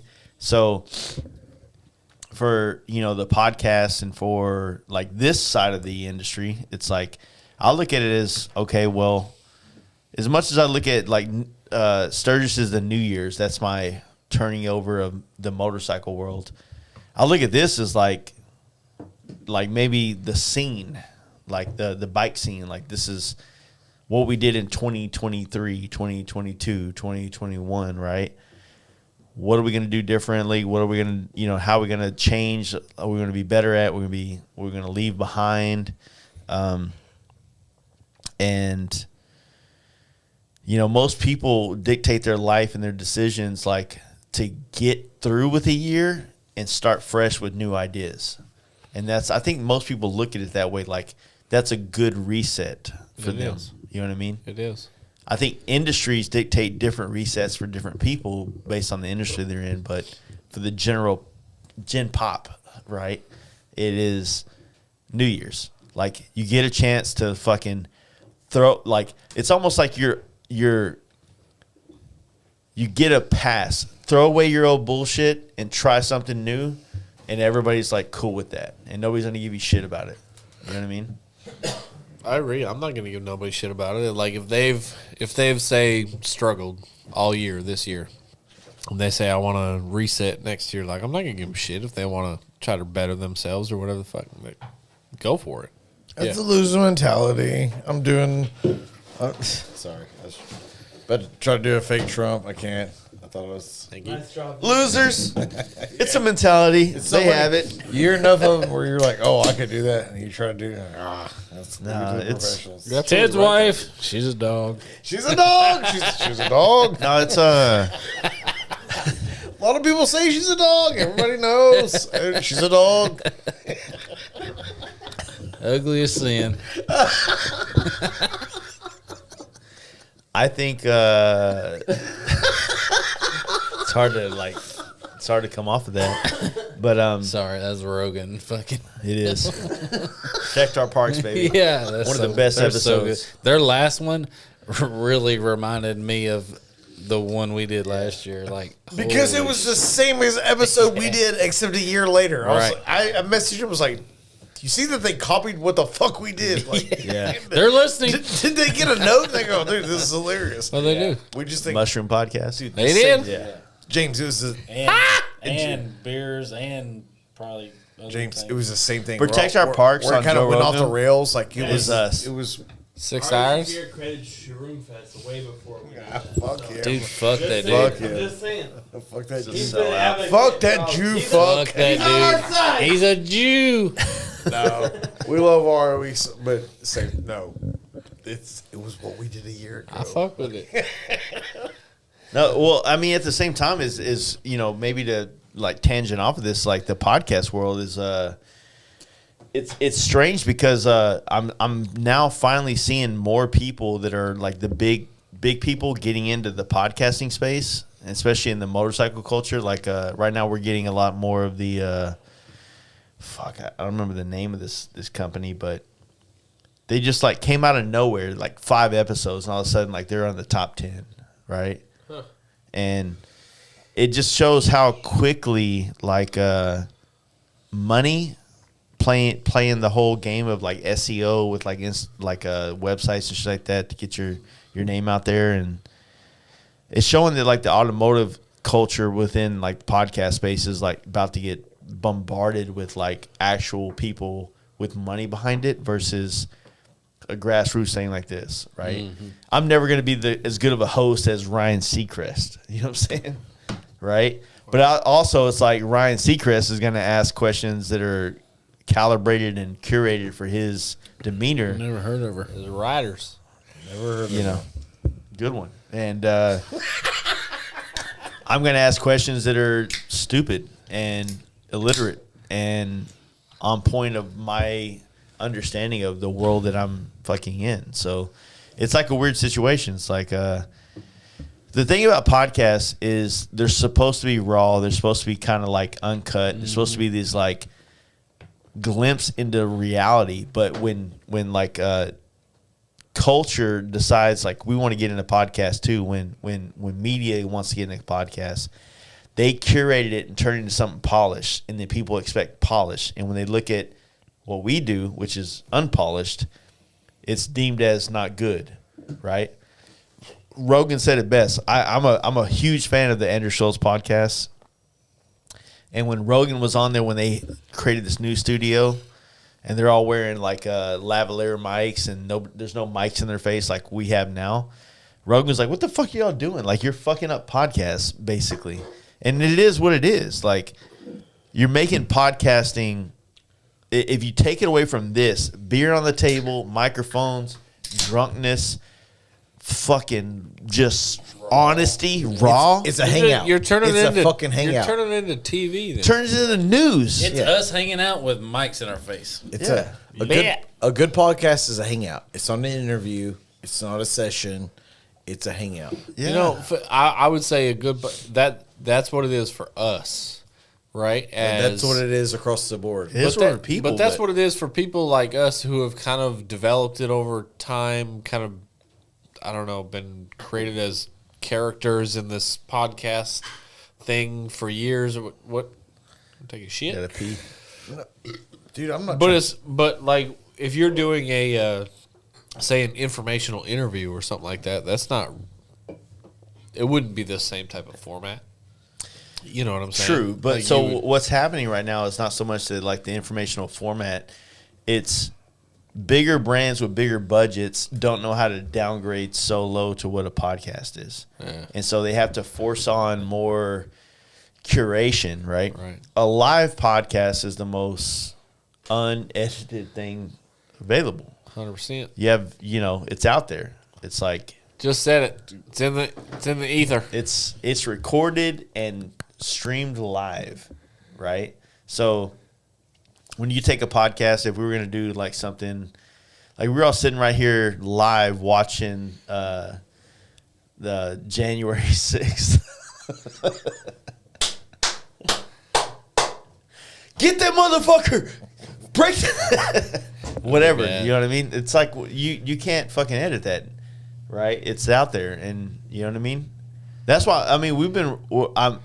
I got the computer now to record it and live stream it, so I'm glad I'm able to now take some points out of our podcast and own kind of thing, because before we would just do it live, and I couldn't really pull that back and say, I want to put this out. Screenshot shit or it's screen crazy mirror or whatever.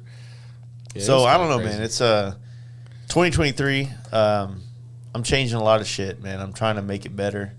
I want to make better podcasts. I want the podcast to be fun, but I don't want it to be fucking fake.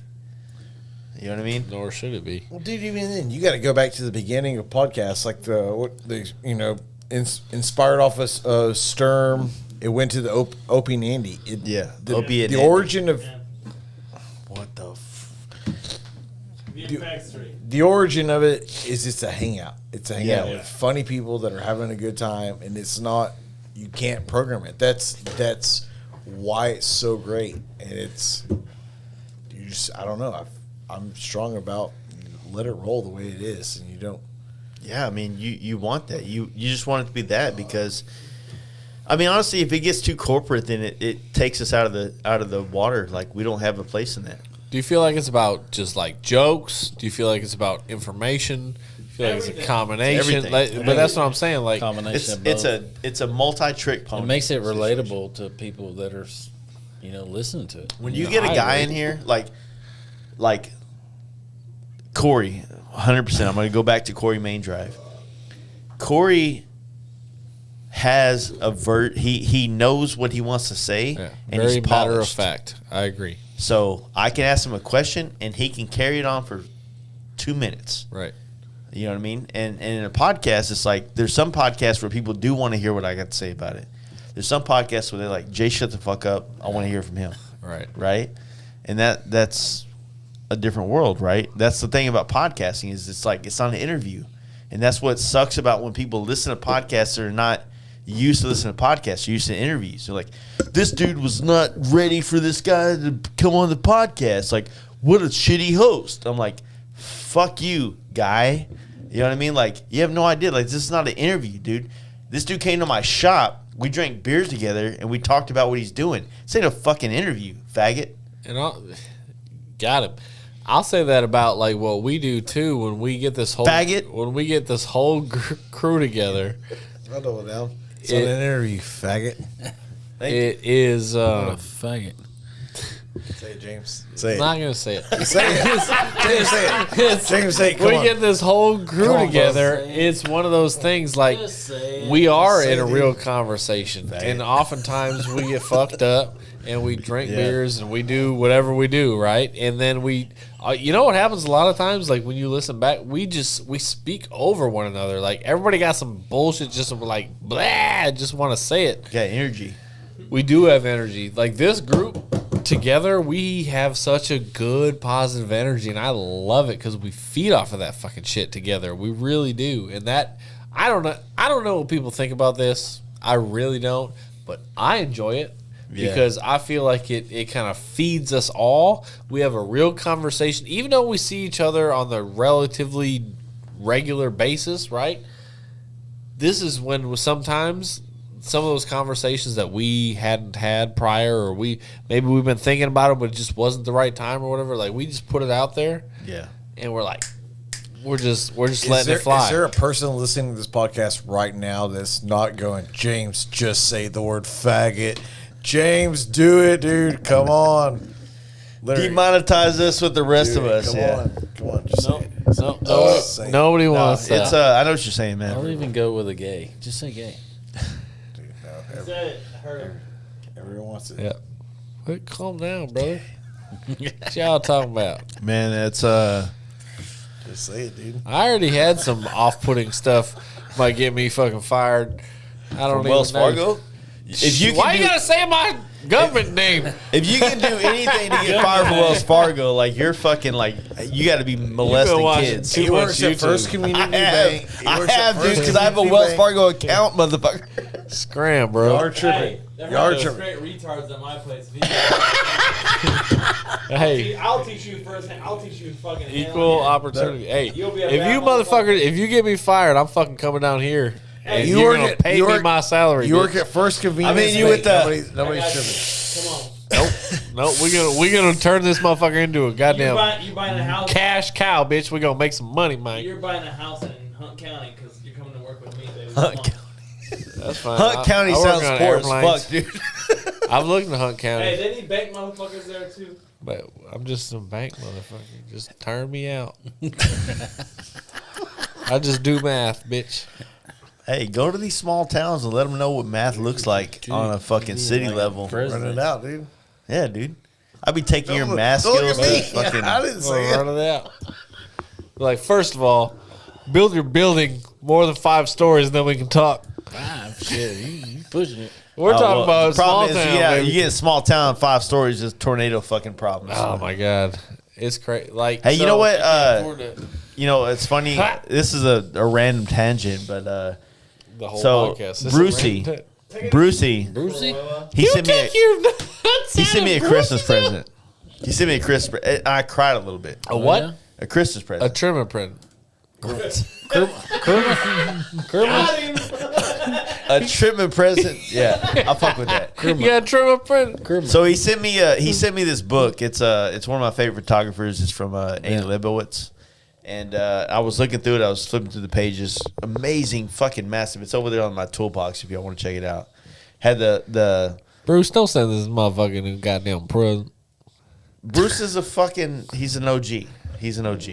So in the book, she shot the something from what's the town that you're from? Longview. Kilgore? No, Kilgore. The Kilgore something chicks. The Rangerettes. Rangerettes shot them in this whole situation. Like it's like there's like 3 pages of this thing, and I was flipping through the book like, oh shit. Else, huh? What are they from? I don't know the What are they importance, from? but it was like within the last like Are they 20 a- years. Are that they she a shot ball it. team or something? Or they're No, just it's like a they're high stepper squad for Kilgore College. So Oh really? But they're really this famous. this chick, Really? this famous It's like the photographer. Right, they go to who the them bitches that do the New York City shit? Macy's Day Parade. That's them. No, the Rockets. Rockets. Come on, baby. Motherfucking Rockets, Rockefeller Center Rockets. don't They ain't got no affiliation, nothing, but they do high steps in the goddamn Christmas tree Pretty shit. much what they do. Yeah, trim tree. Well, so this photographer that I admire, Annie Leibovitz, I think is how you say her name. She started off with like in the 60s and 70s. She did like what's the famous music magazine? Dice, Rolling Stone, Rolling Stone. She did a lot of the Rolling Stone shit back in the day. Annie Leibovitz. Yeah. That sounds. And so she's the last person to ever photograph John Lennon before he went and shot. She was in the fucking room with her, with John Lennon and Yoko Ono. How you say it? Yoko Ono. Crazy. She was in the fucking. She was in the room photographing them before he went on the show, and then next thing you know, he got shot. Right. So it's like she's a famous photographer within the world of photography, and he sent me this book. It's from Tashican. I don't know how to say it, pronounced the right way, but it's like a book company that makes like really high quality books based on like photographers, artists, all these different type of things. And he sent it to me, and I had like 3 packages that day. I fucking opened it up. I was expecting some shit from Mark from Lexin. He's sending me these parts I need to paint for his bike, and none of them came, by the way. And his book showed up, and I opened up, and I saw it, and dude, talk about a fucking tearjerker. Yeah, I imagine. Yeah. So, yeah, I had a hard time, man. I was like, fuck, man, like, this is unexpected. It was like, I wanted it, but it was unexpected. And it's also like, I don't know, man. It was a crazy. Something he knows you love. Yeah, And then, like, it was- that's very thoughtful, you know? Like, that's awesome. That's pretty It was tough, man. It was an emotional day. Yeah. Let's put it like that. Do you get emotional and stuff like that? Artwork, Dude, or it's- I am emotional about the fuck. And I think I was out in East Texas with these motherfuckers. We were sitting in fucking BA's pool, and I was talking about how emotional I get about shit. And I realized that I have a very low testosterone, probably. That's. Wait, donut? I was He brought the watching book. I was watching the end of Damn, that's a the hell of a book. No, dude, that's a trash can end of book. The Sopranos, the last episode. I got a little that? emotional. I was watching with Gigi the other day. dude's Yeah, deep. all of a sudden, I was like, Yeah. Sick. Dude, that's sick. Is that his dick? Yeah, dude. Yeah, suck it. What the fuck? Andy Warhol's dick. Who? Turn it around. They can't see it. Who is that? I got it pointed towards the other camera. Which camera you want it on? Is that I her? don't know So about you. That's is what I that said. the photographer? Oh. That's her. That's not her. That's just a photo That's shoot another too. girl? Yeah. They're not gonna see no dick on there. It's But no, it's, a zebra dick. It's wild, man. Like it's I guess I love the fact like talking to guys like Bruce, because Bruce is very educated in like Dude. books and things Yeah. like that. So like Right. he educates me on You things. know that motherfucker's snowed in right now too. Yeah. Just fucking doing fucking Tai Chi and I shit. would not mind that. Whoopi Goldberg, dude. Yeah, fuck that. And bitch. milk. She's a cunt. You gotta flip it around. That was She's a before cunt. the View. That was before the View. Yeah. That's Flip it around. One's a cunt, always a Oh, cunt. is that Bill Nye Science guy? Oh god. Flip it around. Don't So they fuck can this see it. book up. Please lay it down. This book is heavier than your fucking life, dude. Hey, that's like that's a heavy book. Whoopi Goldberg right there. Who's that? That's a heavy book. Is that Ronaldo? This ain't Instagram, dude. This is before. Donaldo. This is before people Front use. cover was David Byrne, 1986. That's how old this shit is. She's been shooting photos since David the 60s, Byrne. dude. Wasn't he one of the guys from Talking Heads or Yeah. something? Yeah. But she's also the most. Is that the Queen? That's the queen. Yeah, she's photographed that more bitch. people. Yeah, she's a cunt too. She's photographed more people in the industry just from Steve Martin? everybody. Wait, was that Steve Martin's dick on the back? No. You wish. I already looked. I tried to scale Try it to up. dude. oh, it's this dude. Yeah, Who's this dude? Hold on, Mike. Dude, not important. big old dick. Keith Haring, New York, 1986. Who's that? That's a pretty picture. That's Jewel. It's a good picture, dude. Whatever the fuck it is, I like it. Oh, What is this? dude. Hold on. Roll Oh, this it's up. got it's a centerfold. Oh shit! Is that David Bowie? Picture. I don't know. That's like. I'm not gonna say what I was thinking. That's a Say lot it, of pages. say it, to say flip it, say through. it. Put that shit up to him. Say it, dude. Nope. It's a fucking podcast, dude. It's one of those It's things like RGD, you have dude. to. In a box. She's photographed With his, everything pop culture. So everything from music people. there's That's fucking Andy Warhol. Warhol. She's photographed every Oh, celebrity It's, that you can what's think her of. face? Tom Cruise's old lady. Ex-old lady. I don't remember her name. He's outlived all his old ladies. Generic white girl? Is that her No, name? the Pretty girl much. from Nicole Kidman? Eyes Wide Shut, Nicole Kidman. There you go. Oh, Days of generic Thunder. white Let me girl. out of the car, Cole. Let me out of the car. Yeah, generic white girl. Is that Swayze? Conan O'Brien.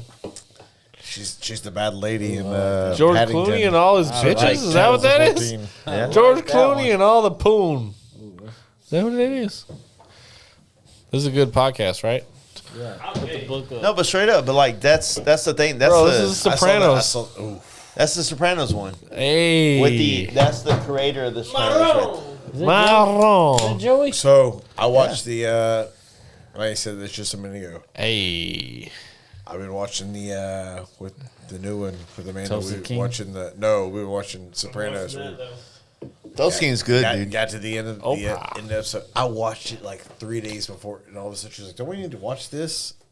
We rewatched the end of the episode. That bitch. That's fucking. I Trump cry every lady. time. I can't help it, dude. Trump. That's Trump and his old lady. Damn, Trump's a baller, dog. Yeah, okay. Quit hating. Whatever. You want a stupid ass, stupid. Dude, keep trying to buy a house with these high fucking prices. Hey, you too, nigga. Vote Trump. James did it. We got Yeah, he said it. See, is That's Arnold that Arnold's butt? getting his testosterone. Dude. Well, that's the thing about photography, man. Make That's the that thing about art. motherfucker president. Michael Jordan. This is man. No, that's the thing about art, man. I'm convinced. Like everybody, a Jack president means low mortgage rates. Dude, you remember when she was the ish? Cindy Crawford? Cindy Crawford. Oh, President with the big dick Aish. means mortgage rates are in the lows. Anyway, all right. Johnny, Johnny Depp. Are we gonna wrap this up? You gotta put 'Cause Yeah, we're- let's wrap it up, man. you gotta put that up. We're in All the right, book. what y'all Talk want about to talk everything? about? Hold on, I'm gonna put a bookmark in here. You don't see it all. Yeah, Yeah. 2023. What are we gonna do next year? What's your?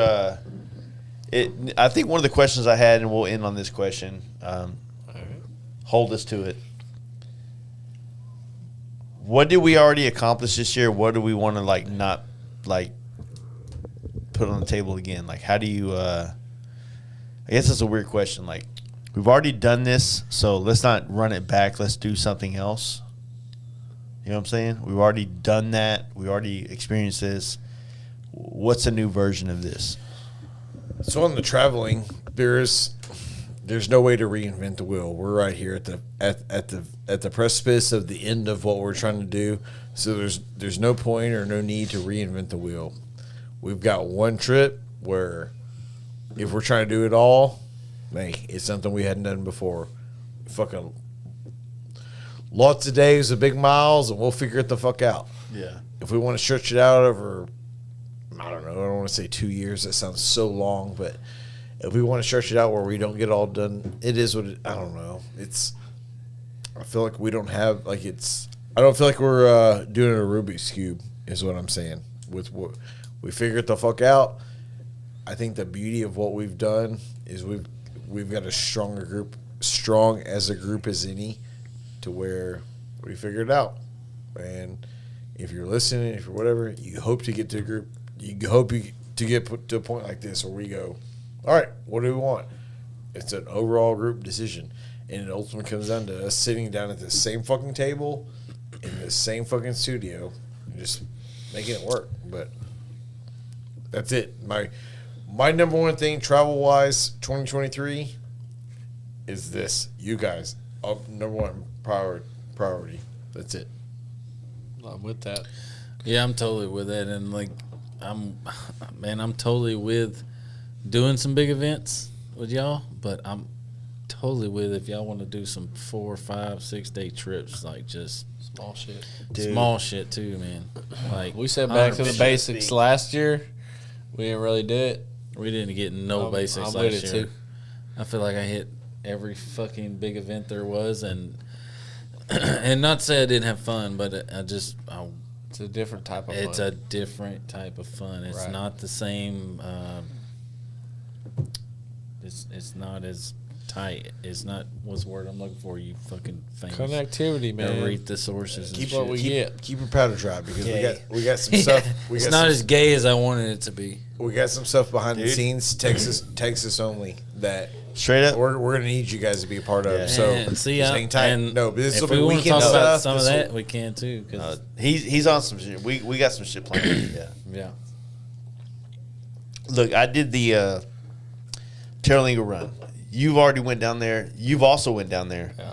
You did y'all both did wife trips down there. Right. And wow, it's fucking. Also, Kyle, sorry. That place is Fuck beautiful. you, Kyle. yeah. And honestly, one of the main things that I want to make sure is a homie trip.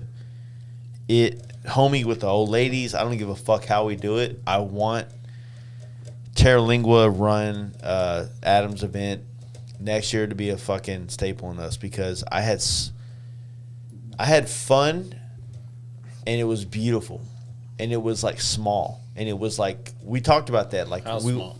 It was small enough to where like you didn't feel like you were there to like please the gram. You were there to fucking just How many meet people you think?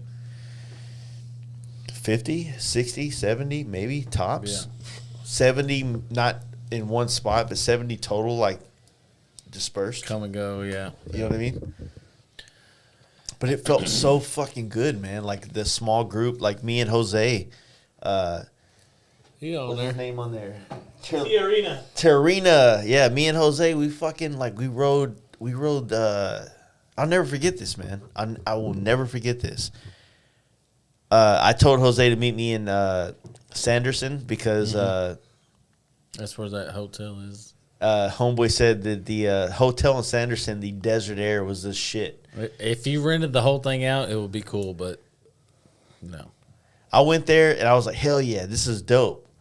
Where do you get beer? Nowhere. They didn't sell it at the store? Nobody sold beer, and there Really? was no bars open, and nobody like it was going to be a depressing night, and so like I decided Navajo Nation shit. two great things took place that night. I booked a hotel, I paid for it, I was sitting in there. There's flies everywhere. I took a big shit. Flies were already there, but then I gave them something to do. And then I realized, you know what? I'm not staying here tonight. Like, this is, there was only 120 or 100 miles roughly to Alpine. And That's where it's at. the road from Sanderson to Alpine, I got one of my most favorite photos of my motorcycle this whole fucking year. I'm riding. The sun's going down. And I'm looking back and looking like, Nobody. I'm going to stop and put my bike in the middle of the road and take Did a you hear picture. the only one out there? And I did, and I fucking loved it. And it was amazing. I get to Alpine. I link up with fucking Wes, Scooter Steve, Man. and all these motherfucker degenerates from Dallas. Hey. LTD And boys. these LT dude, I fucking They're the enjoyed best. my night. And then Jose comes in late, and he's like, "Where are we staying?" And I'm like, "Well, I'm staying over here at this place. Like, I don't. There's not a bed, Left but him out like that. no, I just gave him the options. Like, look, man, like, I don't know where we're gonna stay. I already bought one hotel tonight. It didn't work out. I bought another one, and this is a trendy part of town. So, I have a very expensive place that's not worth it. And I was like, look, if you want to sleep on the floor, it's there. And fortunately, like real men, no. No, don't do that to me. Here's how it goes I'm down. gonna do it. You done dipped out on Jose because you already. I didn't dip bitched out on Jose. on the Sanderson hotel. But he had to get his own hotel in Sanderson. He didn't fucking book a hotel there either. Jose's a man of Jose. the road, baby. Jose came out there just like figuring it out. Jose He's- slept under a tree at Randy's He's like, shit. look, he did the real man shit. Right? He's like, look, I'll figure out where I'm gonna sleep when it's time to go sleep. He's a Bro, boss. you know that Rennie's camp out Under a in the- tree. In their fucking, yeah. Yeah, he just sat under a tree like fucking Johnny Appleseed. Like a man. Motherfucker, like, I'm Like gonna go, a man. I'm gonna go feed the field tomorrow. slept- we killed we stayed in this hotel room. It was a nice spot, but rightfully so. We didn't fucking stay in a hotel room for anything. Like we crashed there. That's the whole deal. Yeah. And we crashed there. It was a scary ride from the fucking hotel there because we were fucked up, right? Straight up. And then the next morning we meet up with like some of the Houston homies. So people I really liked them. Yeah. Like I need to like get to know them more because I'd love to have them on the podcast. I really enjoyed their company the entire weekend of that. And so me and Jose alone, we did the whole fucking Alpine loop around Fort Stockton. Is that what it is? Yeah. Fort Davis. Is that what it is? Awesome. Fort Davis. Davis. We dropped down into Marfa. Yeah. And then we did me and Jose did Marfa to Presidio, and then rode into. And at that point, It was dope. It was dope. And so the thing is about this area, it's truly badass, and like the energy that our group provides, if we were all there, like we have to get our own spot. We have to create our own little vibe in Terlingua. But, dude, that place is amazing, man. It really, truly is. And it's so close to here. And It's out there. Yeah. It's out there. It's 500 plus miles. But It's probably but- 600 miles. But that's the thing is, it's ours. Like Yeah, there's no, no, I'm- nobody's I'm the coming understanding. into experience that. I had there, I will equate that to certain things on the coastlines of, California. Oh, it's mad good. 'Cause It you're is. against- No, yeah, you're as against far the as like river, scenery, We went there yeah, this yeah, spring. yeah. We did the Texas road trip this year, and that was one of our highlights. Was going there, and we had a good time for sure. We had a good time. We stayed there 1 night, 2 nights. It was big fun. What about the Fuck y'all looking at We me. fucked up I Red can't Lodge, even- Montana one time. right? Yeah. And the bear. We fucked up Red Lodge, Montana, so why would we go to a rally there? Like, we are the fucking rally. Fuck them. But All would that you not? bullshit. Would you not tell somebody especially if that was closer to their world, go do Beartooth? No, dude, Beartooth. Beartooth, Hey, yeah. Beartooth. Yeah, Leave that man alone. He just putting it out there. But Red Lodge, Montana, fuck. So I'll give you In that. that corner of Montana. Beartooth's a shit. Beartooth's is badass. one of the best roads I've ever ridden. Red Lodge alone is badass. But Yeah, the thing it that I was. think we had a problem with in Red Lodge is that we expected Red Lodge to last longer. Accommodate us. Hey, that was 2020 trip. It was 2020 Yeah, trip. bruh. 2020 trip. We had, Caveat. Might be open yeah. later. We had a fucking badass fucking time. I love Red Lodge. I do. got a- First martini I I ever wanna had in go my back. life. There we go. Last martini I'll ever have I in my got a life. sticker on my cooler from. Well, that was your the first PDO. mistake, is getting a martini in Red Lodge, goddamn Montana. Hey. You get it dirty? Them redneck motherfucking Whenever it was they expected, yeah. ain't building no martinis out there. Hey, look, Red Lodge is a biker staple. If you haven't been It there, is a you dope fucking spot, do it. Yeah. That as little, long as it, What I- lead, I as don't know long if I as it would leads say- you to Beartooth Pass, that's all. I don't know if I would say it's After, worth man. going there for the rally of Beartooth Pass. I think Beartooth Pass is a good place to go as Just you and your ride it. friends Yep. traveling. I don't If know. it gets you there, fuck it. Yeah, Ride but Beartooth flat if out.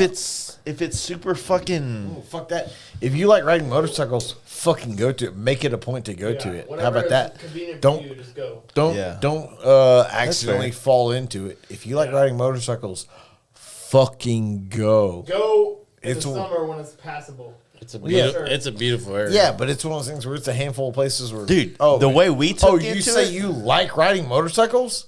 Did you do Beartooth?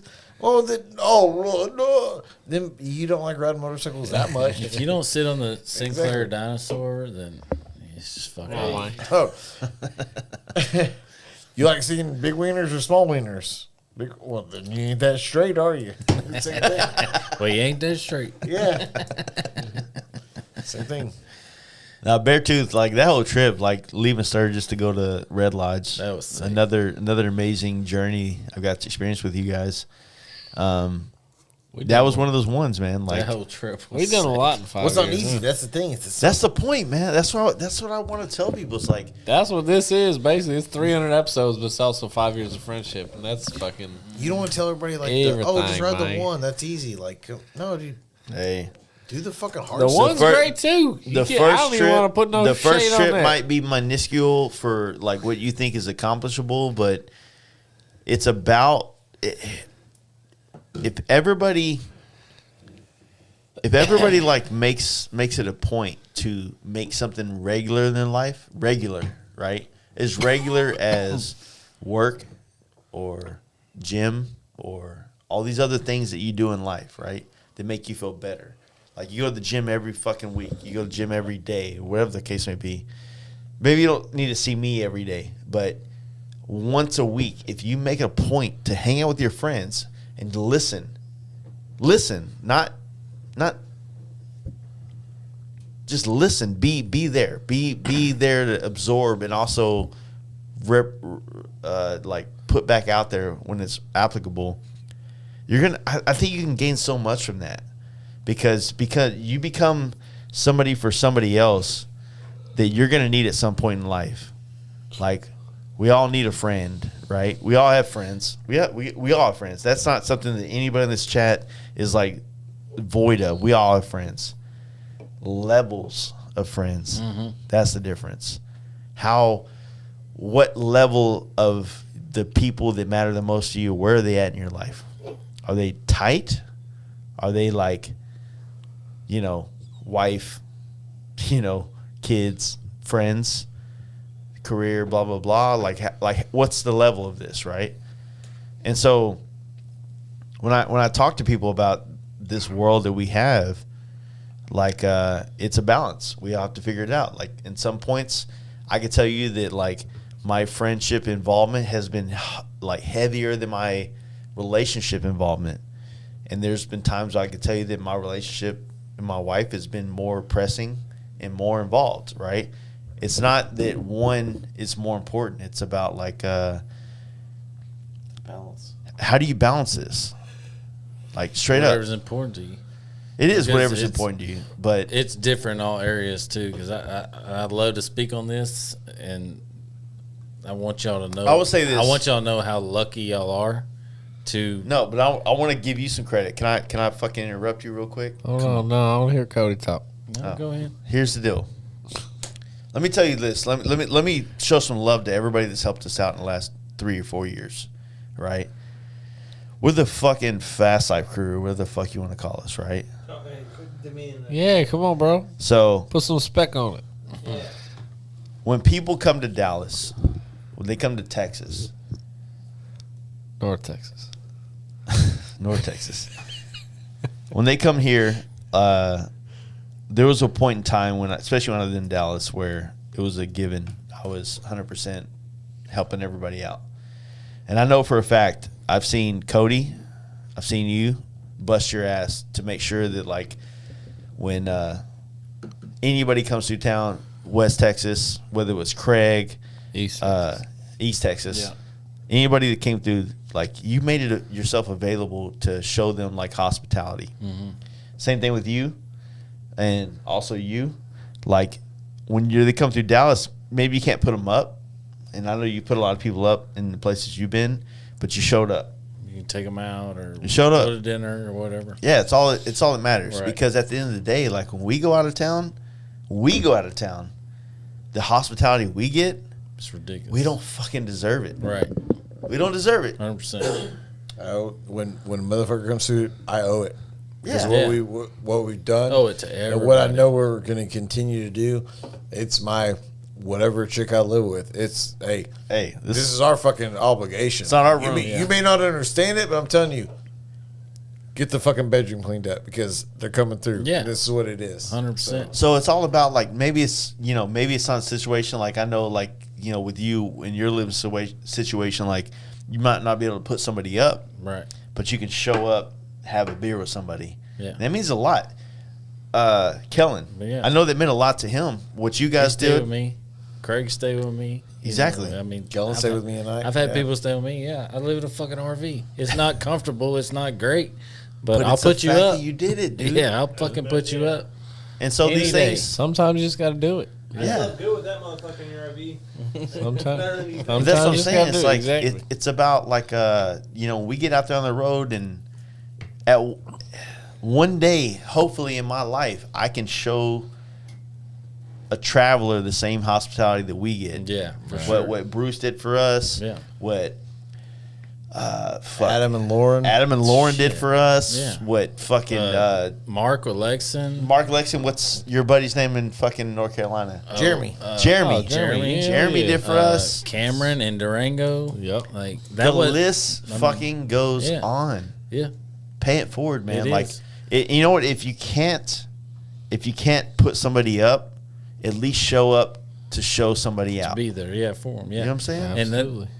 dude, I'm telling you, if I had a house or my dream is like a barn dominium type deal, it would be fucking. It Come would be west, crazy. baby. All the time. Like That's what I'm saying. y'all motherfuckers better be ready for just show up, motherfucker. Open invite. Just show up one day. And anybody passing through town, like you right. got open I got invite space. to I got space. I can keep anybody, and I love that shit because Yeah. we've been shown that love so Right. many times on the road. And Sometimes it's you been just got to amazing, do you know? what you can do. Yeah. Right? Absolutely. I haven't had a space in 3 years now. Yeah. But I had a bike when Mark Chuisamo came to town. Yeah. Take the bike. Nobody knows Yeah. Mark Chuisano. Okay, Mark from Lexin. Oh, there you go. Basic motherfuckers. There you go. I couldn't pronounce his last name, so I never said it. I never said it. It's probably wrong. It's That's probably not right. Chuisamo. yeah. Italiano. I don't fucking know. Quit churching it up, Derek. But it's one of those things. It's probably you just- exactly how it sounded out. Like, Right. Chutano. But it's one of those things you do what you can. yeah. And until that happens, like I don't know that you can appreciate the hospitality we get on the road, but when it comes full circle, you just Well, do what you can. That's the joy of having like multiple people in your friendships Right. is because Yeah. we all carry the weight. Yeah, You know what I'm Jacob's saying? accommodated y'all, and like Exactly. like it. So like For sure. when you have a group of 5 dudes, maybe somebody's more like known than the other, but Right. at the same time, it's like that accumulation is what like helps it all out for everybody else. Because at the end of the day, it's like whatever my brand or my name gets us, it doesn't mean shit if it's just for me. It's like if I'm the only one fucking sleeping in the house and you're in the Right. grass, it's like no, If somebody had that like fuck you space, yeah. everybody would go there, right? We just aren't. I mean, nobody at has Brucey's that house. at You this guys point. had the best spot scissoring. We did. Even then, Man, Brian, that's not saying much. I'm just saying I love Bruce's house. but Brian. So Damn! Brucey set it up. struggled on the Brucey set it up sweeps. for us to sleep in the like. In the lawn. We were supposed to camp out the there. yard. And that would have Right. been the most epic camp out And it was spot. a gnarly It would've. storm, so it didn't really work out. It was raining when we pulled it. For his damn self, let alone a bunch of motherfuckers. Yeah, for sure. Yeah. He just had us come in, eat all his food, breaking his chairs. Fucking Every chairs. fucking chair. bunch of thick boys coming through, boy. He spent money on the food, but not the chairs. He spent money. He just gonna get a refund on them shits. Oh man, I love it. Yeah. You know what I love about that is I love the fact that you asked me earlier. It's like I get to have these relationships with these certain people, and it's hard to tell certain entities like how important somebody is. You know, like a lot of us met Bruce. I've been dealing with him as a customer, but I met him officially and hung out with him at Milwaukee. Yeah, The the year first before. time we went, or Mama tried. Mama tried, yeah. So we got to hang out with him there, and we made a relationship, and it was just kind of like a reinforcement, not just for us, Yeah. but for him as well, to where he wanted to lean more into us. Yeah. You know what I'm saying?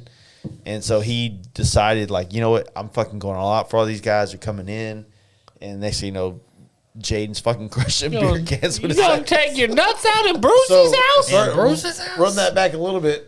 When you said we all met Bruce, I met Bruce in an organic. We're smoking joints out by like a burning barrel outside of the Milwaukee dealership. Where it's almost like, who are you, hobo, kind of thing. Like, he's like, somehow I was like, he knows Jason's I'm like, fucking Bruce, bitch. yeah, dude. He's like, I was like, Call me you know Bruce, Jason? Bruce, Also, bitch. I was like, oh, you're Bruce. you're the guy. That guy? Game over, dude. Fucking Game over. Denver Jones up but here then we go- commenting. He came out and showed some love with us. So did. I love Bruce's house. It's I love the fact that Denver Jones is a fucking ironclad of silence. Hey, Denver Jones, where you going, bro? He took us to that goddamn 2 week trip in June. Where you drive-through going? bar and fucking. That bar was Spokane. the shit. What was the bar? What was the bar called? Cruisers. No, it Cruisers or some shit? No, it wasn't Spokane. It was across the border. What was it? It was Florida Lee McCall or whatever. something like that. No, No, it no, was no, like no. Florida, whatever. It was just across the No, it was border. Idaho Falls or something. Idaho. No. Twin Falls. No. No, No, it it's was McCall. Twin, No, McCall. Twin Falls was. Oh shit! It was just Look it on up. the. It was basically Spokane.